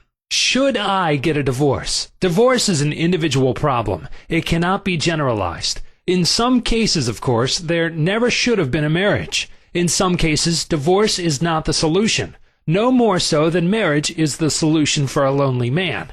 Divorce may be right for one person and wrong for another. A divorced woman may be far more sincere and noble than many of her married sisters who perhaps are living a lie. For example, I once talked with a woman whose husband was a dope fiend, an ex-convict, a wife-beater, and a non-provider. She had been told it was wrong to get a divorce. I explained to her that marriage is of the heart. If two hearts blend harmoniously, lovingly, and sincerely, that is the ideal marriage. The pure action of the heart is love. Following this explanation, she knew what to do. She knew in her heart that there is no divine law which compelled her to be browbeaten, intimidated, and beaten because someone said, "I pronounce you man and wife." If you are in doubt as to what to do, ask for guidance, knowing that there is always an answer and you will receive it. Follow the lead that comes to you in the silence of your soul. It speaks to you in peace. Drifting into divorce. Recently, a young couple, married for only a few months, was seeking a divorce. I discovered that the young man had a constant fear that his wife would leave him. He expected rejection, and he believed that she would be unfaithful. These thoughts haunted his mind and became an obsession with him. His mental attitude was one of separation and suspicion. She felt unresponsive to him. It was his own feeling and atmosphere of loss and separation operating through them. This brought about a condition or action in accordance with the mental pattern behind it. There is a law of action and reaction, or cause and effect. The thought is the action, and the response of the subconscious mind is the reaction. His wife left home and asked for a divorce, which is what he feared and believed she would do. Divorce begins in the mind. Divorce takes place first in the mind. The legal proceedings follow after. These two young people were full of resentment, fear, suspicion, and anger. These attitudes weaken, exhaust, and debilitate the whole being. They learned that hate divides and that love unites. They began to realize what they had been doing with their minds. Neither one of them knew the law of mental action, nor they were misusing their minds and bringing on chaos and misery. These two people went back together at my suggestion and experimented with prayer therapy. They began to radiate love, peace, and goodwill to each other. Each one practiced radiating harmony, health, peace, and love to the other, and they alternated in the reading of the Psalms every night. Their marriage is growing more beautiful every day. The nagging wife. Many times the reason the wife nags is because she gets no attention. Oftentimes it is a craving for love and affection. Give your wife attention and show your appreciation. Praise and exalt all her many good points. There is also the nagging type of woman who wants to make the man conform to her particular pattern. This is about the quickest way in the world to get rid of a man. The wife and the husband must cease being scavengers, always looking at the petty faults or errors in each other. Let each give attention and praise for the constructive and wonderful qualities in the other. The brooding husband. If a man begins to brood, grows morbid against his wife because of the things she said or did, he is, psychologically speaking, committing adultery. One of the meanings of adultery is idolatry. Example, giving attention to or uniting mentally with that which is negative and destructive. When a man is silently resenting his wife and is full of hostility towards her, he is unfaithful. He is not faithful to his marriage vows, which are to love, cherish, and honor her all the days of his life. The man who is brooding, bitter, and resentful can swallow his sharp remarks, abate his anger, and he can go to great lengths to be considerate, kind, and courteous. He can deftly skirt the differences. Through praise and mental effort, he can get out of the habit of antagonism. Then he will be able to get along better, not only with his wife, but with his business associates also. Assume the harmonious state, and eventually you will find peace and harmony. The great mistake. A great mistake is to discuss your marital problems or difficulties with neighbors and relatives. Suppose, for example, a wife says to the neighbor, "John never gives me any money. He treats my mother abominably, drinks to excess, and is constantly abusive and insulting." Now, this wife is degrading and belittling her husband in the eyes of all the neighbors and relatives. He no longer appears as the ideal husband to them. Never discuss your marital problems with anyone except a trained counselor. Why cause numerous people to think negatively of your marriage? Moreover, as you discuss and dwell upon these shortcomings of your husband, you are actually creating these states within yourself. Who is thinking and feeling it? You are. As you think and feel, so are you. Relatives will usually give you the wrong advice. It is usually biased and prejudiced because it is not given in an impersonal way. Any advice you receive which violates the golden rule, which is a cosmic law, is not good or sound. It is well to remember that no two human beings ever live beneath the same roof without clashes of temperament, periods of hurts and strain. Never display the unhappy side of your marriage to your friends. Keep your quarrels to yourself. Refrain from criticism and condemnation of your partner. Don't try to make your wife over. A husband must not try to make his wife over into a second edition of himself. The tactless attempt to change her in many ways is foreign to her nature. These attempts are always foolish, and many times result in dissolution of the marriage. These attempts to alter her destroy her pride and self-esteem and arouse a spirit of contrariness and resentment that proves fatal to the marriage bond. Adjustments are needed, of course, but if you have a good look inside your own mind and study your character and behavior, you will find so many shortcomings they will keep you busy the rest of your life. If you say, I will make him over into what I want, you are looking for trouble and the divorce court. You are asking for misery. You will have to learn the hard way that there is no one to change but yourself. Pray together and stay together through steps in prayer.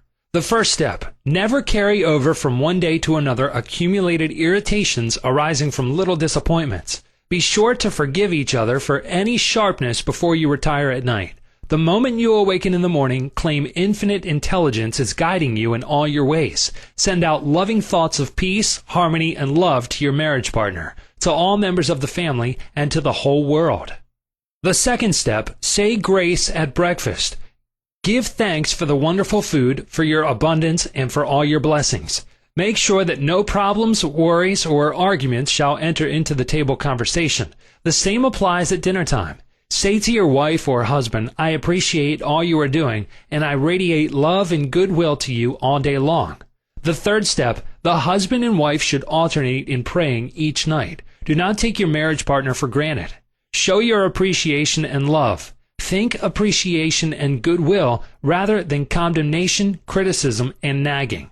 The way to build a peaceful home and a happy marriage is to use a foundation of love, beauty, harmony, mutual respect, faith in God, and all things good.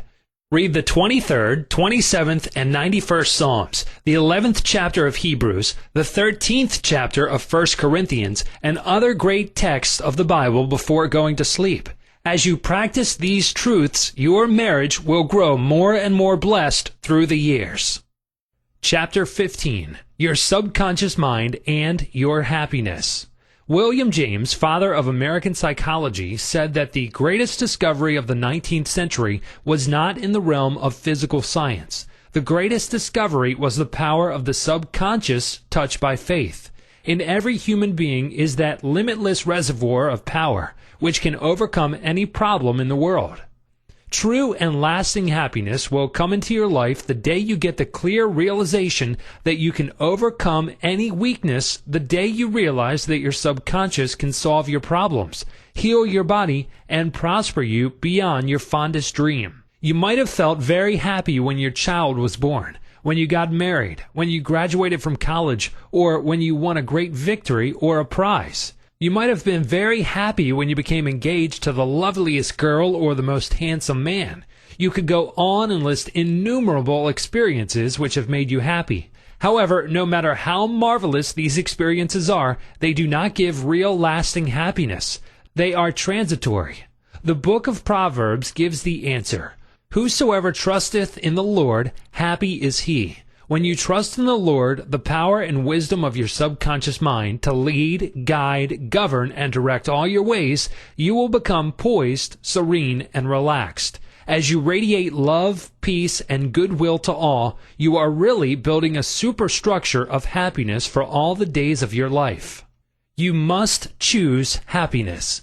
Happiness is a state of mind. There is a phrase in the Bible which says, Choose ye this day whom ye will serve. You have the freedom to choose happiness. This may seem extraordinarily simple, and it is. Perhaps this is why people stumble over the way to happiness. They do not see the simplicity of the key to happiness. The great things of life are simple, dynamic, and creative.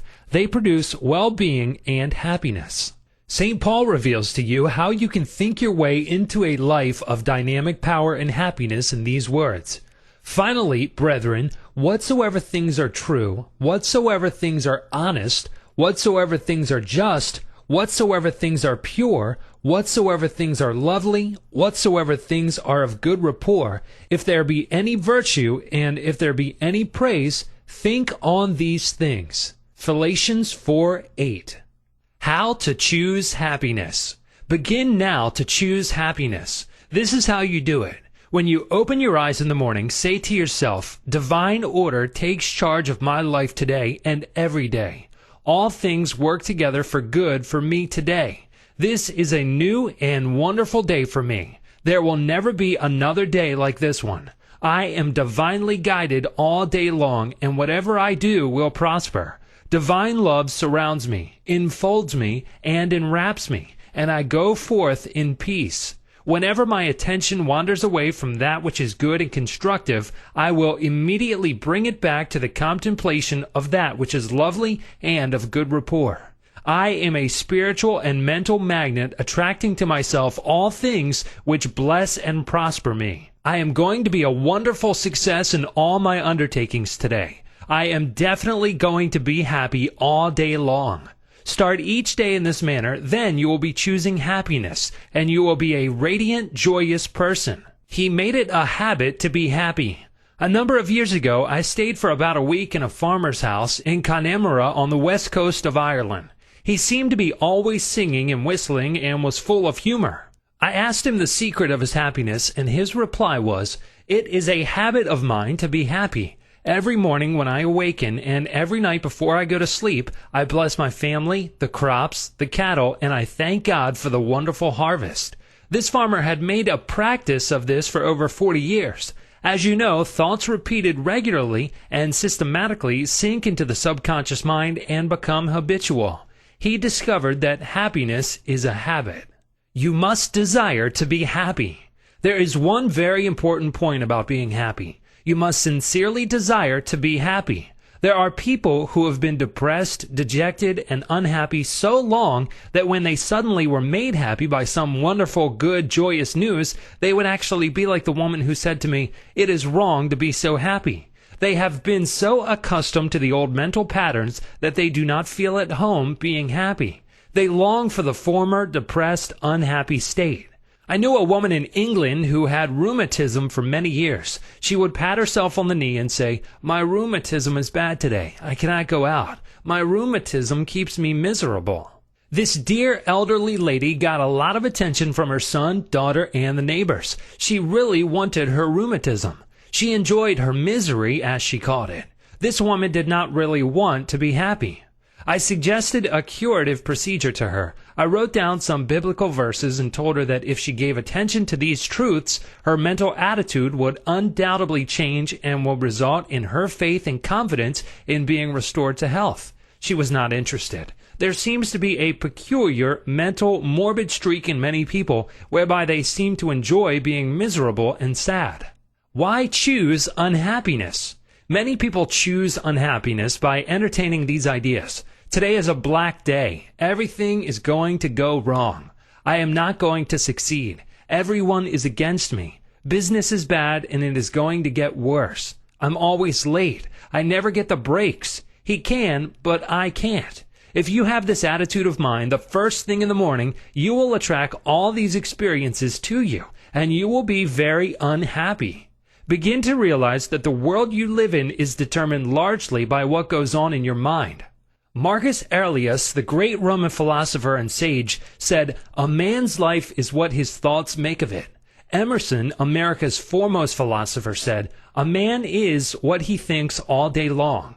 The thoughts you habitually entertain in your mind have the tendency to actualize themselves in physical conditions. Make certain you do not indulge in negative thoughts, defeatist thoughts, or unkind, depressing thoughts. Recall frequently to your mind that you can experience nothing outside your own mentality. If I had $1 million, I would be happy. I have visited many men in mental institutions who were millionaires, but they insisted they were penniless and destitute. They were incarcerated because of psychotic, paranoid, and manic depressive tendencies. Wealth in and of itself will not make you happy. On the other hand, it is not a deterrent to happiness. Today, there are many people trying to buy happiness through the purchase of radios, television sets, automobiles, a home in the country, a private yacht, and a swimming pool. But happiness cannot be purchased or procured in that way. The kingdom of happiness is in your thought and feeling. Too many people have the idea that it takes something artificial to produce happiness. Some say, if I were elected mayor, made president of the organization, promoted to general manager of the corporation, I would be happy. The truth is that happiness is a mental and spiritual state. None of these positions mentioned will necessarily bequeath happiness. Your strength, joy, and happiness consist in finding out the law of divine order and right action lodged in your subconscious mind, and by applying these principles in all phases of your life. He found happiness to be the harvest of a quiet mind. Lecturing in San Francisco some years ago, I interviewed a man who was very unhappy and dejected over the way his business was going. He was the general manager. His heart was filled with resentment toward the vice president and the president of the organization. He claimed that they opposed him. Because of this internal strife, business was declining. He was receiving no dividends or stock bonuses. This is how he solved his business problem. The first thing in the morning, he affirmed quietly as follows: "All those working in our corporation are honest, sincere, cooperative, faithful, and full of goodwill to all. They are mental and spiritual links in the chain of this corporation's growth, welfare, and prosperity. I radiate love, peace, and goodwill in my thoughts, words, and deeds to my 2 associates and to all those in the company. The president and the vice president of our company are divinely guided in all their undertakings. The infinite intelligence of my subconscious mind makes all decisions through me. There is only right action in our business transactions and in our relationship with each other. I send the messengers of peace, love, and goodwill before me to the office. Peace and harmony reign supreme in the minds and hearts of all those in the company, including myself. I now go forth into a new day full of faith, confidence, and trust." This business executive repeated the above meditation slowly 3 times in the morning, feeling the truth of what he affirmed. When fearful or angry thoughts came into his mind during the day, he would say to himself, "Peace, harmony, and poise govern my mind at all times." As he continued disciplining his mind in this manner, all the harmful thoughts ceased to come, and peace came into his mind. He reaped the harvest. Subsequently, he wrote me to the effect that at the end of about 2 weeks of reordering his mind, the president and the vice president called him into the office, praised his operations and his new constructive ideas, and remarked how fortunate they were in having him as general manager. He was very happy in discovering that man finds happiness within himself. The block or stump is not really there. I read a newspaper article some years ago which told me about a horse that shied when he came to a stump on the road. Subsequently, every time the horse came to that same stump, he shied. The farmer dug the stump out, burned it, and leveled the old road. Yet for 25 years, every time the horse passed the place where the former stump was, he shied. The horse was shying at the memory of a stump. There is no block to your happiness save in your own thought life and mental imagery. Is fear or worry holding you back? Fear is a thought in your mind. You can dig it up this very moment by supplanting it with faith in success, achievement, and victory over all problems. I knew a man who failed in business. He said to me, "I made mistakes. I've learned a lot. I am going back into business and I will be a tremendous success." He faced up to that stump in his mind. He did not whine or complain, but he tore up the stump of failure, and through believing in his inner powers to back him up, he banished all fear thoughts and old depressions. Believe in yourself, and you will succeed and be happy. The happiest people. The happiest man is he who constantly brings forth and practices what is best in him. Happiness and virtue complement each other. The best are not only the happiest, but the happiest are usually the best in the art of living life successfully. God is the highest and best in you.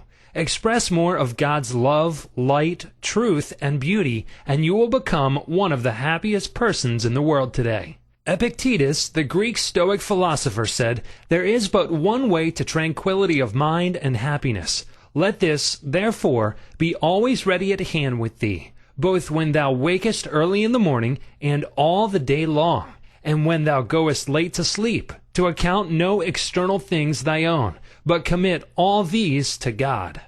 Chapter 16. Your Subconscious Mind and Harmonious Human Relations. In studying this book, you learn that your subconscious mind is a recording machine, which faithfully reproduces whatever you impress upon it. This is one of the reasons for the application of the golden rule in human relations. All things whatsoever ye would that men should do unto you, do ye even so to them. This quotation has outer and inner meanings. You are interested in its inner meaning from the standpoint of your subconscious mind, which is, as you would that men should think about you, think you about them in a like manner. As you would that men should feel about you, feel you also about them in like manner. As you would want men to act toward you, act you toward them in like manner. For example, you may be polite and courteous to someone in your office, but when his back is turned, you are very critical and resentful toward him in your mind. Such negative thoughts are highly destructive to you. It is like taking poison.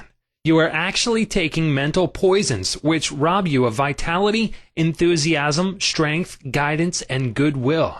These negative thoughts and emotions sink down into your subconscious and cause all kinds of difficulties and maladies in your life. The master key to happy relationships with others. Judge not that ye be not judged. For with what judgment ye judge, ye shall be judged. And with what measure ye mete, it shall be measured to you again. A study of this quotation and the application of the inner truths therein contained represent the real key to harmonious relations. To judge is to think, to arrive at a mental verdict or conclusion in your mind. The thought you have about the other person is your thought because you are thinking it. Your thoughts are creative, therefore you actually create in your own experience what you think and feel about the other person. It is also true that the suggestion you give to another, you give to yourself because your mind is the creative medium. This is why it is said, "For with what judgment ye judge, ye shall be judged." When you know this law and the way your subconscious mind works, you are careful to think, feel, and act right towards others. These verses teach you about the emancipation of man and reveal to you the solution to your individual problems. And with what measure ye mete, it shall be measured to you again. The good you do for others comes back to you in like measure, and the evil you do returns to you by the law of your own mind. If a man cheats and deceives another, he is actually cheating and deceiving himself. His sense of guilt and mood of loss inevitably will attract loss to him in some way at some time. His subconscious records his mental act and reacts according to the mental intention or motivation. Your subconscious mind is impersonal and unchanging, neither considering persons nor respecting religious affiliations or institutions of any kind. It is neither compassionate nor vindictive. The way you think, feel, and act toward others returns at last upon yourself. The daily headlines made him sick. Begin now to observe yourself. Observe your reactions to people, conditions, and circumstances. How do you respond to the events and news of the day? It makes no difference at all. The other people were wrong and you alone were right. If the news disturbs you, it is your evil, because your negative emotions robbed you of peace and harmony. A woman wrote me about her husband, saying that he goes into a rage when he reads what certain newspaper columnists write in the newspaper. She added that this constant reaction of anger and suppressed rage on his part brought on bleeding ulcers, and his physician recommended an emotional reconditioning. I invited this man to see me, and I explained to him the way his mind functions, indicating how emotionally immature it was to get angry when others write articles with which he disapproves or disagrees. He began to realize that he should give the newspaper man freedom to express himself even though the latter disagreed with him politically, religiously, or in any other way. In the same manner, the newspaper man would give him freedom to write a letter to the newspaper disagreeing with his published statements. He learned that he could disagree without being disagreeable. He awakened to the simple truth that it is never what a person says or does that affects him. It is his reaction to what is said or done that matters. This explanation was the cure for this man, and he realized that with a little practice he could master his morning tantrums. His wife told me subsequently that he laughed at himself and also at what the columnists say. They no longer have power to disturb, annoy, and irritate him. His ulcers have disappeared due to his emotional poise and serenity. I hate women, but I like men. A private secretary was very bitter towards some of the girls in her office because they were gossiping about her and, as she said, spreading vicious lies about her. She admitted that she did not like women. She said, "I hate women, but I like men." I discovered also that she spoke to the girls who were under her in the office in a very haughty, imperious, and irritable tone of voice. She pointed out that they took a delight in making things difficult for her. There was a certain pomposity in her way of speaking, and I could see where her tone of voice would affect some people unpleasantly. If all the people in the office or factory annoy you, isn't it a possibility that the vibration, annoyance, and turmoil may be due to some subconscious pattern or mental projection from you? We know that a dog will react ferociously if you hate or fear dogs. Animals pick up your subconscious vibrations and react accordingly. Many undisciplined human beings are just as sensitive as dogs, cats, and other animals. I suggested a process of prayer to this private secretary who hated women, explaining to her that when she began to identify herself with spiritual values and commenced to affirm the truths of life, her voice, mannerisms, and hatred of women would completely disappear. She was surprised to know that the emotion of hatred shows up in a person's speech, actions, in his writings, and in all phases of his life. She ceased reacting in the typical resentful and angry way. She established a pattern of prayer, which she practiced regularly, systematically, and consciously in the office. The prayer was as follows: I think, speak, and act lovingly, quietly, and peacefully. I now radiate love, peace, tolerance, and kindliness to all the girls who criticized me and gossiped about me. I anchor my thoughts on peace, harmony, and goodwill to all. Whenever I am about to react negatively, I say firmly to myself, I am going to think, speak, and act from the standpoint of the principle of harmony, health, and peace within myself. Creative intelligence leads, rules, and guides me in all my ways. The practice of this prayer transformed her life, and she found that all criticism and annoyance ceased. The girls became co-workers and friends along life's journey. She discovered that there is no one to change but myself. His inner speech held back his promotion. One day, a salesman came to see me and described his difficulties in working with the sales manager of his organization. He had been with the company 10 years and had received no promotion or recognition of any kind. He showed me his sales figures, which were greater proportionally than the other men in the territory. He said that the sales manager did not like him, that he was unjustly treated, and that at conferences the manager was rude to him and at times ridiculed his suggestions. I explained that undoubtedly the cause was to a great degree within himself, and that his concept and belief about his superior bore witness to the reaction of this man. The measure we meet shall be measured to us again.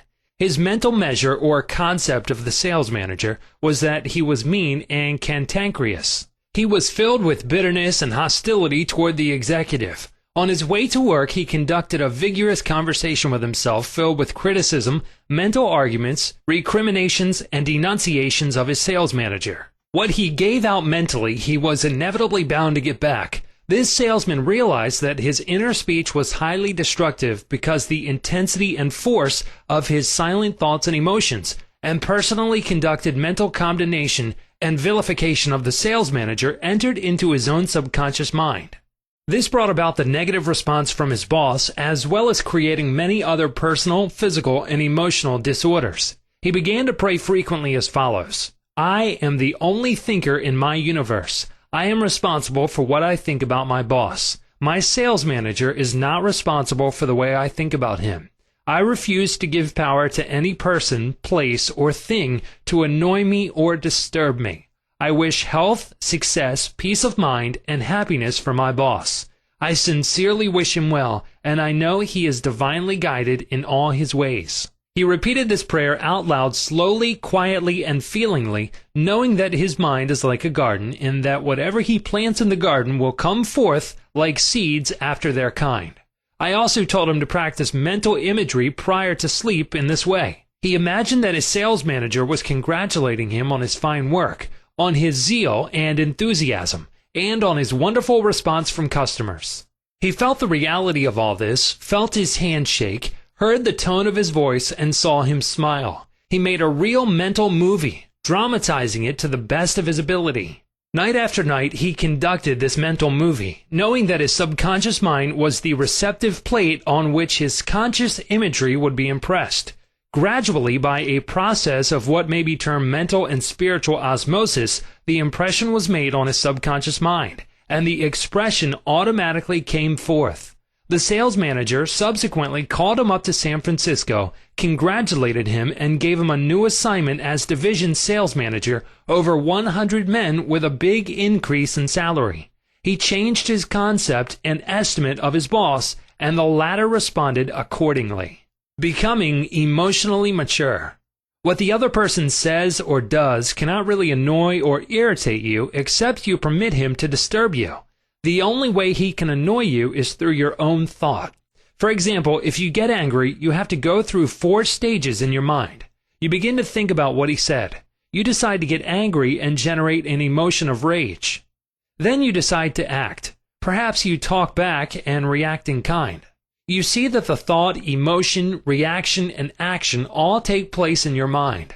When you become emotionally mature, you do not respond negatively to the criticism and resentment of others. To do so would mean that you had descended to that state of low mental vibration and become one with the negative atmosphere of the other.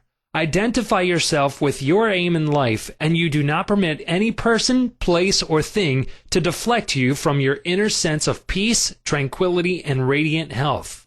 The meaning of love and harmonious human relations. Sigmund Freud, the Australian founder of psychoanalysis, said that unless the personality has love, it sickens and dies. Love includes understanding, goodwill, and respect for the divinity in the other person. The more love and goodwill you emanate and exude, the more comes back to you. If you puncture the other fellow's ego and wound his estimate of himself, you cannot gain his goodwill. Recognize that every man wants to be loved and appreciated and made to feel important in the world. Realize that the other man is conscious of his true worth and that, like yourself, he feels the dignity of being an expression of the one life principle animating all men. As you do this consciously and knowingly, you build the other person up and he returns your love and goodwill. He hated audiences. An actor told me that the audience booed and hissed him on his first appearance on the stage. He added that the play was badly written and that undoubtedly he did not play a good role. He admitted openly to me that for months afterward he hated audiences. He called them dopes, dummies, stupid, ignorant, gullible, etc. He quit the stage in disgust and went to work in the drugstore for a year. One day, a friend invited him to hear a lecture in Town Hall, New York City, on how to get along with ourselves. This lecture changed his life. He went back to the stage and began to pray sincerely for the audience and himself. He poured out love and goodwill every night before appearing on the stage. He made it a habit to claim that the peace of God filled the hearts of all present, and that all present were lifted up and inspired. During each performance, he sent out love vibrations to the audience. Today, he is a great actor and he loves and respects people. His goodwill and esteem are transmitted to others and are felt by them. Handling difficult people. There are difficult people in the world who are twisted and distorted mentally. They are malconditioned. Many are mental delinquents, argumentative, uncooperative, cantankerous, cynical, and sour on life. They are sick psychologically. Many people have deformed and distorted minds, probably warped during childhood. Many have congenital deformities. You would not condemn a person who had tuberculosis, nor should you condemn a person who is mentally ill. No one, for example, hates or resents a hunchback. There are many mental hunchbacks. You should have compassion and understanding. To understand all is to forgive all. Misery loves company. The hateful, frustrated, distorted, and twisted personality is out of tune with the infinite. He resents those who are peaceful, happy, and joyous. Usually he criticizes, condemns, and vilifies those who have been very good and kind to him. His attitude is this: why should they be so happy when he is so miserable? He wants to drag them down to his own level. Misery loves company. When you understand this, you remain unmoved, calm, and dispassionate. The practice of empathy in human relations. A girl visited me recently stating that she hated another girl in her office. She gave as a reason that the other girl was prettier, happier, and wealthier than she, and in addition was engaged to the boss of the company where they worked. One day after the marriage had taken place, the crippled daughter, by a former marriage of the woman whom she hated, came into the office. The child put her arms around her mother and said, "Mommy, Mommy, I love my new daddy. Look what he gave me." She showed her mother a wonderful new toy. She said to me, "My heart went out to that little girl, and I knew how happy she must feel. I got a vision of how happy this woman was. All of a sudden, I felt love for her, and I went into the office and wished her all the happiness in the world, and I meant it." In psychological circles today, this is called empathy, which simply means the imaginative projection of your mental attitude into that of another. She projected her mental mood or the feeling of her heart into that of the older woman, and began to think and look out through the other woman's brain. She was actually thinking and feeling as the other woman, and also as the child, because she likewise had projected herself into the mind of the child. She was looking out from the vantage point of the child's mother. If tempted to injure or think ill of another, project yourself mentally into the mind of Moses and think from the standpoint of the 10 Commandments. Appeasement never wins. Do not permit people to take advantage of you or gain their point by temper tantrums, crying jags, or so-called heart attacks. These people are dictators who try to enslave you and make you do their bidding. Be firm but kind and refuse to yield. Appeasement never wins. Refuse to contribute to their delinquency, selfishness, and possessiveness. Remember, do that which is right. You are here to fulfill your ideal and remain true to the eternal virilities and spiritual values of life, which are eternal. Give no one in all the world the power to deflect you from your goal, your aim in life, which is to express your hidden talents to the world, to serve humanity, and to reveal more and more of God's wisdom, truth, and beauty to all people in the world. Remain true to your ideal. Know definitely and absolutely that whatever contributes to your peace, happiness, and fulfillment must of necessity bless all men who walk the earth. The harmony of the part is the harmony of the whole, for the whole is in the part, and the part is in the whole. All you owe the other, as Paul says, is love, and love is the fulfilling of the law of health, happiness, and peace of mind. Chapter 17. How to use your subconscious mind for forgiveness. Life plays no favorites. God is life, and this life principle is flowing through you this moment. God loves to express himself as harmony, peace, beauty, joy, and abundance through you. This is called the will of God, or the tendency of life. If you set up resistance in your mind to the flow of life through you, this emotional congestion will get snarled up in your subconscious mind and cause all kinds of negative conditions.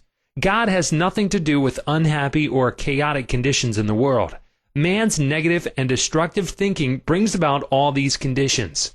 Therefore, it is silly to blame God for your trouble or sickness. Many persons habitually set up mental resistance to the flow of life by accusing and reproaching God for the sin, sickness, and suffering of mankind.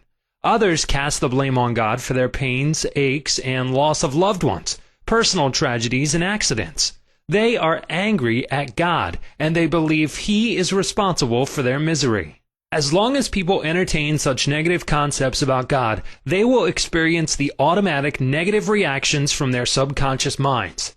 Actually, such people do not know that they are punishing themselves. They must see the truth, find release, and give up all condemnation, resentment, and anger against anyone or any power outside themselves. Otherwise, they cannot go forward into a healthy, happy, or creative activity. The minute these people entertain a God of love in their minds and hearts, and when they believe that God is their loving Father who watches over them, cares for them, guides them, sustains and strengthens them, this concept and belief about God or the life principle will be accepted by their subconscious mind, and they will find themselves blessed in countless ways. Life always forgives you. Life forgives you when you cut your finger. The subconscious intelligence within you sets about immediately to repair it. New cells build bridges over the cut. Should you take some tainted food by error, life forgives you and causes you to regurgitate it in order to preserve you. If you burn your hand, the life principle reduces the edema and congestion, and gives you new skin, tissue, and cells. Life holds no grudges against you, and it is always forgiving you. Life brings you back to health, vitality, harmony, and peace if you cooperate by thinking in harmony with nature. Negative, hurtful memories, bitterness, and ill will clutter up and impede the free flow of the life principle in you. How he banished that feeling of guilt. I knew a man who worked every night until about 1 o'clock in the morning. He paid no attention to his 2 boys or his wife. He was always too busy working hard. He thought people should pat him on the back because he was working arduously and persistently past midnight every night. He had a blood pressure of over 200 and was full of guilt. Unconsciously, he proceeded to punish himself by hard work, and he completely ignored his children. A normal man does not do that. He is interested in his boys and in their development. He does not shut his wife out of his world. I explained to him why he was working so arduously. There is something eating you inside. Otherwise, you would not act this way. You are punishing yourself, and you have to learn to forgive yourself. He did have a deep sense of guilt. It was toward a brother. I explained to him that God was not punishing him, but that he was punishing himself. For example, if you misuse the laws of life, you will suffer accordingly. If you put your hand on a naked charged wire, you will get burned. The forces of nature are not evil. It is your use of them that determines whether they have a good or evil effect. Electricity is not evil. It depends on how you use it, whether to burn down a structure or light up a home. The only sin is ignorance of the law, and the only punishment is the automatic reaction of man's misuse of the law. If you misuse the principle of chemistry, you may blow up the office or the factory. If you strike your hand on a board, you may cause your hand to bleed. The board is not for that purpose. Its purpose may be to lean upon or to support your feet. This man realized that God does not condemn or punish anyone, and that all his suffering was due to the reaction of his subconscious mind to his own negative and destructive thinking. He had cheated his brother at one time, and the brother had now passed on. Still, he was full of remorse and guilt. I asked him, "Would you cheat your brother now?" He said, "No." "Did you feel you were justified at the time?" His reply was yes. "But you would not do it now?" He added, "No, I am helping others to know how to live." I added the following comment: "You have a greater reason and understanding now. Forgiveness is to forgive yourself. Forgiveness is getting your thoughts in line with the divine law of harmony. Self-condemnation is called hell, bondage and restriction. Forgiveness is called heaven, harmony and peace." The burden of guilt and self-condemnation was lifted from his mind, and he had a complete healing. The doctor tested his blood pressure, and it had become normal. The explanation was the cure. A murderer learned to forgive himself. A man who murdered his brother in Europe visited me many years ago. He was suffering from great mental anguish and torture, believing that God must punish him. He explained that his brother had been having an affair with his wife, and that he had shot him on the spur of the moment. This had happened about 15 years previous to his interview with me. In the meantime, this man had married an American girl and had been blessed with 3 lovely children. He was in a position where he helped many people, and he was a transformed man. My explanation to him was that physically and psychologically, he was not the same man who shot his brother, since scientists inform us that every cell of our bodies change every 11 months. Moreover, mentally and spiritually, he was a new man. He was now full of love and goodwill for humanity. The old man who committed the crime 15 years before was mentally and spiritually dead. Actually, he was condemning an innocent man. This explanation had a profound effect upon him, and he said it was as if a great weight had been lifted from his mind. He realized the significance of the following truth in the Bible. "Come now, let us reason together, saith the Lord. Though your sins may be as scarlet, they shall be as white as snow. Though they be red like crimson, they shall be as wool." Isaiah 1:18. Criticism cannot hurt you without your consent. A school teacher told me that one of her associates criticized a speech she had given, saying to her that she spoke too fast. She swallowed some of her words. She couldn't be heard. Her diction was poor and her speech ineffective. This teacher was furious and full of resentment toward her critic. She admitted to me that the criticisms were just. Her first reaction was really childish, and she agreed that the letter was really a blessing and a marvelous corrective. She proceeded immediately to supplement her deficiencies in her speech by enrolling in a course in public speaking at City College. She wrote and thanked the writer of the note for her interest, expressing appreciation for her conclusions and findings, which enabled the teacher to correct the matter at once. How to be compassionate. Suppose none of the things mentioned in the letter had been true of the teacher. The latter would have realized that her class material had upset the prejudices, superstitions, or narrow sectarian beliefs of the writer of the note, and that a psychologically ill person was simply pouring forth her resentment because a psychological boil had been hurt. To understand this fact is to be compassionate. The next logical step would be to pray for the other person's peace, harmony, and understanding. You cannot be hurt when you know that you are master of your thoughts, reactions, and emotions. Emotions follow thoughts, and you have the power to reject all thoughts which may disturb or upset you. Left at the altar.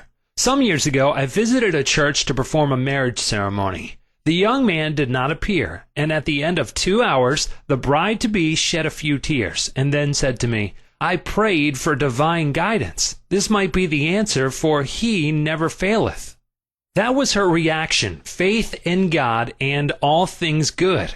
She had no bitterness in her heart because, as she said, it must not have been right action because my prayer was for right action for both of us. Someone else having a similar experience would have gone into a tantrum, have had an emotional fit, required sedation, and perhaps needed hospitalization. Tune in with the infinite intelligence within your subconscious depths, trusting the answer in the same way that you trusted your mother when she held you in her arms. This is how you can acquire poise and mental and emotional health.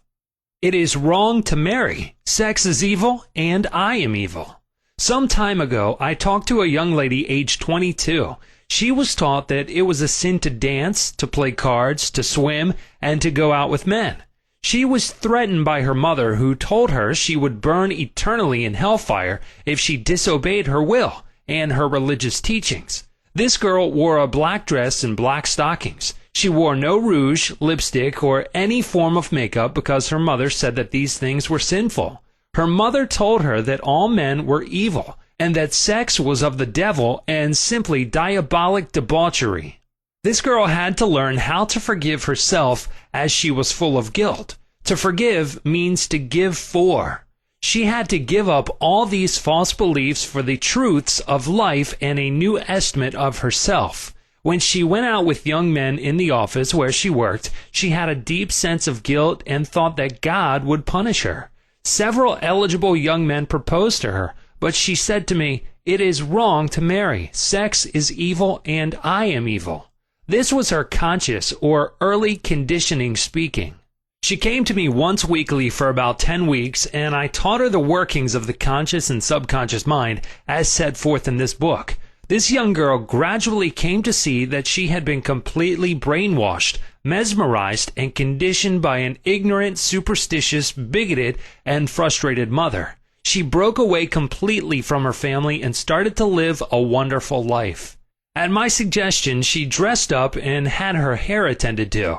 She took lessons in dancing from a man, and she also took driving lessons. She learned to swim, play cards, and had a number of dates. She began to love he. She prayed for a divine companion by claiming that infinite spirit would attract to her a man who harmonized with her thoroughly.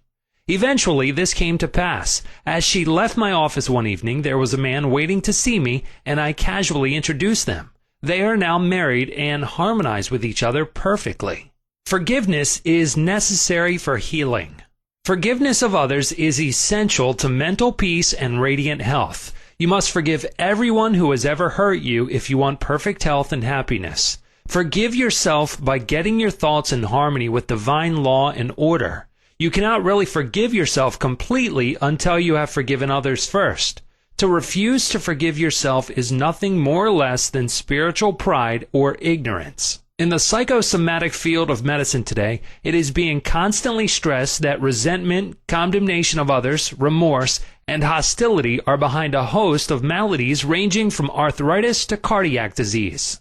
They point out that these sick people who were hurt, mistreated, deceived, or injured were full of resentment and hatred for those who hurt them. This caused inflamed and festering wounds in their subconscious minds. There is only one remedy. They have to cut out and discard their hurts, and the one and only sure way is by forgiveness. Forgiveness is love in action. The essential ingredient in the art of forgiveness is the willingness to forgive. If you sincerely desire to forgive the other, you are 51% over the hurdle. I feel sure you know that to forgive the other does not necessarily mean that you like him or want to associate with him. You cannot be compelled to like someone, neither can a government legislate goodwill, love, peace, or tolerance. It is quite impossible to like people because someone in Washington issues a verdict to that effect. We can, however, love people without liking them. The Bible says, "Love ye one another." This anyone can do who really wants to do it. Love means that you wish for the other health, happiness, peace, joy, and all the blessings of life. There is only one prerequisite, and that is sincerity. You are not being magnanimous when you forgive. You are really being selfish, because what you wish for the other, you are actually wishing for yourself. The reason is that you are thinking it and you are feeling it. As you think and feel, so are you. Could anything be simpler than that? Technique of forgiveness. The following is a simple method which works wonders in your life as you practice it. Quiet your mind, relax, and let go. Think of God and His love for you, and then affirm, "I fully and freely forgive." Mention the name of the offender. I release him mentally and spiritually. I completely forgive everything connected with the matter in question. I am free and he or she is free. It is a marvelous feeling. It is my day of general amnesty. I release anybody and everybody who has ever hurt me, and I wish for each and every one health, happiness, peace, and all the blessings of life. I do this freely, joyously, and lovingly, and whenever I think of the person or persons who hurt me, I say, "I have released you, and all the blessings of life are yours. I am free, and you are free." It is wonderful. The great secret of true forgiveness is that once you have forgiven the person, it is unnecessary to repeat the prayer. Whenever the person comes to your mind or the particular hurt happens to enter your mind, wish the delinquent well and say, "Peace be to you."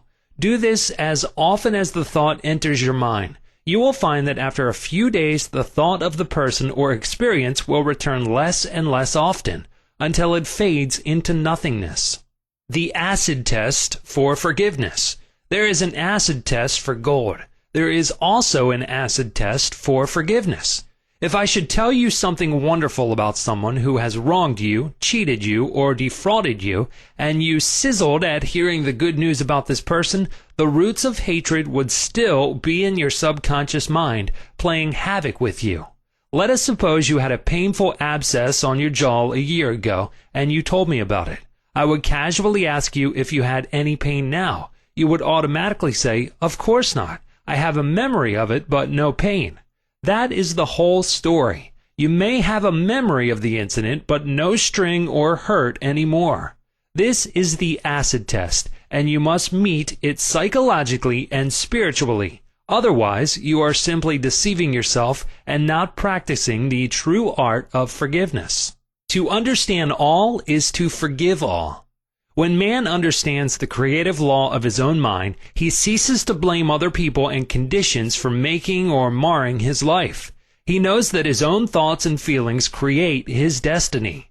Furthermore, he is aware that externals are not the causes and conditioners of his life and his experiences. To think that others can mar your happiness, that you are a football of a cruel fate, that you must oppose and fight others for a living, all these and other things like them are untenable when you understand that thoughts are things. The Bible says the same thing. For as a man thinketh in his heart, so is he. Proverbs 23:7. Chapter 18. How your subconscious removes mental blocks. The solution lies within the problem. The answer is in every question. If you are presented with a difficult situation and you cannot see your way clear, the best procedure is to assume that infinite intelligence within your subconscious mind knows all and sees all, has the answer, and is revealing it to you now. Your new mental attitude that the creative intelligence is bringing about a happy solution will enable you to find the answer. Rest assured that such an attitude of mind would bring order, peace, and meaning to all your undertakings. How to break or build a habit. You are a creature of habit. Habit is the function of your subconscious mind. You learn to swim, ride a bicycle, dance, and drive a car by consciously doing these things over and over again until they establish tracks in your subconscious mind.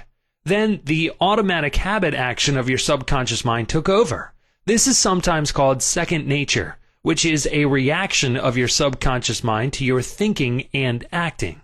You are free to choose a good habit or a bad habit.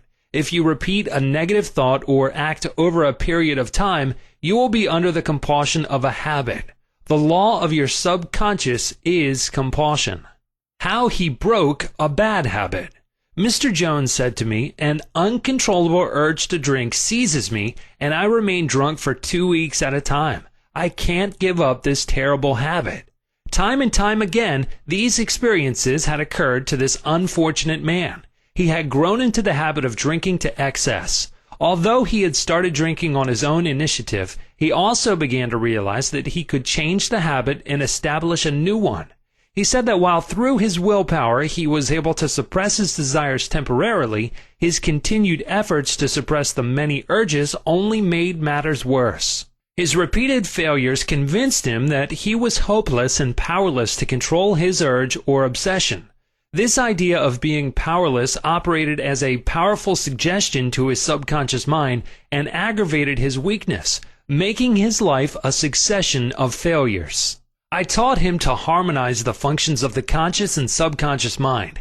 When these two cooperate, the idea or desire implanted in the subconscious mind is realized. His reasoning mind agreed that if the old habit path or track had carried him into trouble, he could consciously form a new path to freedom, sobriety, and peace of mind.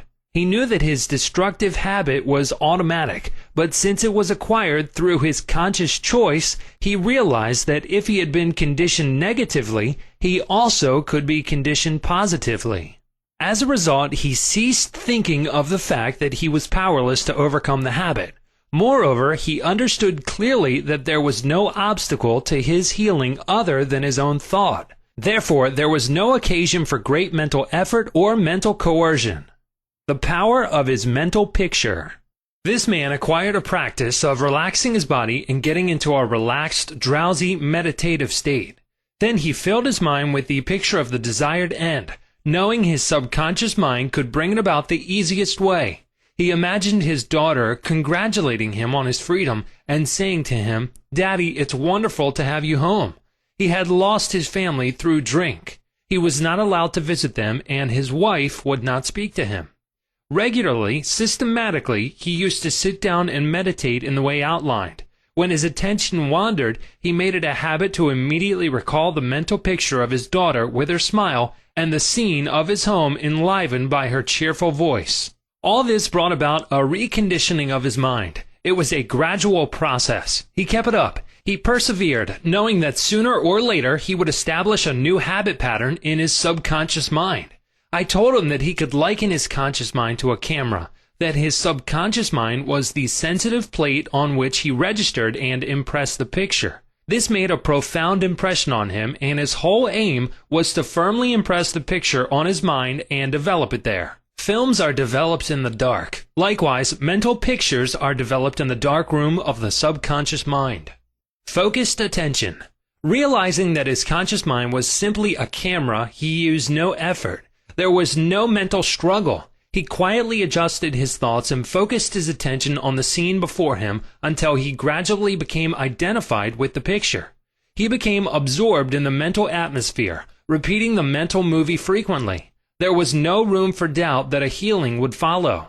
When there was any temptation to drink, he would switch his imagination from any reveries of drinking bouts to the feeling of being at home with his family. He was successful because he confidently expected to experience the picture he was developing in his mind. Today, he is president of a multi-million-dollar concern and is radiantly happy. He said a jinx was following him. Mr. Block said that he had been making an annual income of $20,000, but for the past 3 months, all doors seemed to jam tightly. He brought up clients to the point where they were about to sign on the dotted line, and then at the 11th hour, the door closed. He added that perhaps a jinx was following him. In discussing the matter with Mr. Block, I discovered that 3 months previously, he had become very irritated, annoyed, and resentful toward a dentist who, after he had promised to sign a contract, had withdrawn at the last moment. He began to live in the unconscious fear that other clients would do the same, thereby setting up a history of frustration, hostility, and obstacles. He gradually built up in his mind a belief of obstruction and last-minute cancellations until a vicious circle had been established. What I fear most has come upon me. Mr. Block realized that the trouble was in his mind and that it was essential to change his mental attitude. His run of so-called misfortune was broken in the following way. I realize I am one with the infinite intelligence of my subconscious mind, which knows no obstacle, difficulty, or delay. I live in the joyous expectancy of the best. My deeper mind responds to my thoughts. I know that the work of the infinite power of my subconscious cannot be hindered. Infinite intelligence always finishes successfully whatever it begins. Creative wisdom works through me, bringing all my plans and purposes to completion. Whatever I start, I bring to a successful conclusion. My aim in life is to give wonderful service, and all those whom I contact are blessed by what I have to offer. All my work comes to full fruition in divine order. He repeated this prayer every morning before going to call on his customers, and he also prayed each night prior to sleep. In a short time, he had established a new habit pattern in his subconscious mind, and he was back in his old accustomed stride as a successful salesman. How much do you want what you want? A young man asked Socrates how he could get wisdom. Socrates replied, "Come with me." He took the lad to a river, pushed the boy's head under the water, held it there until the boy was gasping for air, then relaxed and released his head. When the boy regained his composure, he asked him, "What did you desire most when you were under water?" "I wanted air," said the boy. Socrates said to him, "When you want wisdom as much as you wanted air when you were immersed in the water, you will receive it." Likewise, when you really have an intense desire to overcome any block in your life, and you come to a clear-cut decision that there is a way out, and that is the course you wish to follow, then victory and triumph are assured. If you really want peace of mind and inner calm, you will get it. Regardless of how unjustly you have been treated, or how unfair the boss has been, or what a mean scoundrel someone has proved to be, all this makes no difference to you when you awaken to your mental and spiritual powers.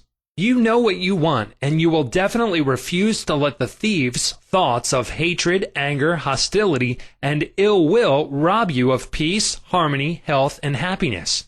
You cease to become upset by people, conditions, news, and events by identifying your thoughts immediately with your aim in life. Your aim is peace, health, inspiration, harmony, and abundance. Feel a river of peace flowing through you now. Your thought is the immaterial and invisible power, and you choose to let it bless, inspire, and give you peace. Why he could not be healed. This is a case history of a married man with 4 children who was supporting and secretly living with another woman during his business trips. He was ill, nervous, irritable, and cantankerous, and he could not sleep without drugs. The doctor's medicine failed to bring down his high blood pressure of over 200. He had pains in numerous organs of his body, which doctors could not diagnose or relieve. To make matters worse, he was drinking heavily. The cause of all this was a deep, unconscious sense of guilt. He had violated the marriage vows, and this troubled him. The religious creed he was brought up on was deeply lodged in his subconscious mind, and he drank excessively to heal the wound of guilt.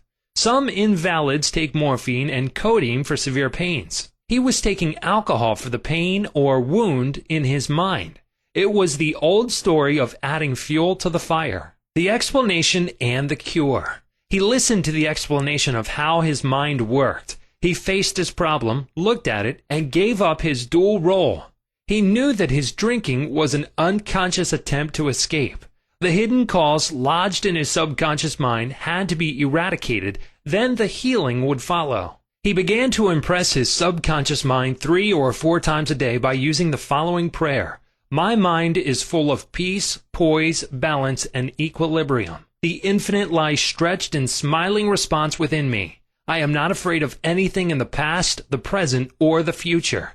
The infinite intelligence of my subconscious mind leads, guides, and directs me in all ways. I now meet every situation with faith, poise, calmness, and confidence. I am now completely free from the habit. My mind is full of inner peace, freedom, and joy.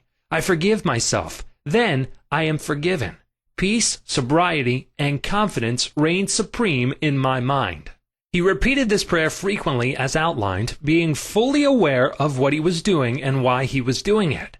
Knowing what he was doing gave him the necessary faith and confidence. I explained to him that as he spoke these statements out loud, slowly, lovingly, and meaningfully, they would gradually sink down into his subconscious mind. Like seeds, they would grow after their kind. These truths on which he concentrated went in through his eyes, his ears heard the sound, and the healing vibrations of these words reached his subconscious mind and obliterated all the negative mental patterns which caused all the trouble. Light dispels darkness. The constructive thought destroys the negative thought. He became a transformed man within a month. Refusing to admit it. If you are an alcoholic or a drug addict, admit it. Do not dodge the issue. Many people remain alcoholics because they refuse to admit it. Your disease is instability and inner fear. You are refusing to face life, and so you try to escape your responsibilities through the bottle. As an alcoholic, you have no free will, although you think you have, and you may even boast about your willpower. If you are a habitual drunkard and say bravely, I will not touch it anymore, you have no power to make this assertion come true, because you do not know where to locate the power. You are living in a psychological prison of your own making, and you are bound by your beliefs, opinions, training, and environmental influences. Like most people, you are a creature of habit. You are conditioned to react the way you do. Building in the idea of freedom. You can build the idea of freedom and peace of mind into your mentality so that it reaches your subconscious depths. The latter, being all-powerful, will free you from all desire for alcohol. Then you will have the new understanding of how your mind works, and you can truly back up your statement and prove the truth to yourself. 51% healed. If you have a keen desire to free yourself from any destructive habit, you are 51% healed already. When you have a greater desire to give up the bad habit than to continue it, you will not experience too much difficulty in gaining complete freedom. Whatever thought you anchor the mind upon, the latter magnifies. If you engage the mind on the concept of freedom, freedom from that habit, and peace of mind, and if you keep it focused on this new direction of attention, you generate feelings and emotions, which gradually emotionalize the concept of freedom and peace. Whatever idea you emotionalize is accepted by your subconscious and brought to pass. Your subconscious removes mental blocks. The law of substitution. Realize that something good can come out of your suffering. You have not suffered in vain. However, it is foolish to continue to suffer. If you continue as an alcoholic, it will bring about mental and physical deterioration and decay. Realize that the power in your subconscious is backing you up. Even though you may be seized by melancholy, you should begin to imagine the joy of freedom that is in store for you. This is the law of substitution. Your imagination took you to the bottle. Let it take you now to freedom and peace of mind. You will suffer a little bit, but it is for a constructive purpose. You will bear it like a mother in the pangs of childbirth, and you will, likewise, bring forth a child of the mind. Your subconscious will give birth to sobriety. Cause of alcoholism. The real cause of alcoholism is negative and destructive thinking. For as a man thinketh, so is he. The alcoholic has a deep sense of inferiority, inadequacy, defeat, and frustration, usually accompanied by a deep inner hostility. He has countless alibis as to his reason for drinking, but the sole reason is in his thought life. 3 magic steps. The first step, get still, quiet the wheels of the mind. Enter into a sleepy, drowsy state. In this relaxed, peaceful, receptive state, you are preparing for the second step. The second step, take a brief phrase which can readily be graven on the memory and repeated over and over as a lullaby.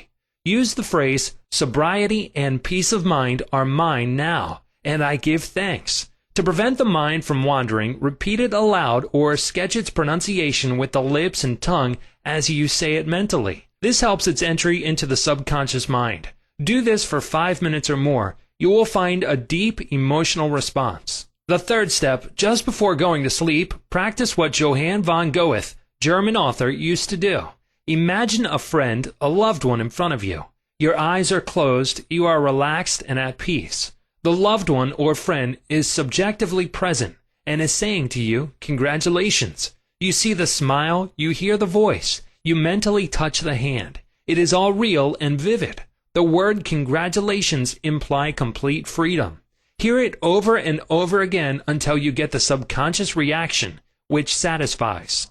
Keep on keeping on. When fear knocks at the door of your mind, or when worry, anxiety, and doubt cross your mind, behold your vision, your goal. Think of the infinite power within your subconscious mind, which you can generate by your thinking and imagining. And this will give you confidence, power, and courage. Keep on, persevere, until the day breaks and the shadows flee away. Chapter 19. How to use your subconscious mind to remove fear. One of our students told me that he was invited to speak at a banquet. He said he was panic-stricken at the thought of speaking before 1,000 people. He overcame his fear this way. For several nights he sat down in an armchair for about 5 minutes and said to himself slowly, quietly, and positively, I am going to master this fear. I am overcoming it now. I speak with poise and confidence. I am relaxed and at ease. He operated a definite law of mind and overcame his fear. The subconscious mind is amendable to suggestion and is controlled by suggestion. When you still your mind and relax, the thoughts of your conscious mind sink down into the subconscious through a process similar to osmosis, whereby fluids separated by a porous membrane intermingle. As these positive seeds or thoughts sink into the subconscious area, they grow after their kind, and you become poised, serene, and calm. Man's greatest enemy. It is said that fear is man's greatest enemy. Fear is behind failure, sickness, and poor human relations. Millions of people are afraid of the past, the future, old age, insanity, and death. Fear is a thought in your mind, and you are afraid of your own thoughts. A little boy can be paralyzed with fear when he is told there is a boogeyman under his bed that is going to take him away. When his father turns on the light and shows him there is no boogeyman, he is freed from fear. The fear in the mind of the boy was as real as if there really was a boogeyman there. He was healed of a false thought in his mind. The thing he feared did not exist. Likewise, most of your fears have no reality. They are merely a conglomeration of sinister shadows, and shadows have no reality. Do the things you fear. Ralph Waldo Emerson, philosopher and poet, said, "Do the thing you are afraid to do, and the death of fear is certain." There was a time when the writer of this chapter was filled with unutterable fear when standing before an audience. The way I overcame it was to stand before the audience, do the thing I was afraid to do, and the death of fear was certain. When you affirm positively that you are going to master your fears, and you come to a definite decision in your conscious mind, you release the power of the subconscious, which flows in response to the nature of your thought. Banishing stage fright. A young lady was invited to an audition. She had been looking forward to the interview. However, on 3 previous occasions, she had failed miserably due to stage fright. She possessed a very good voice, but she was certain that when the time came for her to sing, she would be seized with stage fright. The subconscious mind takes your fears as a request, proceeds to manifest them and brings them into your experience. On 3 previous auditions, she sang wrong notes, and she finally broke down and cried. The cause, as previously outlined, was an involuntary autosuggestion. For example, a silent fear thought emotionalized and subjectified. She overcame it by the following technique. 3 times a day, she isolated herself in a room. She sat down comfortably in an armchair, relaxed her body, and closed her eyes. She stilled her mind and body to the best of her ability. Physical inertia favors passivity and renders the mind more receptive to suggestion. She counteracted the fear suggestion by its converse, saying to herself, "I sing beautifully. I am poised, serene, confident, and calm." She repeated the words slowly, quietly, and with feeling from 5 to 10 times at each sitting. She had 3 such sittings every day and 1 immediately prior to sleep at night. At the end of a week, she was completely poised, confident, and gave a definitely outstanding audition. Carry out the above procedure, and the death of fear is certain. Fear of failure. Occasionally, young men from the local university come to see me, as well as school teachers, who often seem to suffer from suggestive amnesia at examinations. The complaint is always the same. I know the answers after the examination is over, but I can't remember the answers during the examination. The idea, which realizes itself, is the one to which we invariably give concentrated attention. I find that each one is obsessed with the idea of failure. Fear is behind the temporary amnesia, and it is the cause of the whole experience. One young medical student was the most brilliant person in his class, yet he found himself failing to answer simple questions at the time of written or oral examinations. I explained to him that the reason was he had been worrying and fearful for several days previous to the examination. These negative thoughts became charged with fear. Thoughts enveloped in the powerful emotion of fear are realized in the subconscious mind. In other words, this young man was requesting his subconscious mind to see to it that he failed, and that is exactly what it did. On the day of the examination, he found himself stricken with what is called, in psychological circles, suggestive amnesia. How he overcame the fear. He learned that his subconscious mind was the storehouse of memory, and that it had a perfect record of all he had heard and read during his medical training. Moreover, he learned that the subconscious mind was responsive and reciprocal. The way to be in rapport with it was to be relaxed, peaceful, and confident. Every night and morning he began to imagine his mother congratulating him on his wonderful record. He would hold an imaginary letter from her in his hand. As he began to contemplate the happy result, he called forth a corresponding or reciprocal response or reaction in himself. The all-wise, omnipotent power of the subconscious took over, dictated, and directed his conscious mind accordingly. He imagined the end, thereby willing the means to the realization of the end. Following this procedure, he had no trouble passing subsequent examinations. In other words, the subjective wisdom took over, compelling him to give an excellent account of himself. Fear of water, mountains, closed spaces, etc.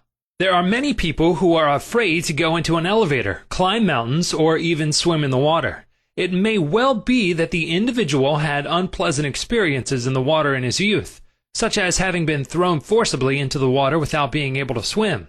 He might have been forcibly detained in an elevator, which failed to function properly, causing resultant fear of closed spaces. I had an experience when I was about 10 years of age. I accidentally fell into a pool and went down 3 times. I can still remember the dark water engulfing my head and my gasping for air until another boy pulled me out at the last moment. This experience sank into my subconscious mind, and for years I feared the water. An elderly psychologist said to me, "Go down to the swimming pool, look at the water, and say out loud in strong tones, 'I am going to master you. I can dominate you.' Then go into the water, take lessons, and overcome it." This I did, and I mastered the water. Do not permit water to master you. Remember, you are the master of the water. When I assumed a new attitude of mind, the omnipotent power of the subconscious responded, giving me strength, faith, and confidence, and enabling me to overcome my fear. Master technique for overcoming any particular fear. The following is a process and technique for overcoming fear, which I teach from the platform. It works like a charm. Try it. Suppose you are afraid of the water, a mountain, an interview, an audition, or you fear closed spaces. If you are afraid of swimming, begin now to sit still for 5 or 10 minutes, 3 or 4 times a day, and imagine you are swimming. Actually, you are swimming in your mind. It is a subjective experience. Mentally, you have projected yourself into the water. You feel the chill of the water and the movement of your arms and legs. It is all real, vivid, and a joyous activity of the mind. It is not idle daydreaming, for you know that what you are experiencing in your imagination will be developed in your subconscious mind. Then you will be compelled to express the image and likeness of the picture you impressed on your deeper mind. This is the law of the subconscious. You could apply the same technique if you are afraid of mountains or high places. Imagine you are climbing the mountain. Feel the reality of it all. Enjoy the scenery, knowing that as you continue to do this mentally, you will do it physically with ease and comfort. He blessed the elevator. I knew an executive of a large corporation who was terrified to ride in an elevator. He would walk up 5 flights of stairs to his office every morning. He said that he began to bless the elevator every night and several times a day. He finally overcame his fear. This is how he blessed the elevator. The elevator in our building is a wonderful idea. It came out of the universal mind. It is a boon and a blessing to all our employees. It gives wonderful service. It operates in divine order. I ride it in peace and joy. I remain silent now while the currents of life, love, and understanding flow through the patterns of my thought. In my imagination, I am now in the elevator, and I step out into my office. The elevator is full of our employees. I talk to them, and they are friendly, joyous, and free. It is a wonderful experience of freedom, faith, and confidence. I give thanks. He continued this prayer for about 10 days, and on the 11th day, he walked into the elevator with other members of the organization and felt completely free. Normal and abnormal fear. Man is born only with 2 fears, the fear of falling and the fear of noise. These are an alarm system given you by nature as a means of self-preservation. Normal fear is good. You hear an automobile coming down the road and you step aside to survive. The momentary fear of being run over is overcome by your action. All other fears were given to you by parents, relatives, teachers, and all those who influenced your early years. Abnormal fear.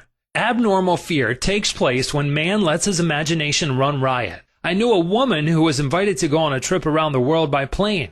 She began to cut out of the newspapers all reports of airplane catastrophes. She pictured herself going down in the ocean, being drowned, etc. This is abnormal fear. Had she persisted in this, she would undoubtedly have attracted what she feared most. Another example of abnormal fear is that of a businessman in New York who was very prosperous and successful. He had his own private mental motion picture, of which he was the director. He would run this mental movie of failure, bankruptcy, empty shelves, and no bank balance until he sank into a deep depression. He refused to stop this morbid imagery and kept reminding his wife that this can't last. There will be a recession. I feel sure we will go bankrupt, etc. His wife told me that he finally did go into bankruptcy, and all the things he imagined and feared came to pass. The things he feared did not exist, but he brought them to pass by constantly fearing, believing, and expecting financial disaster. Job said, "The thing I feared has come upon me." There are people who are afraid that something terrible will happen to their children, and that some dread catastrophe will befall them. When they read about an epidemic or a rare disease, they live in fear that they will catch it, and some imagine they have the disease already. All this is abnormal fear. The answer to abnormal fear. Move mentally to the opposite. To stay at the extreme of fear is stagnation plus mental and physical deterioration. When fear arises, there immediately comes with it a desire for something opposite to the thing feared. Place your attention on the thing immediately desired. Get absorbed and engrossed in your desire, knowing that the subjective always overturns the objective. This attitude will give you confidence and lift your spirits. The infinite power of your subconscious mind is moving on your behalf, and it cannot fail. Therefore, peace and assurance are yours. Examine your fears. The president of a large organization told me that when he was a salesman, he used to walk around the block 5 or 6 times before he called on a customer. The sales manager came along one day and said to him, "Don't be afraid of the boogeyman behind the door. There is no boogeyman. It is a false belief."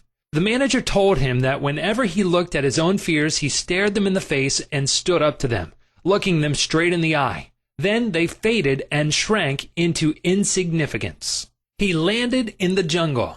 A chaplain told me of his experiences in the Second World War. He had to parachute from a damaged plane and land in the jungle. He said he was frightened, but he knew there were 2 kinds of fear, normal and abnormal, which we have previously pointed out.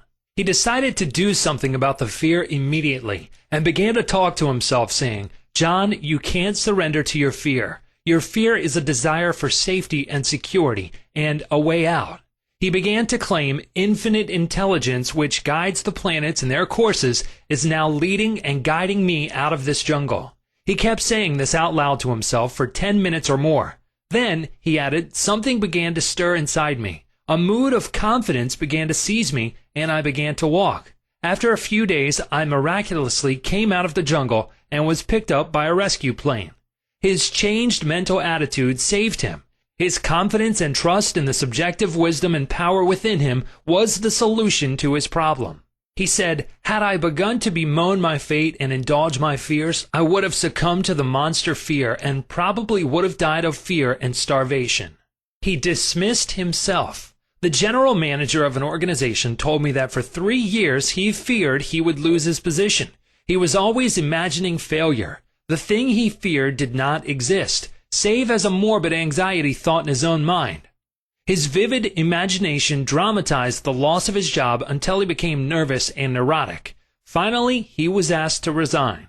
Actually, he dismissed himself. His constant negative imagery and fear suggestions to his subconscious mind caused the latter to respond and react accordingly. It caused him to make mistakes and foolish decisions, which resulted in his failure as a general manager. His dismissal would never have happened if he had immediately moved to the opposite in his mind. They plotted against him. During a recent world lecture tour, I had a 2-hour conversation with a prominent government official. He had a deep sense of inner peace and serenity. He said that all the abuse he receives politically from newspapers and the opposition party never disturb him. His practice is to sit still for 15 minutes in the morning and realize that in the center of him is a deep, still ocean of peace. Meditating in this way, he generates tremendous power, which overcomes all manner of difficulties and fears. Sometime previously, a colleague called him at midnight and told him a group of people were plotting against him. This is what he said to his colleague: "I am going to sleep now in perfect peace. You can discuss it with me at 10 a.m. tomorrow."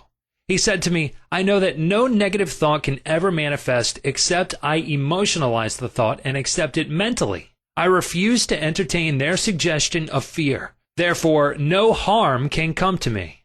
Notice how calm he was, how cool, how peaceful. He did not start getting excited, tearing his hair, or wringing his hands. At his center, he found the still water, an inner peace, and there was a great calm. Deliver yourself from all your fears. Use this perfect formula for casting out fear. I sought the Lord, and he heard me and delivered me from all my fears. Psalm 34:4. The Lord is an ancient word meaning law, the power of your subconscious mind. Learn the wonders of your subconscious and how it works and functions. Master the techniques given to you in this chapter.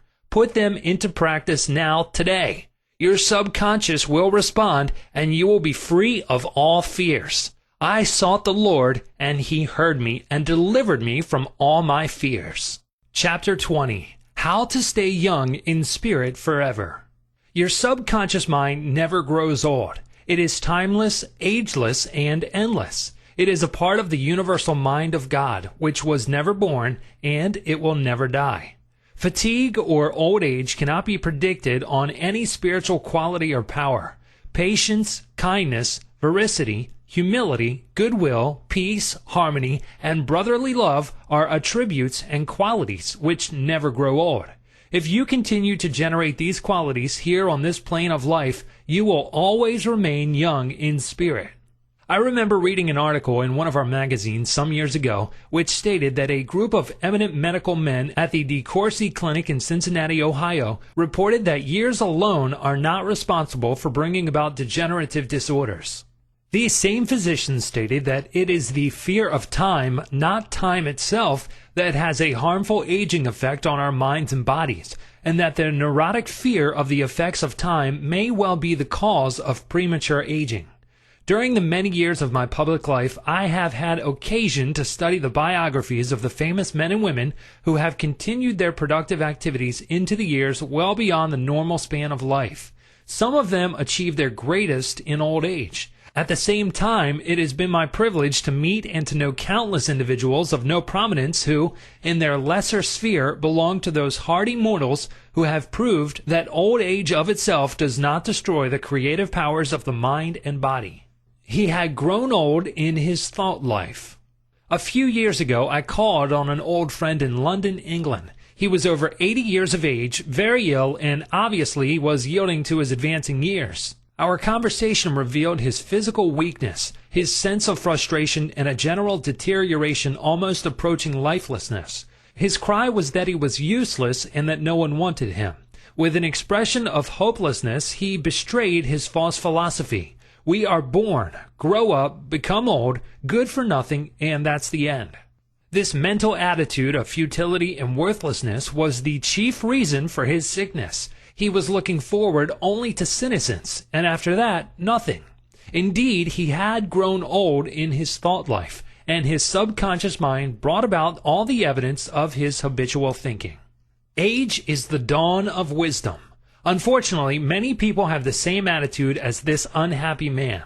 They are afraid of what they term old age, the end, and extinction, which really means that they are afraid of life. Yet life is endless. Age is not the flight of years, but the dawn of wisdom.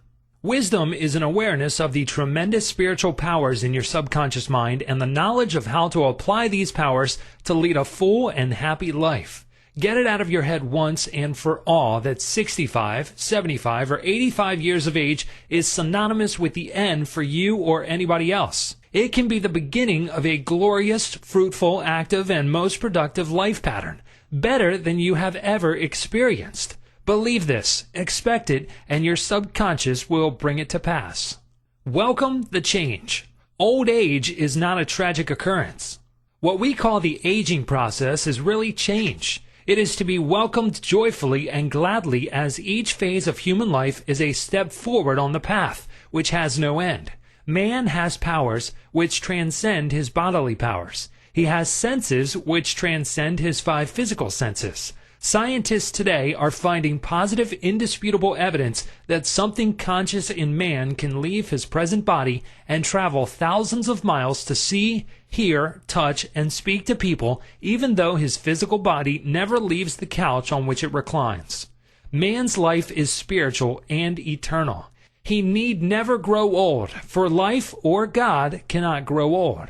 The Bible says that God is life. Life is self-renewing, eternal, indestructible, and is the reality of all men. Evidence for survival. The evidence gathered by the psychical research societies both in Great Britain and America is overwhelming. You may go into any large metropolitan library and get volumes on the proceedings of the Psychical Research Society based on findings of distinguished scientists on survival following so-called death. You will find a startling report on scientific experiments establishing the reality of life after death in the case for psychic survival by Hereward Carnington, director of the American Psychical Institute. Life is. A woman asked Thomas Edison, the electrical wizard, "Mr. Edison, what is electricity?" He replied, "Madame, electricity is, use it." Electricity is a name we give an invisible power which we do not fully comprehend, but we learn all we can about the principle of electricity and its uses. We use it in countless ways. The scientist cannot see an electron with his eyes, yet he accepts it as a scientific fact because it is the only valid conclusion which coincides with his other experimental evidence. We cannot see life. However, we know we are alive. Life is, and we are here to express it in all its beauty and glory. Mind and spirit do not grow old. The man who thinks or believes that the earthly cycle of birth, adolescence, youth, maturity, and old age is all there is to life is indeed to be pitied. Such a man has no anchor, no hope, no vision, and to him life has no meaning. This type of belief brings frustration, stagnation, cynicism, and a sense of hopelessness resulting in neurosis and mental aberrations of all kinds. If you cannot play a fast game of tennis or swim as fast as your son, or if your body has slowed down or you walk with a slow step, remember life is always clothing itself anew. What men call death is but a journey to a new city in another dimension of life. I say to men and women in my lectures that they should accept what we call old age gracefully. Age has its own glory, beauty, and wisdom, which belong to it.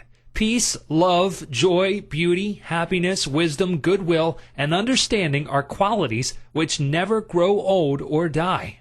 Ralph Waldo Emerson, poet and philosopher, said, "We do not count a man's years until he has nothing else to count." Your character, the quality of your mind, your faith, and your convictions are not subject to decay. You are as young as you think you are. I gave public lectures in Caxton Hall, London, England, every few years, and following one of these lectures, a surgeon said to me, "I am 84 years of age. I operate every morning, visit patients in the afternoons, and I write for medical and other scientific journals in the evening." His attitude was that he was as useful as he believed himself to be, and that he was as young as his thoughts. He said to me, "It's true what you said. Man is as strong as he thinks he is, and as valuable as he thinks he is." This surgeon had not surrendered to advancing years. He knows that he is immortal.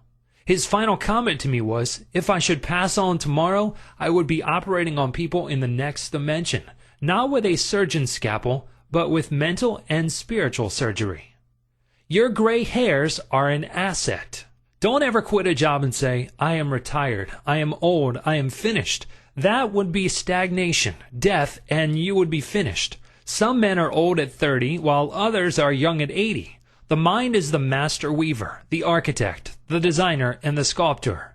George Bernard Shaw was active at 90, and the artistic quality of his mind had not relaxed from active duty. I meet men and women who tell me that some employers almost slam the door in their faces when they say they are over 40. This attitude on the part of employers is to be considered cold, callous, evil, and completely void of compassion and understanding. The total emphasis seemed to be on youth. For example, you must be under 35 years of age to receive consideration. The reasoning behind this is certainly very shallow. If the employer would stop and think, he would realize that the man or woman was not selling his age or gray hair. Rather, he was willing to give of his talents, his experience, and his wisdom gathered through the years of experience in the marketplace of life. Age is an asset. Your age should be a distinct asset to any organization because of your practice and application through the years of the principles of the Golden Rule and the law of love and goodwill. Your gray hair, if you have any, should stand for greater wisdom, skill, and understanding. Your emotional and spiritual maturity should be a tremendous blessing to any organization. A man should not be asked to resign when he is 65 years of age. That is the time of life when he could be most useful in handling personnel problems, making plans for the future, making decisions, and guiding others in the realm of creative ideas based on his experience and insight into the nature of the business. Be your age. A motion picture writer in Hollywood told me that he had to write scripts which would cater to the 12-year-old mind. This is a tragic state of affairs if the great masses of people are expected to become emotionally and spiritually mature. It means that the emphasis is placed on youth in spite of the fact that youth stands for inexperience, lack of discernment, and hasty judgment. I can keep up with the best of them. I am now thinking of a man 65 years of age who is trying frantically to keep young. He swims with young men every Sunday, goes on long hikes, plays tennis, and boasts about his prowess and physical powers, saying, "Look, I can keep up with the best of them." He should remember the great truth. As a man thinketh in his heart, so is he. Proverbs 23:7. Diets, exercises, and games of all kinds will not keep this man young. It is necessary for him to observe that he grows old or remains young in accordance with his processes of thinking. Your subconscious mind is conditioned by your thoughts. If your thoughts are constantly on the beautiful, the noble, and the good, you will remain young regardless of the chronological years. Fear of old age. Job said, "The thing which I greatly feared is come upon me." There are many people who fear old age and are uncertain about the future because they anticipate mental and physical deterioration as the years advance. What they think and feel comes to pass. You grow old when you lose interest in life, when you cease to dream, to hunger after new truths, and to search for new worlds to conquer. When your mind is open to new ideas, new interests, and when you raise the curtain and let in the sunshine and inspiration of new truths of life and the universe, you will be young and vital. You have much to give. If you are 65 or 95 years of age, realize you have much to give. You can help stabilize, advise, and direct the younger generation. You can give the benefit of your knowledge, your experience, and your wisdom. You can always look ahead, for at all times you are gazing into infinite life. You will find that you can never cease to unveil the glories and wonders of life. Try to learn something new every moment of the day, and you will find your mind will always be young. 110 years old. Some years ago, while lecturing in Bombay, India, I was introduced to a man who said he was 110 years old. He had the most beautiful face I have ever seen. He seemed transfigured by the radiance of an inner light. There was a rare beauty in his eyes, indicating he had grown old in years with gladness, and with no indication that his mind had dimmed its lights. Retirement, a new venture. Be sure that your mind never retires. It must be like a parachute, which is no good unless it opens up. Be open and receptive to new ideas. I have seen men of 65 and 70 retire. They seemed to rot away, and in a few months passed on. They obviously felt that life was at an end. Retirement can be a new venture, a new challenge, a new path, the beginning of the fulfillment of a long dream. It is inexpressibly depressing to hear a man say, "What shall I do now that I am retired?" He is saying, in effect, "I am mentally and physically dead. My mind is bankrupt of ideas." All this is a false picture. The real truth is that you can accomplish more at 90 than you did at 60, because each day you are growing in wisdom and understanding of life and the universe through your new studies and interest. He graduated to a better job. An executive who lives near me was forced to retire a few months ago because he had reached the age of 65. He said to me, "I look upon my retirement as promotion from kindergarten to the first grade." He philosophized in this manner. He said that when he left high school, he went up the ladder by going to college. He realized this was a step forward in his education and understanding of life in general. Likewise, he added, now he could do the things he had always wanted to do, and therefore his retirement was still another step forward on the ladder of life and wisdom. He came to the wise conclusion that he was no longer going to concentrate on making a living. Now he was going to give all his attention to living life. He is an amateur photographer, and he took additional courses on the subject. He took a trip around the world and took movies of famous places. He now lectures before various groups, lodges, and clubs, and is in popular demand. There are countless ways of taking an interest in something worthwhile outside yourself. Become enthusiastic over new creative ideas, make spiritual progress, and continue to learn and to grow. In this manner, you remain young in heart, because you are hungering and thirsting after new truths, and your body will reflect your thinking at all times. You must be a producer and not a prisoner of society. The newspapers are taking cognizance of the fact that the voting population of the elderly in California elections is increasing by leaps and bounds. This means that their voices will be heard in the legislature of the state and also in the halls of Congress. I believe there will be enacted a federal law prohibiting employers from discrimination against men and women because of age. A man of 65 years may be younger mentally, physically, and psychologically than many men at 30. It is stupid and ridiculous to tell a man he cannot be hired because he is over 40. It is like saying to him that he is ready for the scrap heap or the junk pile. What is a man of 40 or over to do? Must he bury his talents and hide his light under a bushel? Men who are deprived and prevented from working because of age must be sustained by government treasuries at county, state, and federal levels. The many organizations who refuse to hire them and benefit from their wisdom and experience will be taxed to support them. This is a form of financial suicide. Man is here to enjoy the fruit of his labor, and he is here to be a producer and not a prisoner of society, which compels him to idleness. Man's body slows down gradually as he advances through the years, but his conscious mind can be made much more active, alert, alive, and quickened by the inspiration from his subconscious mind. His mind, in reality, never grows old. Job said, "Oh, that I were as in months past, as in the days when God preserved me, when his candle shined upon my head, and when by his light I walked through darkness, as I was in the days of my youth, when the secret of God was upon my tabernacle." Job 29, verses 2 through 4. Secret of youth. To recapture the days of your youth, feel the miraculous, healing, self-renewing power of your subconscious mind moving through your whole being. Know and feel that you are inspired, lifted up, rejuvenated, revitalized, and recharged spiritually. You can bubble over with enthusiasm and joy, as in the days of your youth, for the simple reason that you can always mentally and emotionally recapture the joyous state.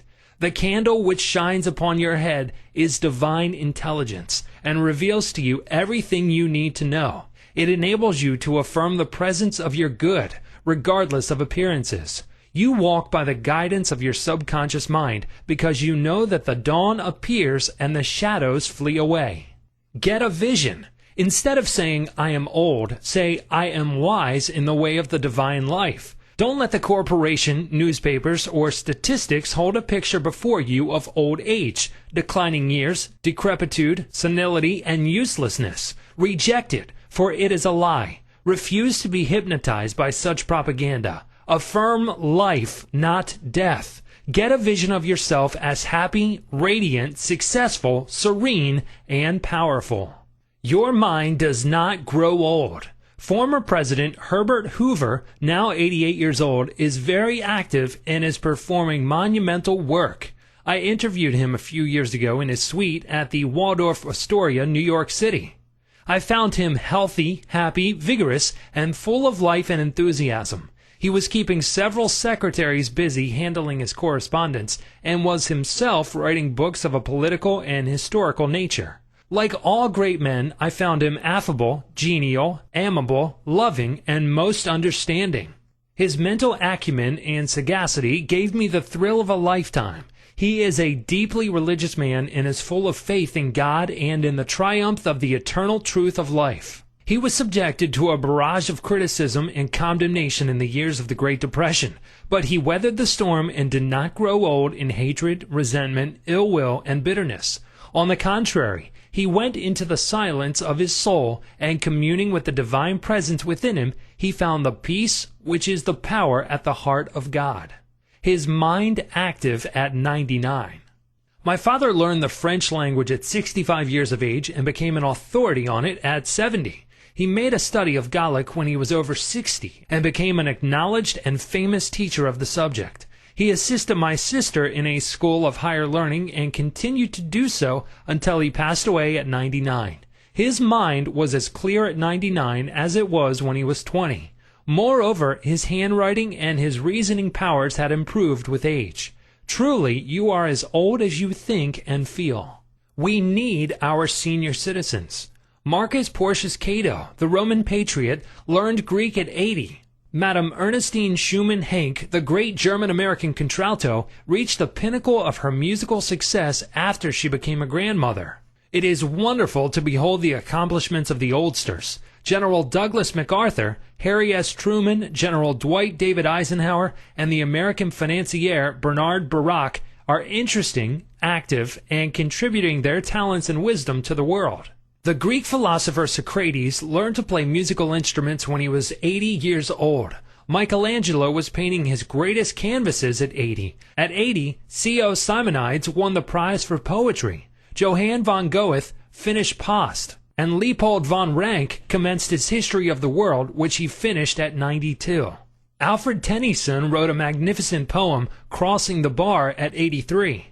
Isaac Newton was hard at work close to 85. At 88, John Wesley was directing, preaching, and guiding Methodism. We have several men of 95 years who come to my lectures, and they tell me they are in better health now than they were at 20.